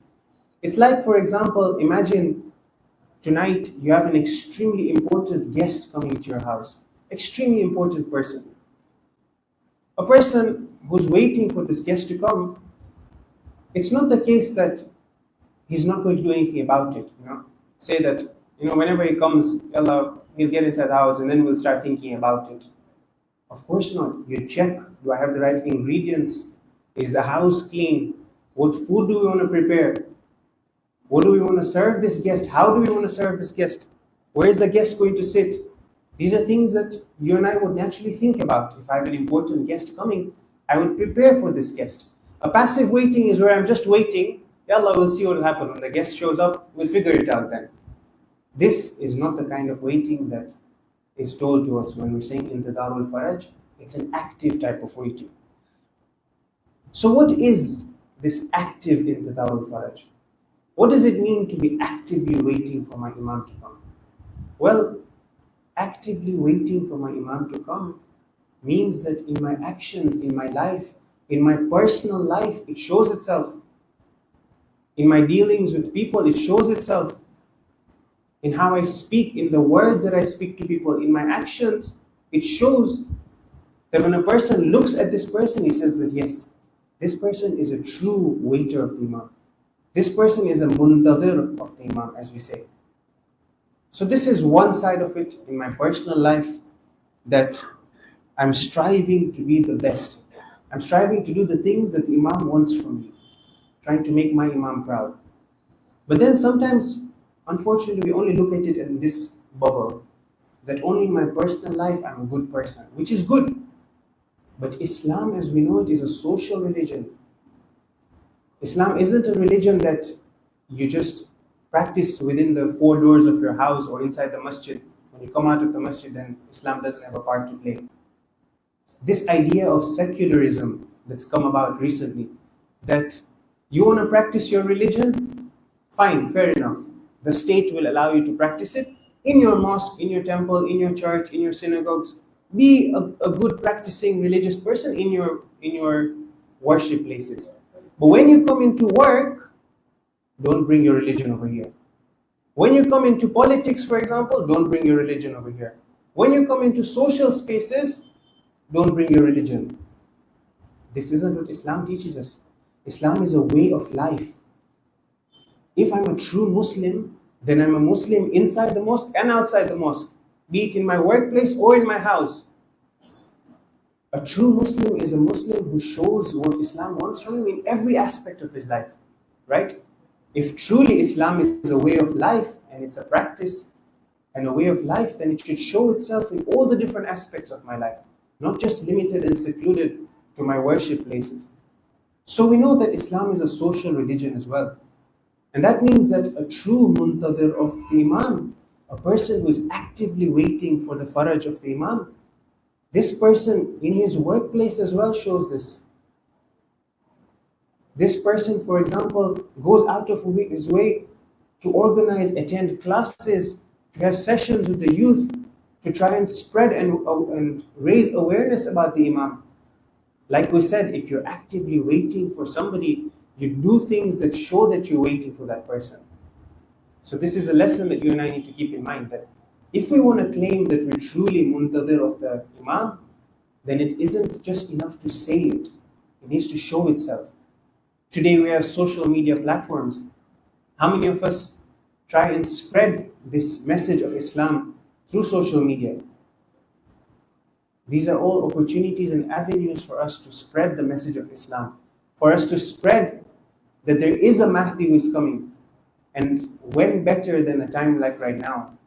When you look at the world and people are losing hope, people are starting to get frustrated by the man-made systems, because these man-made systems were never supposed to cater for insan. It's only the godly system that can cater for the insan. And so at a time like this, it becomes extremely crucial for us to make sure that not only in our personal lives we're living a life that the Imam is proud of, but at a social level as well, we need to look at and think about this. I had a discussion with a few youth a few days ago, and we spoke about this, how we need to have think tanks within our communities, within our setups, to think about what we can actively do to prepare for our Imam. These are things that you and I need to look at, inshallah. Like we said, Islam wants us to be the best version of ourselves. Now, sometimes when you say this, Islam wants us to be the best version of ourselves, we think that, okay, so that means I need to, for example, have very long namaz. I need to be fasting, mustahab fasts. Yes, these things are good. But apart from this, even within our work, for example, a person is an accountant. Islam wants you to be the best accountant out there. Do not limit yourself. You're a doctor, be the best doctor out there. You're an engineer, you're a constructor, you're this. Be the best in everything that you do. When you and I want to say that we're a muntadir of the Imam, when we're a follower of the Imam, a true Shia shows himself to be the best in everything that he does. This is then when you can make an impact. When you know, when people look at you and say, okay, this person, really I look up to him or her. Then you can start making an impact on the people around you. Then, for example, in my workplace, when everybody sees me to be the best in what I do, and when azan happens and I go and I pray my namaz, people say, okay, what are these values that this person is standing for? But if you and I are normal people, just passive people in the society, yes, we work and alhamdulillah we make an earning, but we're okay, then it's not going to make an impact. So this is something for us to keep in mind, inshallah. Sometimes this idea of passive waiting, we spoke about this, right? We said there's two types of intidar. There's one type of intidar where we say that we're passively waiting for the Imam to come. When the Imam comes, inshallah, we'll be ready for him. But right now, we'll be living the way that we want to live. This we said that we park it aside. And then there's an active waiting, which we spoke about. Sometimes when it comes to passive waiting, you find people raising this doubt. People have this question where they say that, when you look at the signs of the Akhir Zaman and you look at the hadith paint a very grim picture about how the end times will be. How, for example, sin will be so manifest, how people will be misguided, how dhulm and oppression will have spread. So these people, they come and they spread this doubt. They'll say that, look, if the hadith are telling us that the signs of the end times are such that the world is going to be such a dark place, then what's the point for us trying? We want the Imam to come, right? And the hadith are telling us that for the Imam to come, the world needs to get to a really bad place. So either we can do one of two things. One is we can contribute to this, inshallah, to speed up the process of the Imam to come by making sure that the world is on its process of getting bad, it's getting worse. Or no, we can sit and just wait. We don't actively contribute to it, but we don't do anything to make a change. Because by us bringing a change, trying to make the world a better place, we're only delaying the coming of the Imam. The world needs to get worse before things can get better. This is an absurd idea.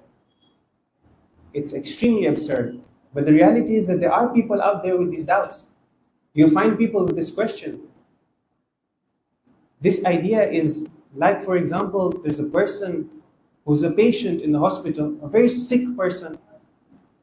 And the doctors, the nurses, they come to the family members and they say that, look, this family member of yours is extremely critical.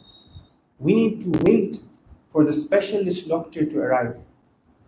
And until the specialist doctor hasn't arrived, there's nothing you can do. We just need to wait for it. Now, the family members say that, look, the specialist doctor is on his way. What if we do something to fasten and speed up the process of the specialist to come? How? Let's take off the oxygen. Let's, for example, make sure that we're not giving food to this patient. This family member of ours, let's make sure he or she is in as much of an uncomfortable position and make it worse so that the doctor arrives faster and sooner. You'd laugh at a person like this, right? It doesn't make sense. In order to try and get the doctor to come sooner, you're willing to risk the health of your own family member, this patient, and risk death even. A true muntadir of the Imam doesn't think like this. That just because the hadith tell us that when the Imam comes, the times of the end times will be so bad, so I need to contribute to this to speed up the process, it's absurd. It doesn't make sense. You don't cause injustice and oppression just so that you can speed up the process of the coming of the Mahdi. It doesn't make sense. Yet, like I said, there are people out there with this kind of an ideology. So you and I need to be careful and make sure that we don't fall into this trap. These doubts that people come about and spread, they're absurd and they don't make sense at all.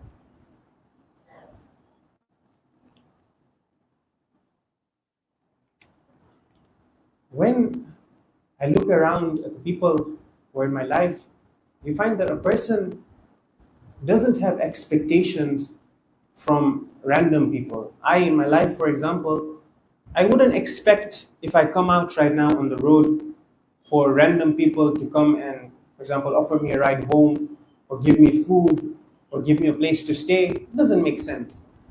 But when it comes to my family members, when it comes to my friends, when it comes to the people who you and I are close to, naturally there is an expectation.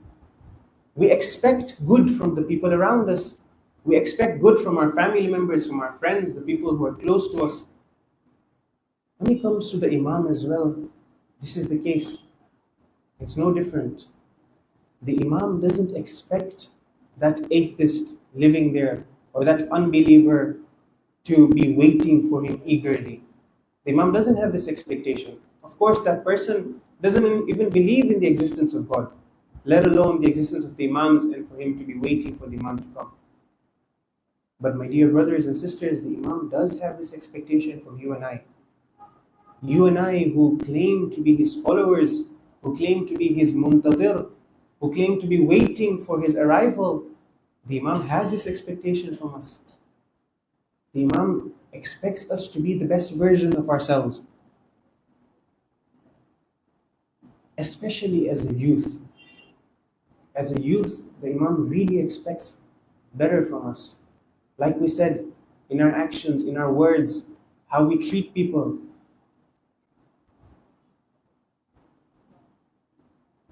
Every time that I sin, I break the heart of my Imam.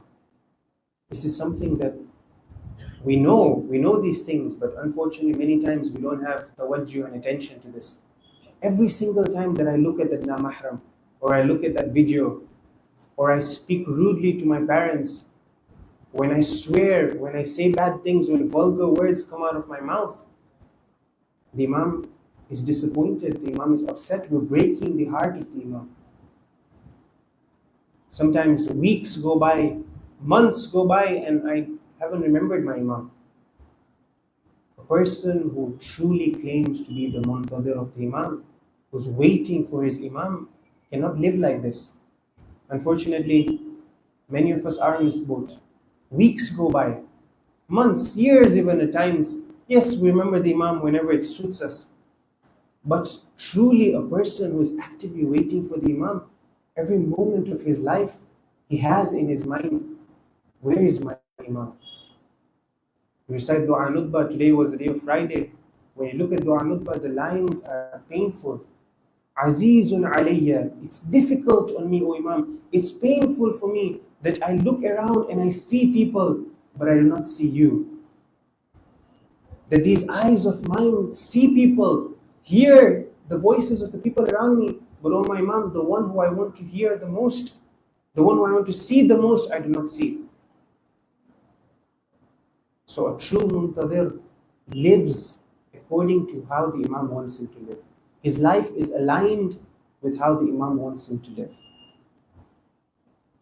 This is our first part of our discussion, where we wanted to look at what the meaning of Intidarul Faraj is, what it means to be waiting for the Imam. And we said that it doesn't mean passive waiting, it means an active type of waiting. The second part of discussion that we want to look at, inshallah, is this idea of Mahdawiyya. Where did it begin? Where did it start from? Where does it come from? And the Akhirul Zaman, what does it look like? So this is the second part, inshallah. This idea of Mahdawiyya, of the concept of Imam Mahdi, is a concept that has existed right from the Prophet's time. Right? It's not something that maybe towards the end of the last few Imams this idea started coming up, and the Imam started preparing the people for the coming of the 12th Imam. This is something that when you look at the Prophet's time as well, it existed. In fact, beyond this, every Abrahamic religion, be it Judaism, be it Christianity, all the religions that believe in one God, the Abrahamic religions, believe in the coming of a Savior, believe in the coming of the Mahdi. Within Islam as well, every single person believes in the coming of the Mahdi. Yes, there's differences amongst them and us as to whether or not he's been born, for example. Some people believe that he's not born. The Shia, of course, who believe that the Imam is alive and amongst and within us. But even someone like Ibn Taymiyyah, for example, the founder of Wahhabism, even he believes in the presence and the existence of Imam Mahdi. So this idea of the Imam is something that we see has existed from a very long time ago. It's not something that's a new thing that's just come about. In fact, like I said, all of the Ma'asumeen have spoken about our Imam who's alive and within us and amongst us. For example, once the Holy Prophet is sitting with his companions, and whilst he's sitting with them, he says, Aina ikhwani? Where are my brothers? At this point, the companions, they look around and they say, Oh Prophet, we're right here, we're in front of you. We're right here. Prophet says that no. Bal antum ashabi, you are my companions. They say that, oh Prophet, nahnu kunna ma'aka bi Badrin wa Uhud. We were with you in Badr and Uhud. Who are these brothers that you speak of? Prophet says that you are my companions, you're good people. But my brothers are some other group. My brothers are the people who will live in the end times, the Akhirul Zaman. They say, why, O Prophet? What's so special about them? The Prophet says that you see me. You have seen my miracles. You have witnessed my existence and my presence in front of you with your eyes. The people in the Akhirul Zaman will have not seen their Imam. They will not have witnessed me, yet they will believe in him. And this is a point of hope for you and I, that the Prophet is calling us ikhwani, his brothers. It's not a small title. The Prophet is calling you and I his brothers. But like we said, we're only his brothers if we're acting in the path of the Ahlul Bayt and acting as to what our Imam wants us to be.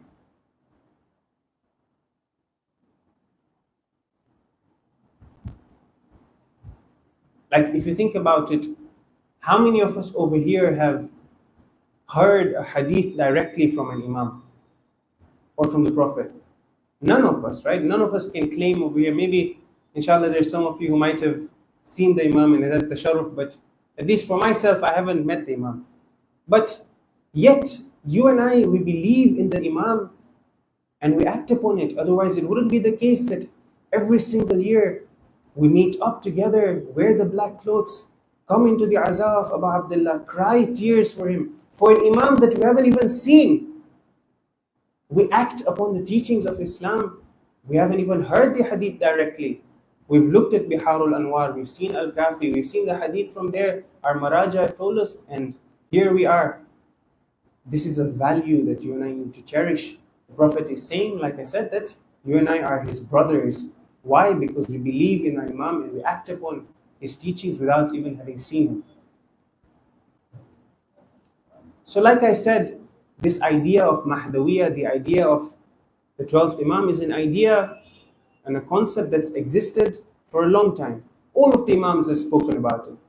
The 6th Imam, for example, he mentions that I wish that I was there in the time of the Hujjah and I could be at his service. This is not a small statement. Imagine the 6th Imam is saying this about our Imam. Somebody that's not even born at his time yet. Somebody who is from his loins. Yet this is the respect and the importance that our Imam holds in the eyes of the Ahlul Bayt. Or for example, you find that the 8th Imam, when the name of the 12th Imam comes, he stands up and holds his head out of respect. Something that you and I do. These are things that the Imams used to give importance to. Again, highlighting the importance of the Imam that exists between us and within us. But these times, the Akhirul Zaman, are a very difficult time. When we look at the hadith, for example, Imam Sadiq alayhi salam, Allahumma salli ala Muhammad wa ali Muhammad wa ajjal farajah. When he's speaking about the end times, he cries. There's a 7-page hadith where the Imam is just describing the end of times.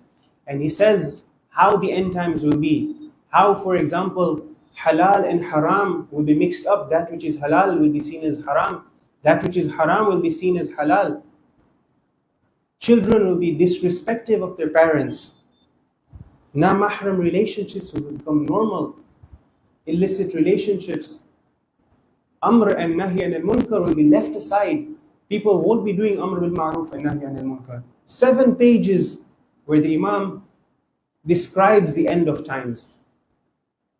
Again, highlighting this, that this time that you and I live in are difficult times. If a person isn't careful of his iman, you've all heard of this hadith, that in the end times people will leave in the morning with their iman, come back at home in the evening and the iman is gone. It'll be as difficult as holding coal in your hands.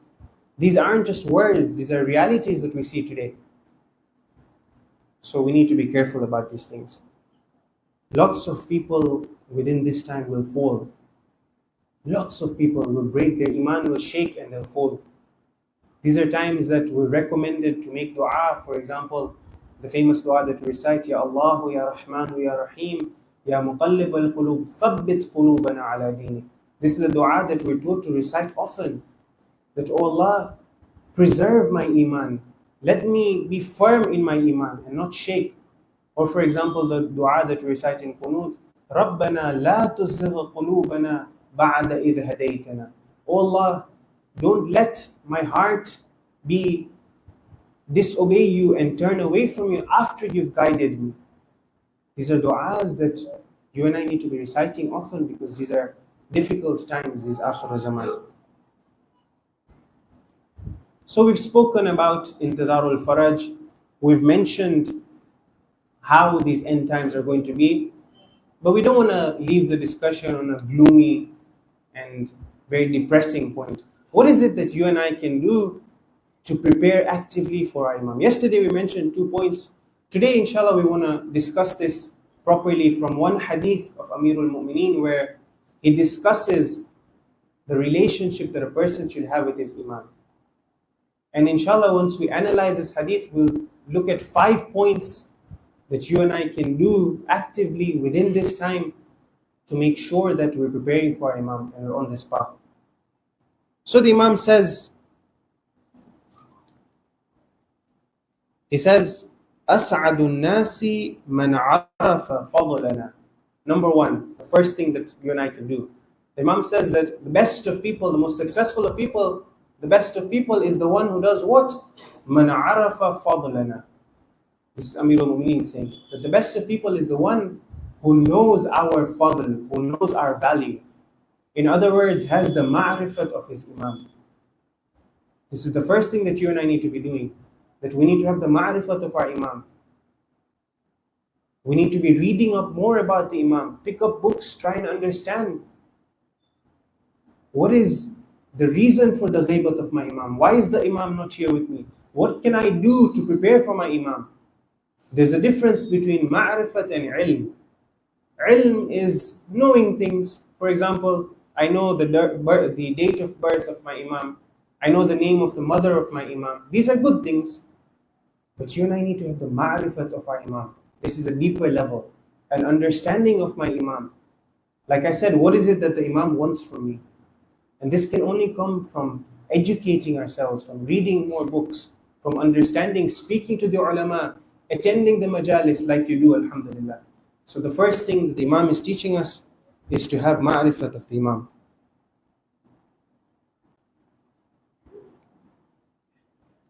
The ulama say that when we look at our Imam, sometimes we get fooled into thinking that because the Imam is in ghaibah, the Imam isn't amongst us, there's not much that we can do. Whereas the reality is that the Imam is not covered from us. It is us who have covered ourselves. You and I have put that veil between us and the Imam. Otherwise, the Imam is amongst us. The Imam is not only just amongst us, but there are ways that you and I can benefit from our Imam. We can do tawassul to our Imam. The Imam is the connecting point between us and Allah. Right? When I sin, for example, like we said, this upsets the Imam. Our nami a'mal, our actions, our deeds come to the Imam. The Imam sees our actions. So the Imam is not a person who is behind the parda of ghaibah and has no connection with you and I. The Imam is amongst us. It's us who have created this veil with the Imam. When you look at the risk that you and I attain, we know that this risk, there are angels, certain angels that bring risk. Mikael, for example, is tasked with bringing risk. But we can't see this angel.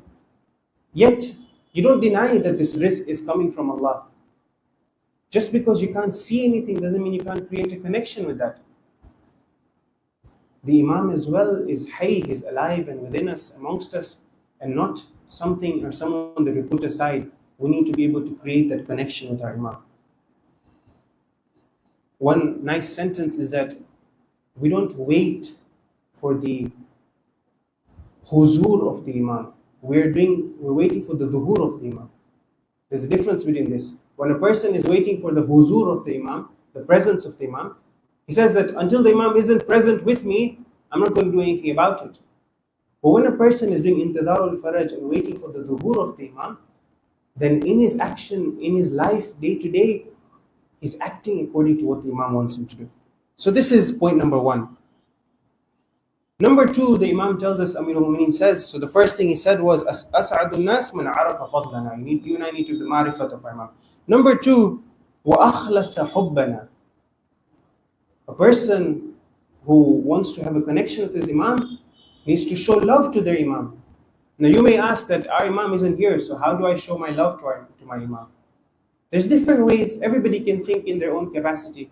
I have a child, for example, I name my child Mahdi. This is one way of showing love to the Imam. Giving sadaqah on Friday for the protection of the Imam, this is another way that I show love to the Imam.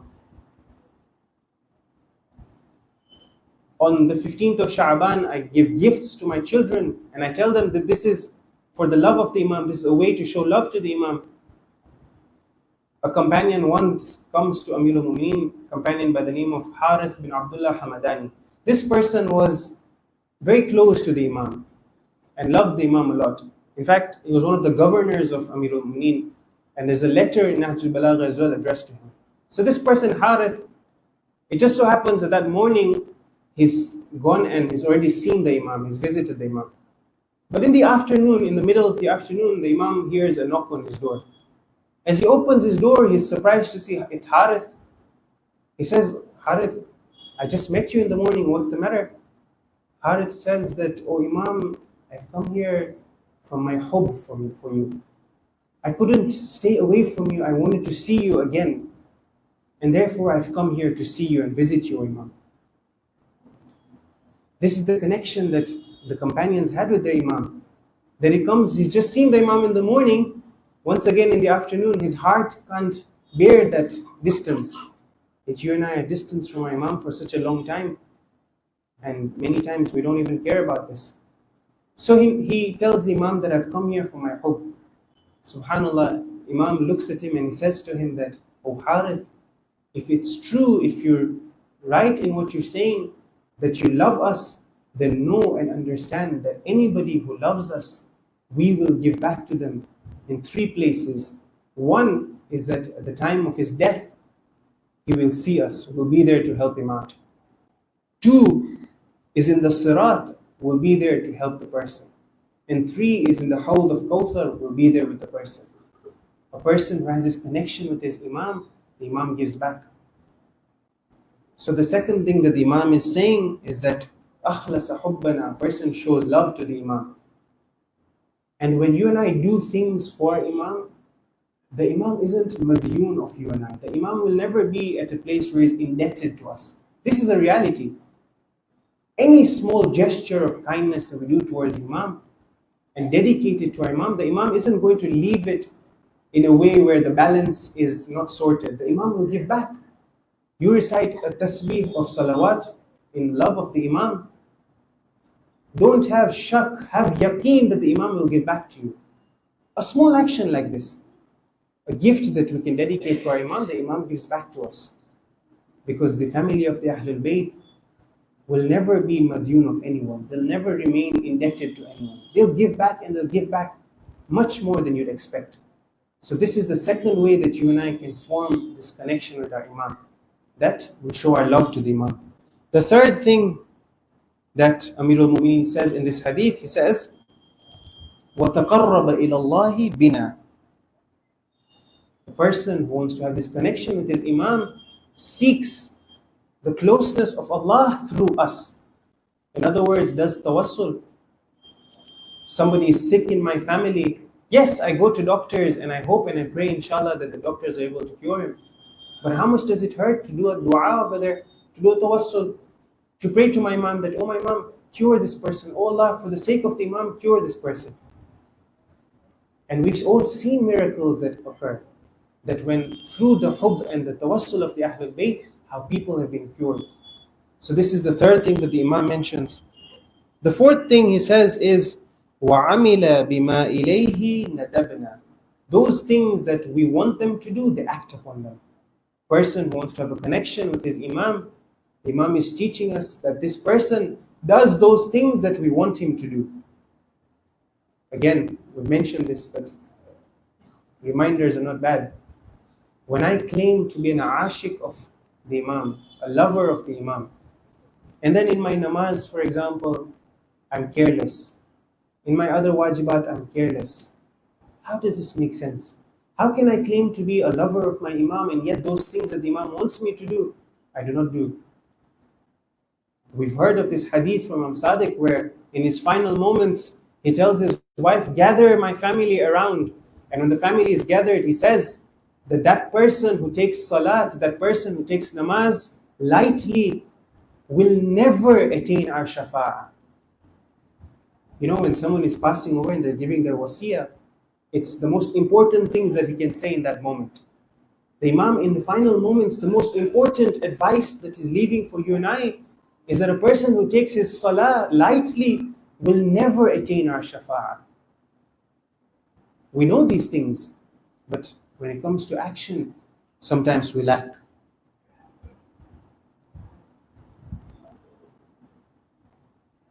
Sometimes you look in social media and you see that people spread these doubts. They come and they say that What harm does it have for a lady to have a few strands of hair showing, or her hijab not to be very proper? As long as her dil is pak, as long as she's a proper person, she's a good person, then Allah doesn't need these things. Allah doesn't need you to be praying in these things. As long as your heart is pure, then you're sorted.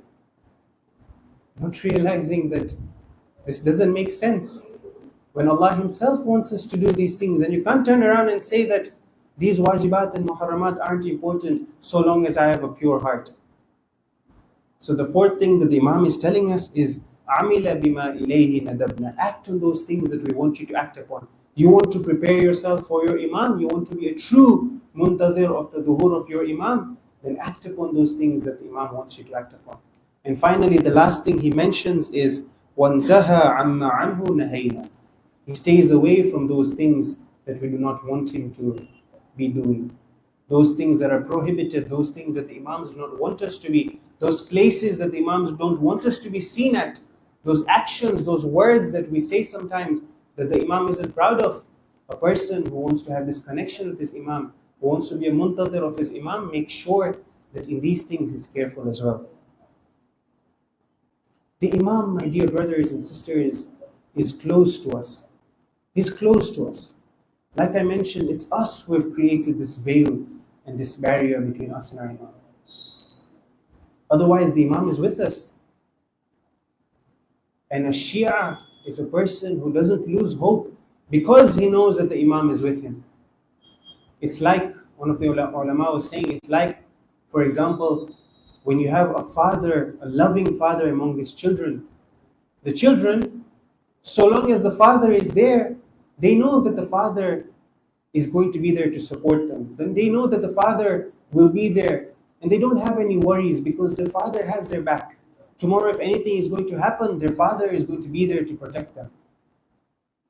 But when the father goes, that's when the children realize and they worry and they start to panic because now they don't have that support anymore.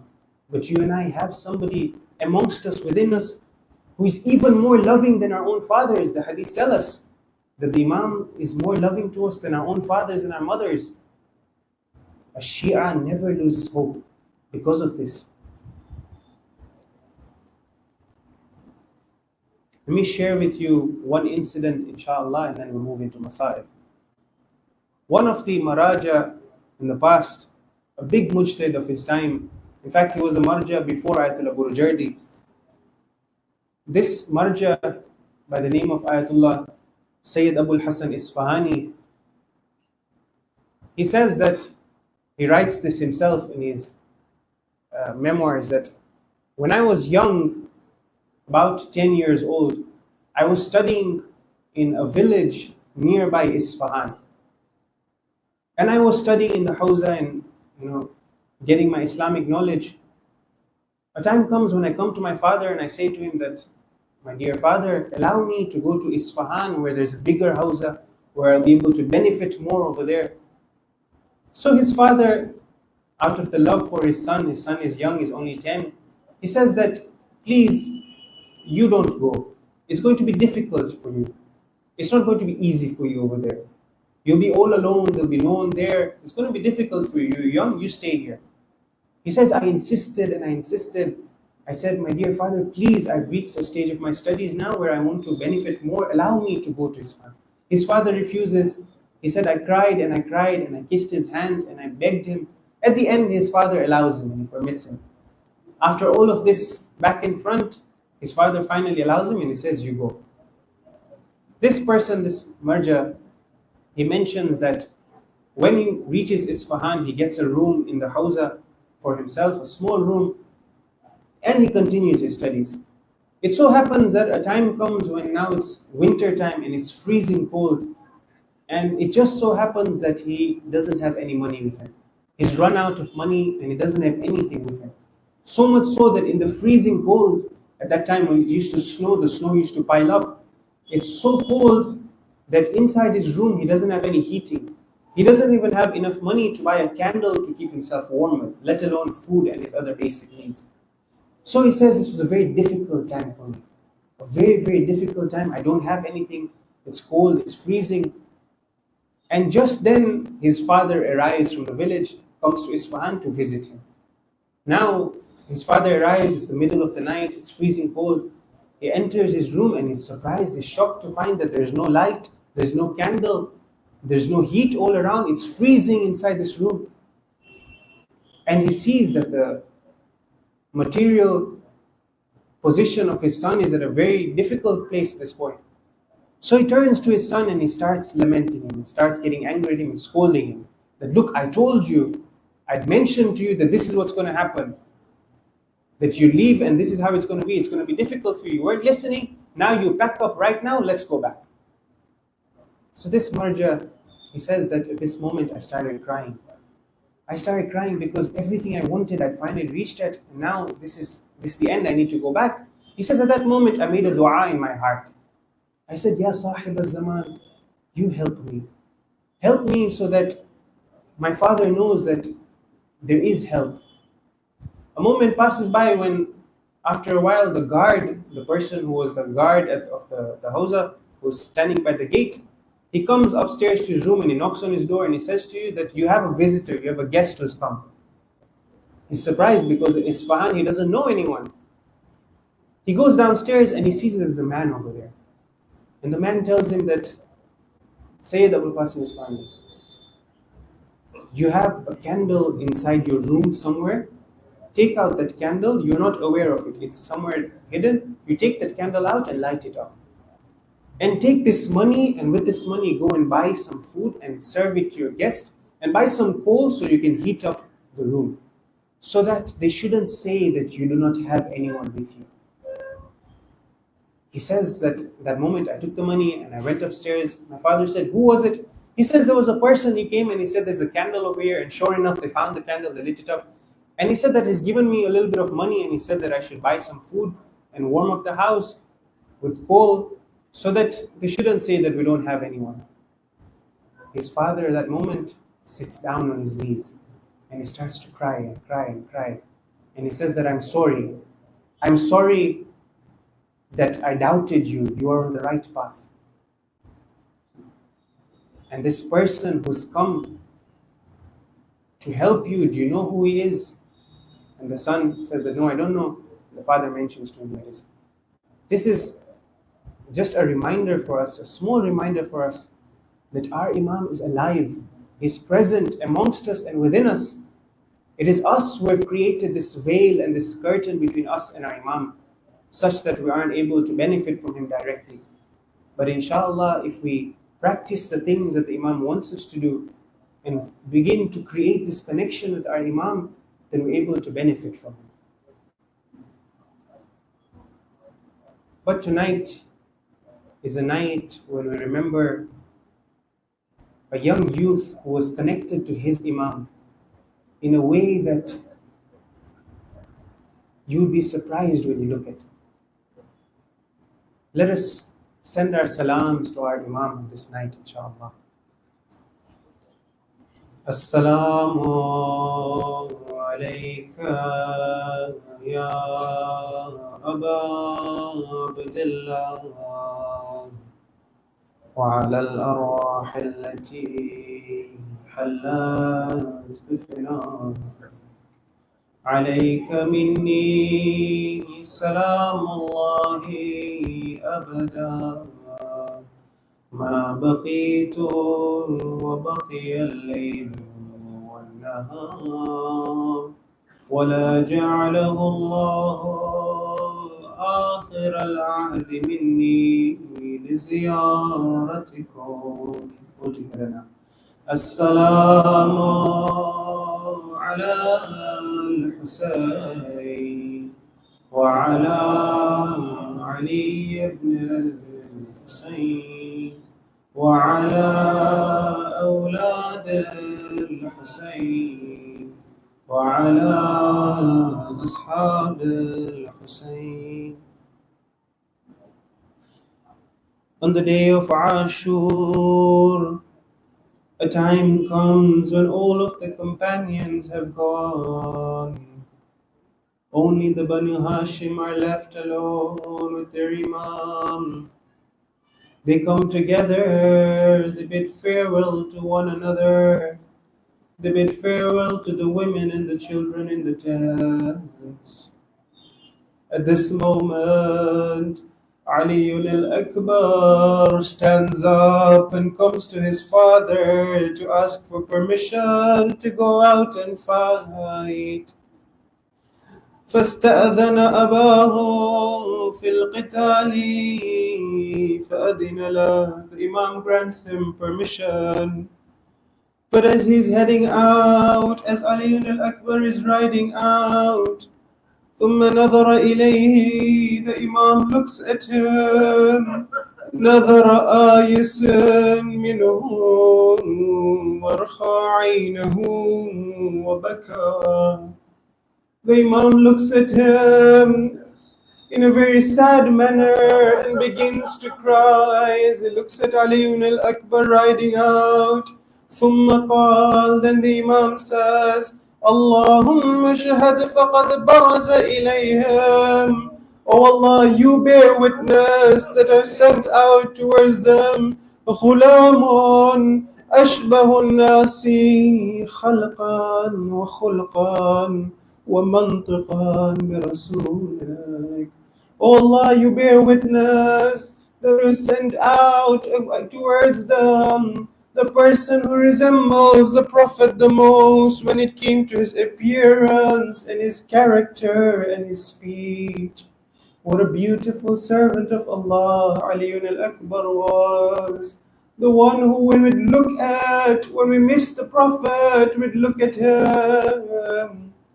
Imagine this is the one that the Imam is sending out to fight. He goes out, he recites rajas. He says to the enemies, Ana Ali ibn al-Husayn ibn Ali. If you do not know me, then know that I am Ali, the son of Hussein, the son of Haydar. نحن بيت الله أولى بالنبي. We are the Ahlul Bayt, we are the closest ones to the Holy Prophet. أطعنكم بالرمح حتى ينثني. I will pierce you with my spear until it bends. أضربكم بالسيف أحمي عن أبي. I will strike you with my sword and I will defend my father. Ali al-Akbar goes out and he fights bravely, killing many of the enemies. A moment comes when he returns back to his father and he says, Oh my father, Al-Atash qad qatalani. The thirst is killing me. وَثِقْلُ الْحَدِيدِ قَدْ أَجْهَدَنِي. This armor is weighing heavy on me. فَهَلْ إِلَى شَرْبَةٍ مِّنَ الْمَاءِ. Is there a little bit of water that you can spare? I can imagine what Abu Abdullah must have felt in this moment. His son is asking him for a little bit of water. But oh Ali Akbar, there is no water in the tents. The children are thirsty. فَبَكَى الْحُسَيْنِ. Imam starts crying. He says to him, Ya Bunayya, qatil qalila. Fight a little bit more, my dear son. فَمَا أَسْرَعَ مَا تَلْقَى جَدَّكَ مُحَمَّدًا صَلَّى اللَّهُ عَلَيْهِ وَآلِهِ. Soon you will be met with your grandfather. فيسقيك بكأسه الأوفى شربة لا تظمع بعدها أبدا. Soon your grandfather will serve you from the water of heaven. Oh my dear son, fight a little bit more. I often think in this moment, Hazrat Abbas was still present. As Ali Akbar comes to his father, Abul Fadl must have been standing next to Abu Abdullah, proud of his nephew. MashaAllah, Ali al-Akbar, continue fighting, my dear nephew. You're doing so well. But Ali al-Akbar must have felt in his heart, my chacha, my uncle. So long as you are there, I'm confident. I know that nothing is going to happen to my Mawla. Nothing is going to happen to my father. Nothing is going to happen to the women and children in the tents. But O Ali al-Akbar, if only you knew what was to befall your father and your uncle. He goes out and he fights again. He fights bravely till a moment comes when a mal'oon says, may the gunah of the Arabs be upon me if I do not kill this youth and make his father mourn him. The mal'oon approaches Ali al-Akbar and he strikes him. Ali Akbar is struck, his head falls on the horse. He calls out, Ya Abata, عليك السلام, هذا جدي يقرئك السلام. Oh my father, my final salams to you. This is my grandfather, just as you promised, giving salams to you as well. But what happens next is extremely difficult.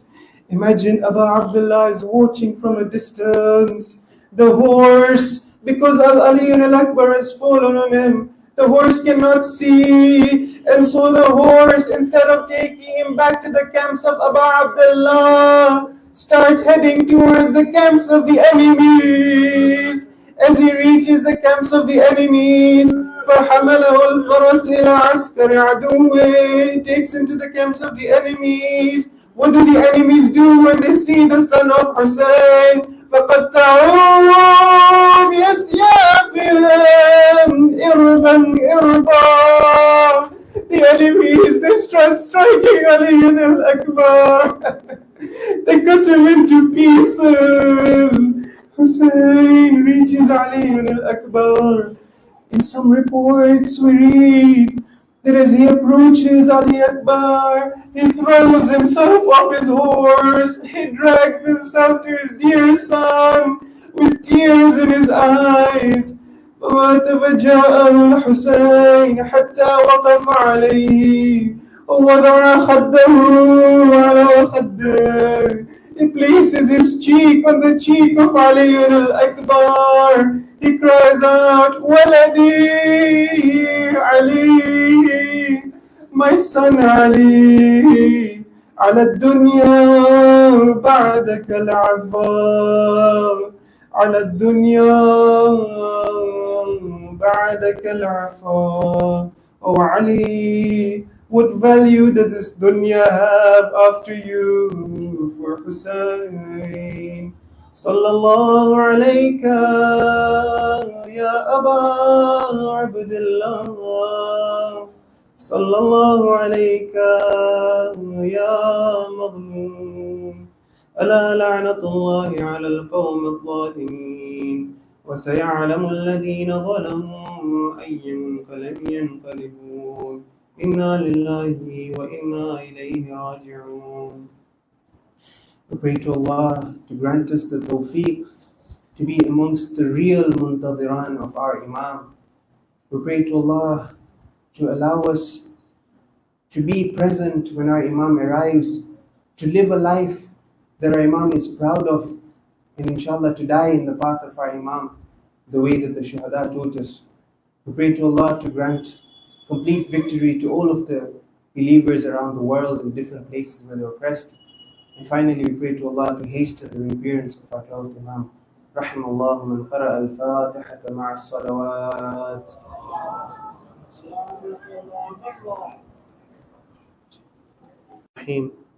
الحمد لله رب العالمين والصلاة والسلام على سيدنا وحبيب إلهنا وطبيب نفوسنا أبي القاسم المصطفى محمد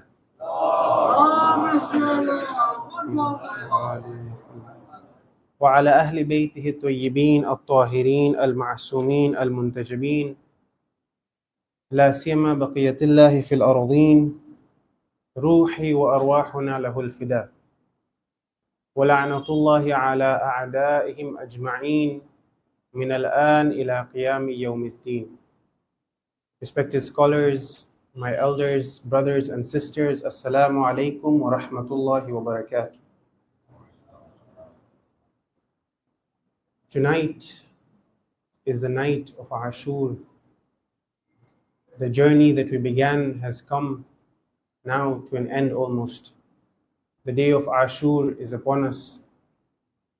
And tonight is the night when the companions gathered and pledged their allegiance to their Mawla once again.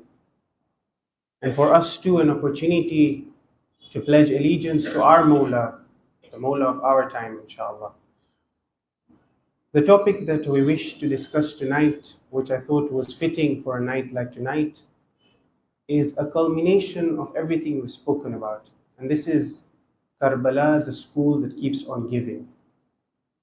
We mentioned this on one of the nights that when we look at Karbala, we find that Karbala is a university, a school, which has a lesson for each and every single person, from the little child to the youth, to the ladies, the children, the adults, the old people. For every single one of us, there is a lesson in Karbala. But today, inshallah, we wish to discuss this journey and this movement of Abu Abdullah. We want to look at it in a quick glance, from the beginning to the end. From Abu Abdullah's perspective, why is it that Karbala took place? What were the reasons for why Karbala took place? So, we want to discuss tonight's discussion in 2 points, inshallah. Number one, what are some of the messages and lessons that we can take from Abu Abdullah alayhi salam himself? Like we said, from the beginning of his journey till the end, what are some few lessons we can take from his own self? And how is Karbala applicable to us today?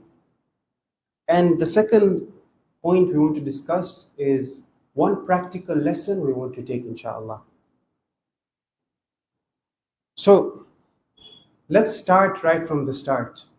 Imam al-Hussein is in Medina and Muawiyah dies.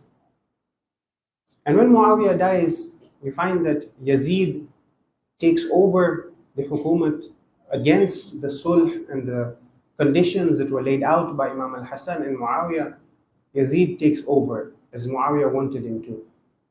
When Yazid takes over the hukumat and the reins of Khilafah, he writes letters to his governors all around.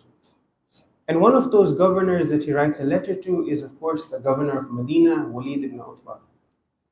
And this letter is like the other letters that is written to the other governors, except that within this letter is a secret letter that's also hidden inside it. As the letter approaches and Walid opens the letter, he finds the secret letter that's also written inside. And in this letter, Yazid commands and orders Walid ibn Utbah, the governor of Medina, to take bay'ah from 3 people. Amongst them, one of them is none other than Abu Abdullah. And he tells him that if he doesn't give you bay'at and he doesn't give allegiance to me, then chop off his head. Strike his head right there and then and send it to me. So this letter arrives and Walid reads it and he summons Abu Abdullah to his court. Now when Abu Abdullah is going, he goes with the Bani Hashim, the children and his companions, and as he arrives he tells them, you stand outside, I will go inside. And if my voice is raised at any point, then you enter. He goes inside and there's a conversation that takes place between him and Walid ibn Utbah.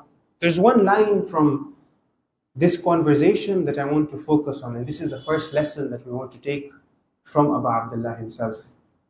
As he's speaking to Walid ibn Utbah, he reaches a point where he says to Walid, he says, O Walid, understand and know that mithli la yuba'i'u mithla. Understand that somebody like me, a person like me, would never give allegiance to a person like him. A person like Hussein would never give allegiance to a person like Yazid. But what's interesting is the choice of words that our Imam uses over here. He could have easily said, Inni la ubayi'u Yazid. I will never give allegiance to Yazid. But Abu Abdullah leaves a lesson over here for all times to come. For all times to come. Mithli la yubayi'u mithla. A person like me, not me, anybody like me from now until the end of times, if he is to come up against a person like Yazid, then he would never give allegiance, and he should never give allegiance to a person like Yazid. In other words, this is a lesson for you and I, that when we're confronted with a person who holds the same values, who holds the same ideals as Yazid did, and we find ourselves in the same position as Abu Abdullah, the Imam is teaching us that a person like him, if we want to truly be like him, would never give allegiance to a person like Yazid. Whoever that may be, doesn't matter. The name is not important, the person isn't important. Anyone who stands for Yazid's morals and values, in any time, this is a lesson for us that Imam al-Hussein is telling us, a person like me would never give allegiance to him. You see, it was very easy, like I said, for Imam to make it about himself. He could have said, like we said, that I would never give allegiance to Yazid. But Imam is clever, he knows what he's doing. If the Imam would have made this about himself, if he would have said that I will never give allegiance to Yazid, in the books of history it would have been recorded that this was just a power struggle. This was just a fight for Khilafah, something we'd seen in the past. And this animosity and this enmity that existed between the Banu Umayyah and the Banu Hashim, this is just a continuation of that. A man by the name of Hussein stood up against a man by the name of Yazid. One was from the Banu Hashim, one was from the Banu Umayyah. This is a fight that's been going on for years. History has it from before the Prophet's time, the Banu Hashim and Banu Umayyah had enmity between them. But Abu Abdullah didn't say that. He didn't say, I am not giving allegiance. A person like me would never give allegiance to a person like him. This is number one. Number two, a person like me means what? Means that if Hassan was in my place, then Hassan wouldn't give allegiance, because is Hassan not the same as Hussein? Is Hassan not mithl of Hussein? If Sajjad was in my place, he wouldn't give allegiance. If Baqir, if all of the Imams, any of them were in my place today, they would have never given allegiance to a person like him. Again, sometimes this doubt is raised amongst people. They say that, their temperaments were different. One of them was brave and strong. Imam al-Hussein, Billah, was courageous and strong. And Imam al-Hassan al-Mujtaba, he was, bless him, he was a very calm person. And that's why he went and he did the sulh with Muawiyah. That's why he did a peace treaty with Muawiyah. But Imam Hussein was a brave person, he was courageous. Everybody has their own strengths and weaknesses. No, my dear brothers and sisters. Imam al-Hassan and Imam al-Hussein, if you put Hassan in Hussein's place and Hussein in Hassan's place, they would do the same. The Imam is telling us, Mithli la yubayi'u mithla. Anybody in my place. Imam al-Hassan did not sign a peace treaty out of a place of weakness. And we see this in the narrations and the reports, that Imam al-Hassan was left all alone. He had no supporters with him. Had he have had supporters like Abu Abdullah, then he would have done what Imam al-Hussein had done, if the circumstances were the same as well. But you find that Yazid and Muawiyah were different. Yazid was cunning, Muawiyah was cunning. Yazid is sharibul khamr, somebody who drinks alcohol openly. Qatil nafs al-muhtarama, kills openly, breaks the hurmat and the rules of Islam openly. This is different now. So Abu Abdullah is teaching a lesson, number one, to you and I, that if you are in my place and there is a Yazid in front of you, no matter who he is, a follower of Abu Abdullah would never pledge allegiance to somebody like Yazid. This is the first lesson that we see from Imam al-Hussein himself. Moving on, now a time comes when he's heading out and he's going towards Kufa. At this point, his brother Muhammad Hanafiya comes to him and approaches him. And he says to him, "Oh Abu Abdullah, I fear for you. I know what this is leading to. Why don't you go somewhere else? Go to Madian, go to a place which is safe for you. a place where your followers are there and you'll be able to live peacefully over there. Do not head out. It hurts me because I know what the end is over here. Muhammad Hanafiya is speaking to Abu Abdullah. And this is when Abu Abdullah replies with the statement that we all know, this mission statement of his. First, he says to him, beautiful, beautiful, just pay attention to these words. Muhammad Hanafiya is giving him options. He's saying, go here, go there. You'll find peace and safety. Abu Abdullah replies to him, فَقَالَ الْحُسَيْنِ يَا أَخِي, oh my dear brother, وَاللَّهِ لَوْ لَمْ يَكُنْ مَلْجَأً وَلَا مَأْوَى لَمَا بَايَعْتُ. Even if there was no options, even if there was no places that I could have gone to, yes, you've offered me options, you've told me you can go here and there.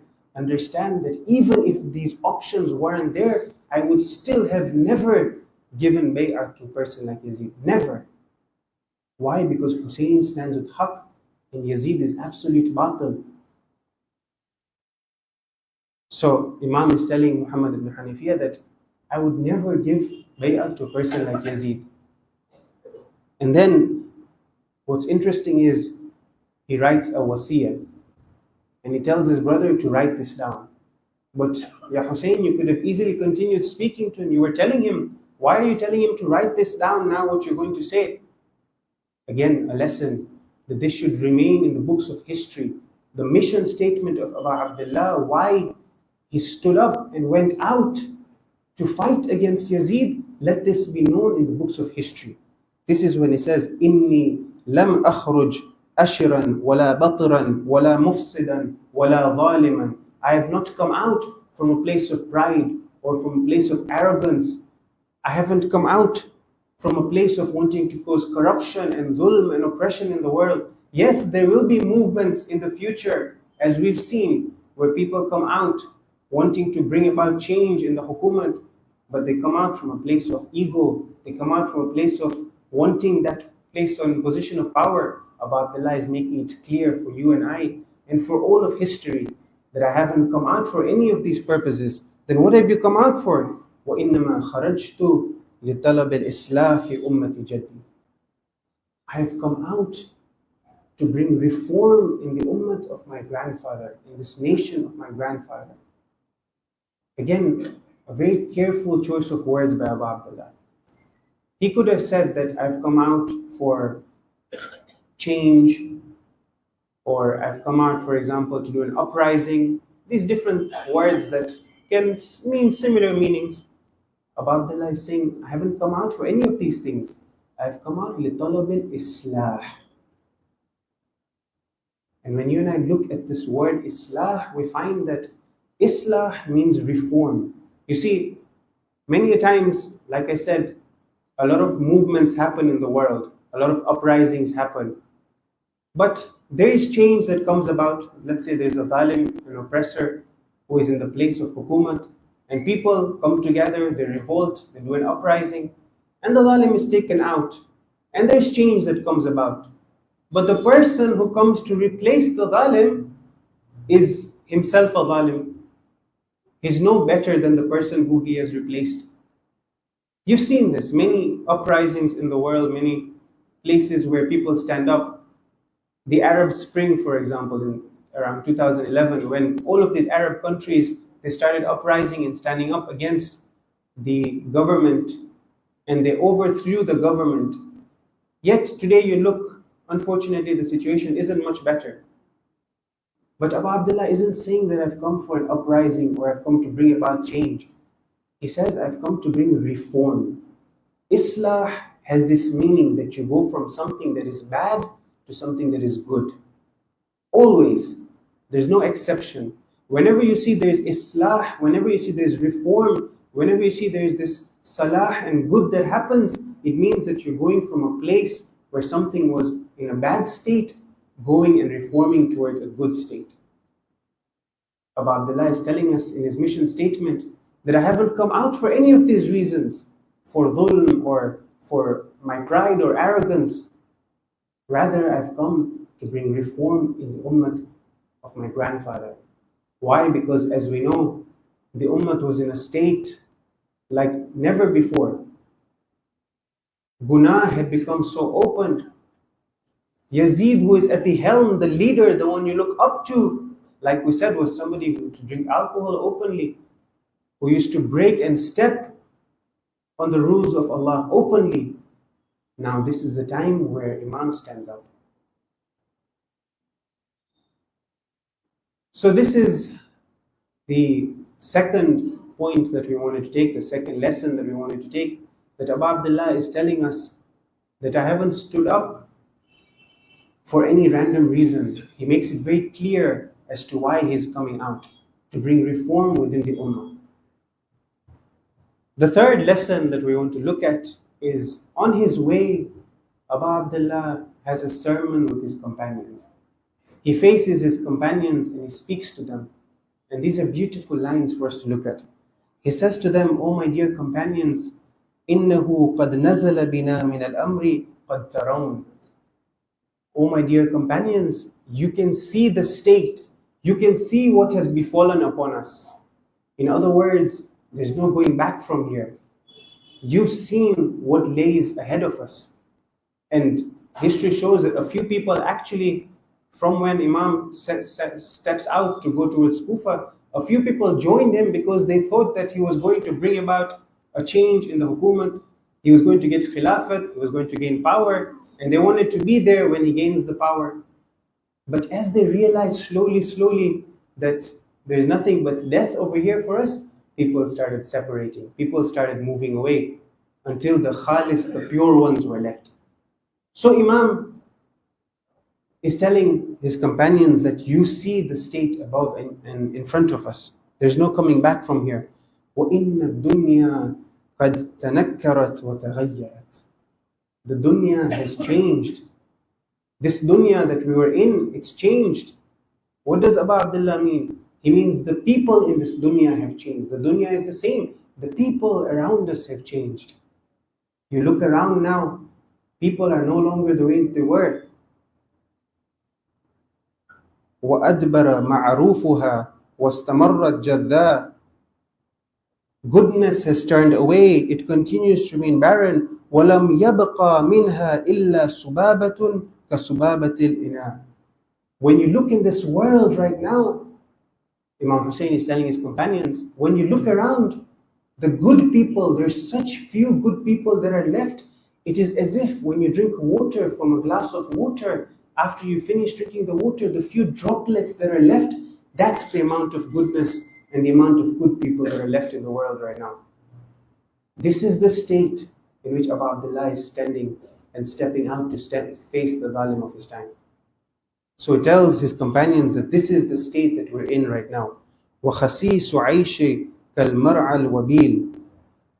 It is as if when an animal is finished with the carcass, that which is left, this is how few the people are that are left that are good. Again, highlighting the state that Abu Abdullah was going out in and the need and the importance. You can imagine that if he hadn't stood up and Yazid would have continued, what the state of Islam would have been today. These are the number of people that are left. Such few people that you can count them in your fingers. Then he says the famous statement that we've heard often. أَلَا تَرَوْنَ إِلَى الْحَقِّ لَا يُؤْمَلُ بِهِ. Do you not see that haqq, truth, is not being acted upon? وَإِلَى الْبَاطِلِ لَا يُتَنَاهَى عَنْهُ. And batil is not being refrained from. People are falling into batil. Haqq and batil has changed. When it comes to haqq and truth, people don't pay attention to it anymore. When it comes to batil, people are accepting of it. They're going towards the batil. Similar to how when we look around in the world right now, these are similar situations that we live in. How haqq and batil have changed their positions.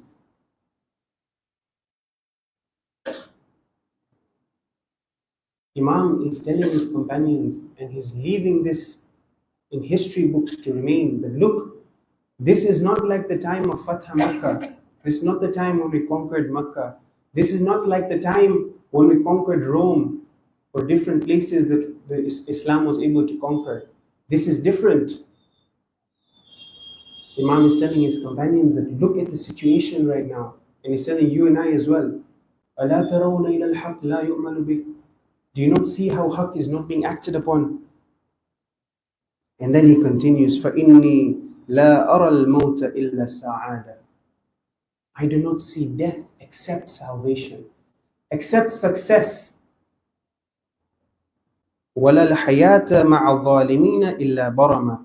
And I do not see death, and I do not see rather life living with these dhalimeen except misery.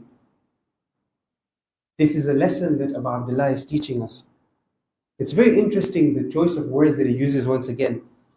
He says, إِنِّي لَا أَرَى الْمَوْتَ إِلَّا سَعَادَةً. He uses what in Arabic we call hasr. When you say a sentence with illa, this is called hasr. When you make an exception, it means it's nothing but this, nothing except this. It's like, for example, if I say that, for instance, I say that مَا جَاءَ Ali, Ali hasn't come. Ali didn't come. Let's say Ali didn't arrive into the masjid. Ali hasn't come. Then there's a time where I say, for example, مَا جَاءَ إِلَّا Ali. Nobody came except Ali. That means I'm separating and saying that inside this masjid right now, for instance, there's nobody who's come except Ali. You won't see a single person except Ali here. Imam is using this hasr and saying that لا أرى الموت إلا سعادة. I do not see death except salvation. There's nothing in death except success for me. This death has no meaning right now except salvation. In other words, there is no other way out over here. And if anybody is fooled into thinking that there is another option, then think again. There's nothing left here. There's no option left. We've reached the end of the road. This is why Abu Abdullah stands up against Yazid.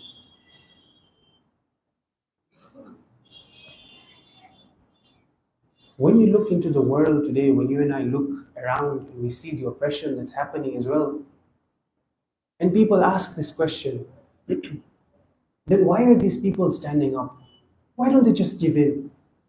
Why are they ready to lose their lives, their houses, their property, their family, their land, everything that they have, they're ready to give it up?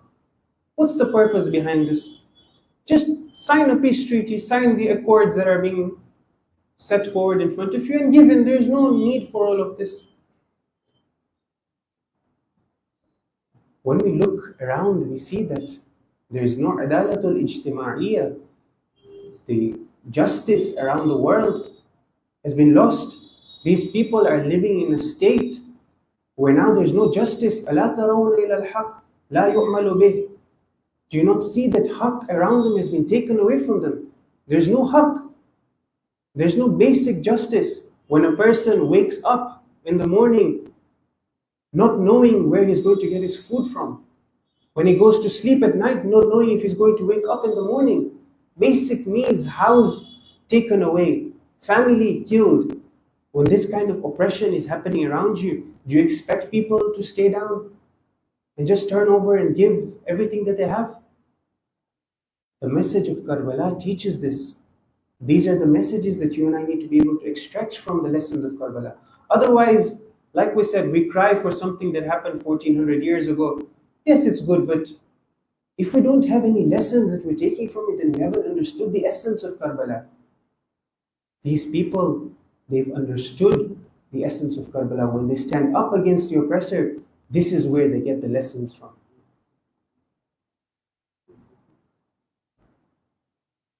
But what is haqq? What is truth? This is a question that we want to explore briefly, inshallah. What is this truth that we speak of? What is haqq? A person comes to Amirul Mu'minin Ali ibn Abi Talib, salawatullahi wa salam alayhi,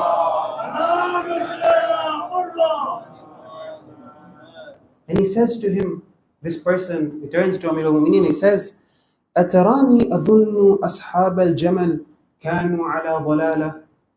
Do you want me to accept and do you wish me to think that the Ashab of Jamal, the people who came out to fight you, O Amirul Mu'minin, O Ali, these people who came to fight you in Jamal, they were misguided? Do you really expect me? In other words, in my words, do you take me so much as a fool to accept that these people who came to fight you in Jamal, they were misguided, for example, and you were guided? Look at how Amirul Mu'minin replies to him. This is a lesson. He says, فَقَالْ يَا حَارِث, he tells the person, إنك نظرت تحتك ولم نظرت فوقك فحرت. Oh Harith, you looking down. You haven't looked up above you. Your vision and how far you can see is only beneath you. You haven't looked above you. Oh Harith, if you were to look above, you would understand where haqq and batil stands. But your vision is limited. You know, sometimes we say that a person is walking, he can only see as far as his nose is, or he can only see in front of his steps. Meaning that the person doesn't have a broader view of things. His lens is limited. He doesn't see the reality. Imam is telling him, you don't see the reality. You're only looking by your feet. You haven't looked above.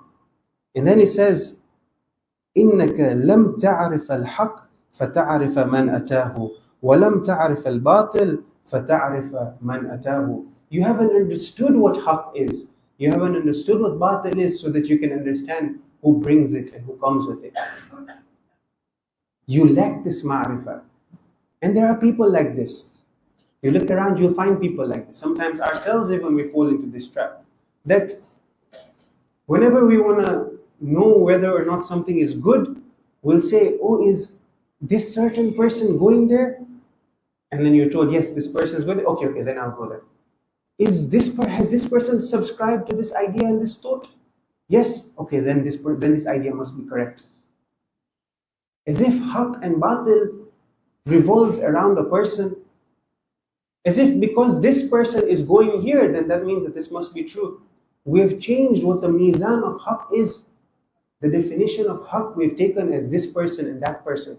When I see, for example, this friend of mine, if he has this view, then yes, I accept it. I'll open our eyes, have a little bit of ma'rifah, understand that haqq is not determined by people. The Quran tells us, وَالْوَزْنُ يَوْمَئِذٍ الْحَقِّ. The scale on that day will be haqq, not this person and that person. This person, when he misguides you and he takes you to the hellfire, at that point you realize that this person was not haqq, and I put all my eggs in his basket. The Quran is telling us that haqq is independent of what this person and that person says. Yes, there is one exception, of course. There is one exception, and that is that Aliyun ma'al haqq wal haqq ma'ali. Where Ali stands, haqq stands, and where haqq stands, Ali stands. You want to look at where haqq is, look where Ali stands. You want to see where Ali is, understand that haqq is over there. These two, they're synonymous. They go together. But apart from this, in our day-to-day lives, it shouldn't be the case that all of our knowledge, all of everything that we do, we depend on a certain person. If this person is doing this, then I'm going to do what the person is doing. We need to be careful and understand and look for haqq and not people. Because people will misguide us. People will take us to the wrong path. But if you understand where haqq lies and you go behind haqq, then know that you will be secured.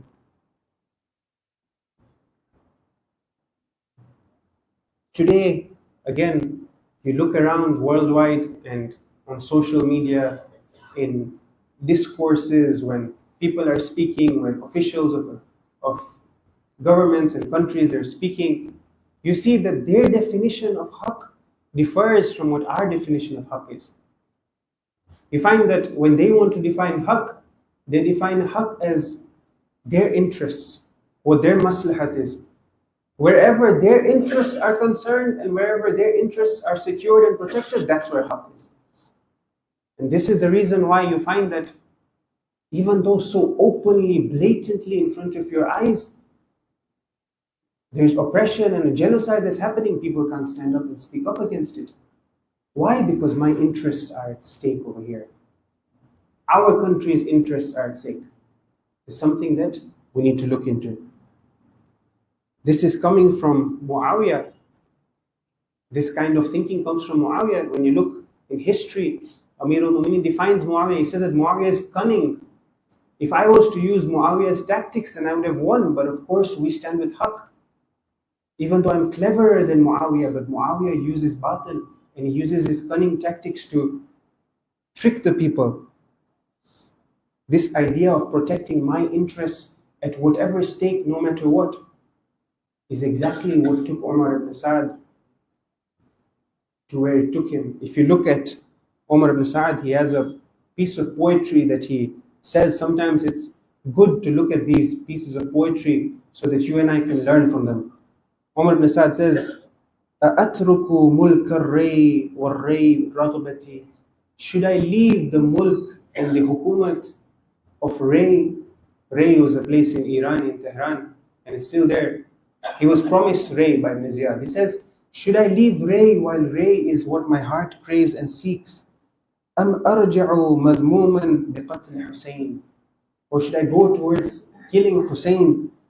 وَفِي قَتْلِهِ النَّارُ الَّتِي لَيْسَ دُونَهَا. And whilst I know that killing Abu Abdullah and killing Hussein guarantees me the hellfire and nothing else. حِجَابٌ وَمُلْكُ الرَّيْ قُرَّةُ عَيْنٍ. But the mulk of Ray is the sweetness of my eye. His interests are at stake. He knows what the truth is. He knows. He's saying this himself, that in killing Abu Abdullah, hellfire is assured for me. But the mulk of Ray is sweet. The mulk of Ray is what I've been craving. The sweetness of my eye lies in the mulk of Ray. This is Umar Sa'd saying this himself. These are his words.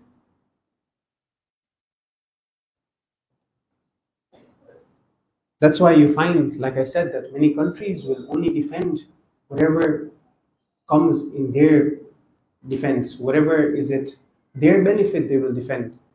One of these Arab countries, the leaders, he was told that, will you not open up the border and help these people? He came out and said that nobody will define what our interests are except for us. Nobody can tell us what's good and what's bad except us.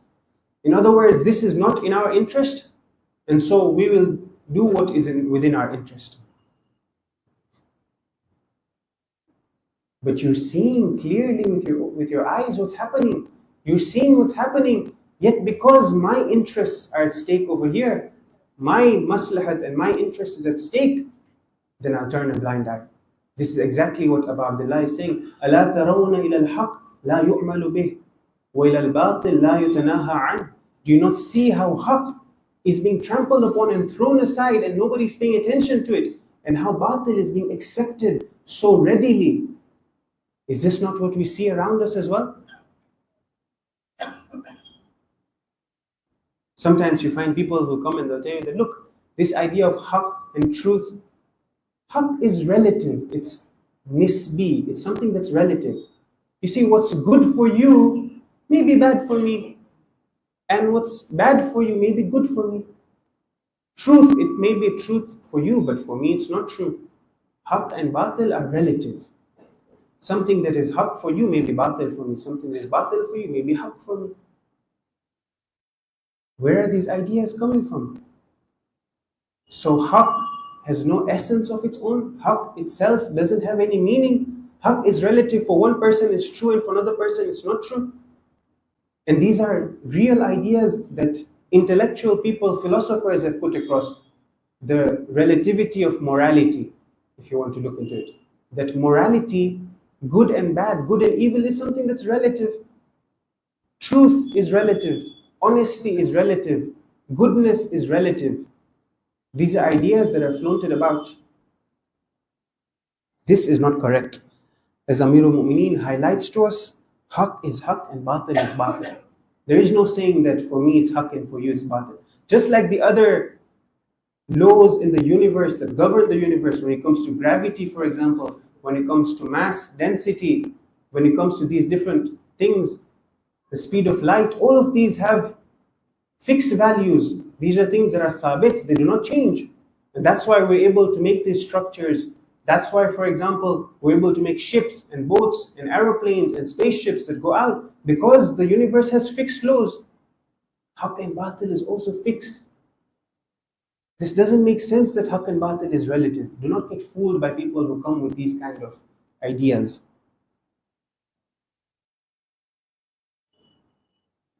So the University of Abu Abdullah is an all-encompassing one. It is one that leaves no one aside. It's a wide university that has place for each and every single one of us. But we need to be ready. The conditions need to be prepared within our hearts for us to be able to enter above the ship, as we know that Abu Abdullah is Safinatul Najat, the ship and the ark of salvation. But in order to embark on this ark, I need to be ready myself. I need to place myself in a position where I can now embark on this ark. One of the lessons that we learn, a practical lesson that we see, is the lesson of bravery. Bravery, shaja'ah. Bravery is something that is a lesson that we take from Karbala. You see, when it comes to bravery, there's different kinds of bravery. One is the kind of bravery that you see on the battlefield, which you see in Karbala. You see, for example, when Abu Fadl al-Abbas rides out and is only going to get water, yet 4,000 people surround that area in order to stop him. This is bravery. This is fear that is etched into the hearts of the enemies, such that one man riding out to get a bit of water, 4,000 people have to stand over there to try and defend. This is bravery. So one bravery is bravery on the battlefield, which we see in Amirul Mu'mineen as well. But then there's another kind of bravery that you and I see. The hadith tells us, أَشْجَعُ النَّاسِ مَنْ غَلَبَ هَوَاهُ. You want to see who the bravest of people is? You want to know who the bravest of people is? مَنْ غَلَبَ هَوَاهُ. The person who is able to step upon his desires. These carnal desires of ours, these base desires of ours, a person who's able to step on his nafs, who's able to step on his desires, is what the hadith is telling us, is أَشْجَعُ النَّاسِ. The bravest of people. Not the person who's in the gym lifting 100 kilos, for example. Yes, you're brave in your body, but you want to know what the hadith describes as the bravest of people? The bravest of that person is the one who, when he goes out into the streets and he sees the namahram and his eyes are calling him towards that, he lowers his gaze. The bravest of people is that person when he's in an area where people are mocking him, he's able to stand by the truth and defend the truth. The bravest of people is when oppression is happening around the world and people around him are quiet, he's able to make a voice and make a stance. And we see this in Karbala as well. We see how people were able to step upon their desires. You look at Hur, for example. Hur is a beautiful example. I was seeing a video the other day where one of the ulama who was talking about how Abu Abdullah is so beautiful that on the 9th of Moharram, when the enemies wanted to attack, Abu Abdullah delayed it by 1 day so that even Hur can make his way to the camps. Because he's seen in Hur a purity. Yes, Hur has done a bad thing, but Hur has a purity within him. There is still hope in Hur. And so it's delayed so that even Hur can join the ranks of Abu Abdullah. So we see that this bravery that the hadith describes is stepping upon the nafs. And this is something that's highlighted in Karbala.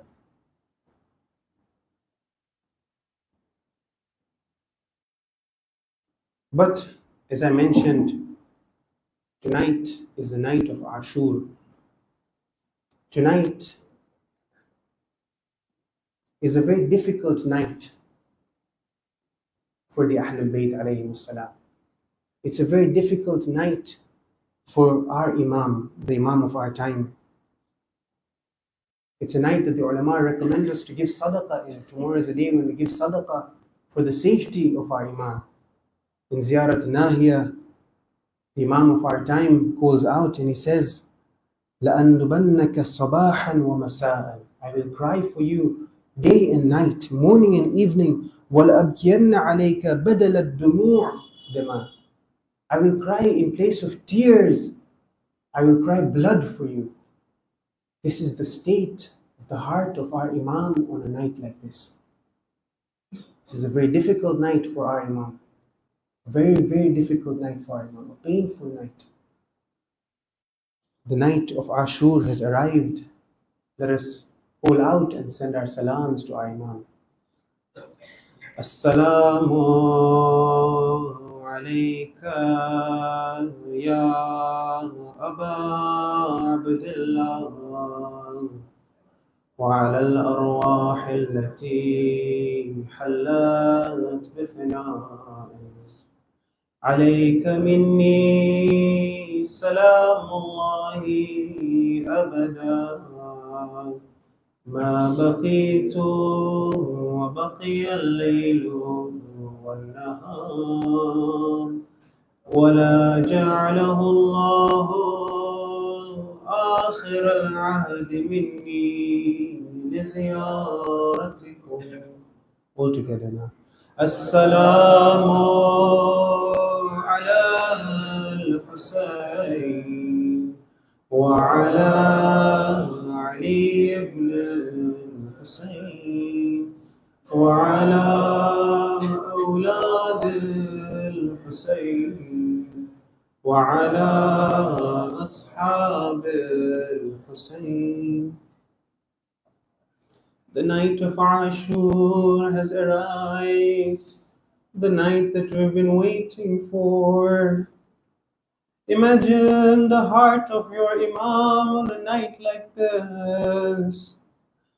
Shab Ashur is here.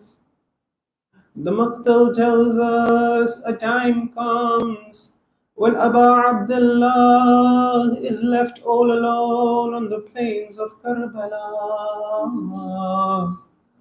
There is nobody left from his companions, nobody left from his children, except for two, except for Sajjad and Ali al-Asghar. There is nobody left with Abu Abdullah.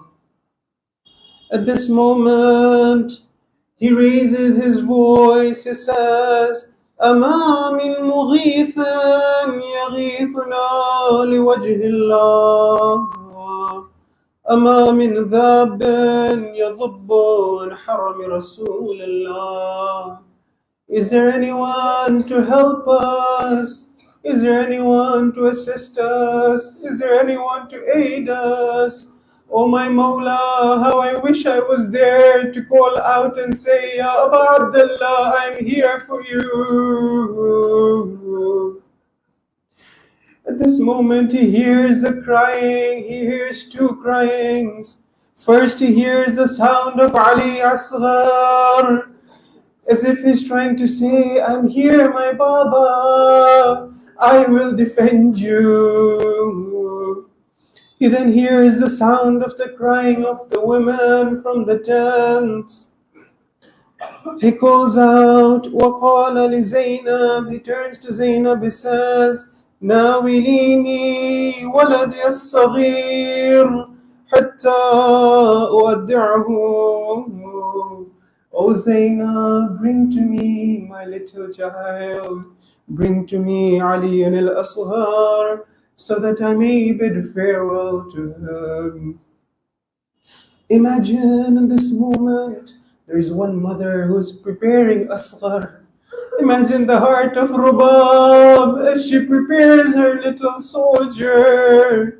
Imagine the state of her heart as she prepares to hand Asghar to Abu Abdullah.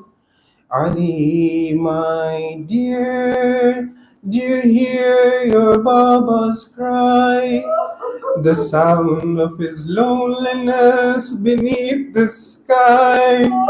Do you see the way he stands all alone before an army cold as stone? Ali, dear, your Baba pleads, do something now, my heart it bleeds. Let him take you to the battlefield, where your strength is all I have as a shield. Bring to tears these hardened eyes, let them feel what honor defies. What does Rubab have if not you, to offer her master pure and true? فأخذه وأومى إليه ليقبله.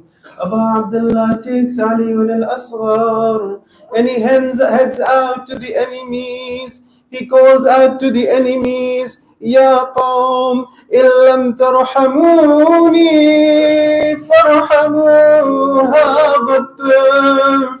If you do not have mercy for me, Hussein, then at least have mercy on this little child. ألا ترونه كيف يتلظى عطشا? Do you not see how he burns in thirst? Ali al-Asghar is thirsty. At this point, the wretched Mal'oon Hurmala, he knows he cannot let this continue. After all, who can bear to see a little infant with lips so dry?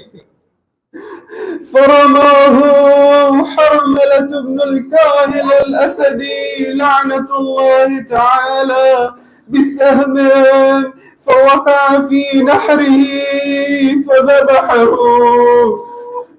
Hurmala takes an arrow. Hurmala aims it at the little soft neck of this infant of Abu Abdullah. Hurmala fires the arrow. Oh, arrow of Hurmala, wait, don't fly. Don't pierce the air, don't fly through the sky. Where is your shame, your trembling fear? Do you not see who it is you draw near? He is but a rose, a breath, a sigh, a cradle's hum, a lullaby.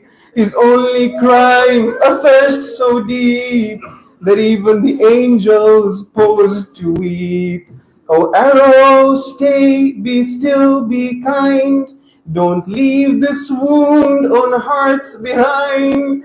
This neck you seek, so soft, so bare, was made for kisses, not for despair. But alas, the arrow strikes the soft neck of Ali al-Asghar. Hussein is left with an infant kicking in the air as he breathes his last. How can Abu Abdullah return to the tents like this? How will Rubab face Ali Asghar like this? What will little Sakina say when she sees her brother covered in blood? فقال لزينب خذيه, O Zainab, take him from me. ثم تلقى الدم بكفي فلما امتلأتها رمى بالدم نحو السماء.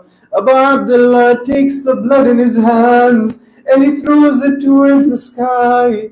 Imam Baqir says not a single drop came back down onto the earth. Then Abu Abdullah turns to Allah and he says, هون علي ما نزل بي أنه بعين الله. Oh Allah, it is easy on Hussein because I know that this is happening under your watchful eye. But tonight is the day, a night of Ashur. We cannot end the Masayib like this. Oh Hussein, my dear Mawla, the tragedies have only just begun. A moment comes now when Abu Abdullah goes out to fight the enemies himself. Hussein is all alone. He fights bravely. This is the son of Haydar. He sends the enemies of Allah to hell. But at the end, Hussein is tired. Hussein is thirsty. Hussein has been taking the bodies from morning up until now, bringing them back one by one. Hussein has carried the bodies of Habib, the body of Ali Akbar, the body of Abbas. Hussein is tired. He takes a moment to take a break, but the Mal'oon strikes him. They throw an arrow at him. Imam falls to the ground. The enemies surround him now, but nobody wants to finish the job until Shimr the Mal'oon steps forward. He sits on the chest of Abu Abdullah وجلس على صدره وقبض على لحيته. He grabs the beard of Abu Abdullah ألا لعنة الله على القوم الظالمين وسيعلم الذين ظلموا أي منقلب ينقلبون إنا لله وإنا إليه راجعون. رحم الله من قرأ الفاتحة مع الصلوات. اللهم صل على محمد.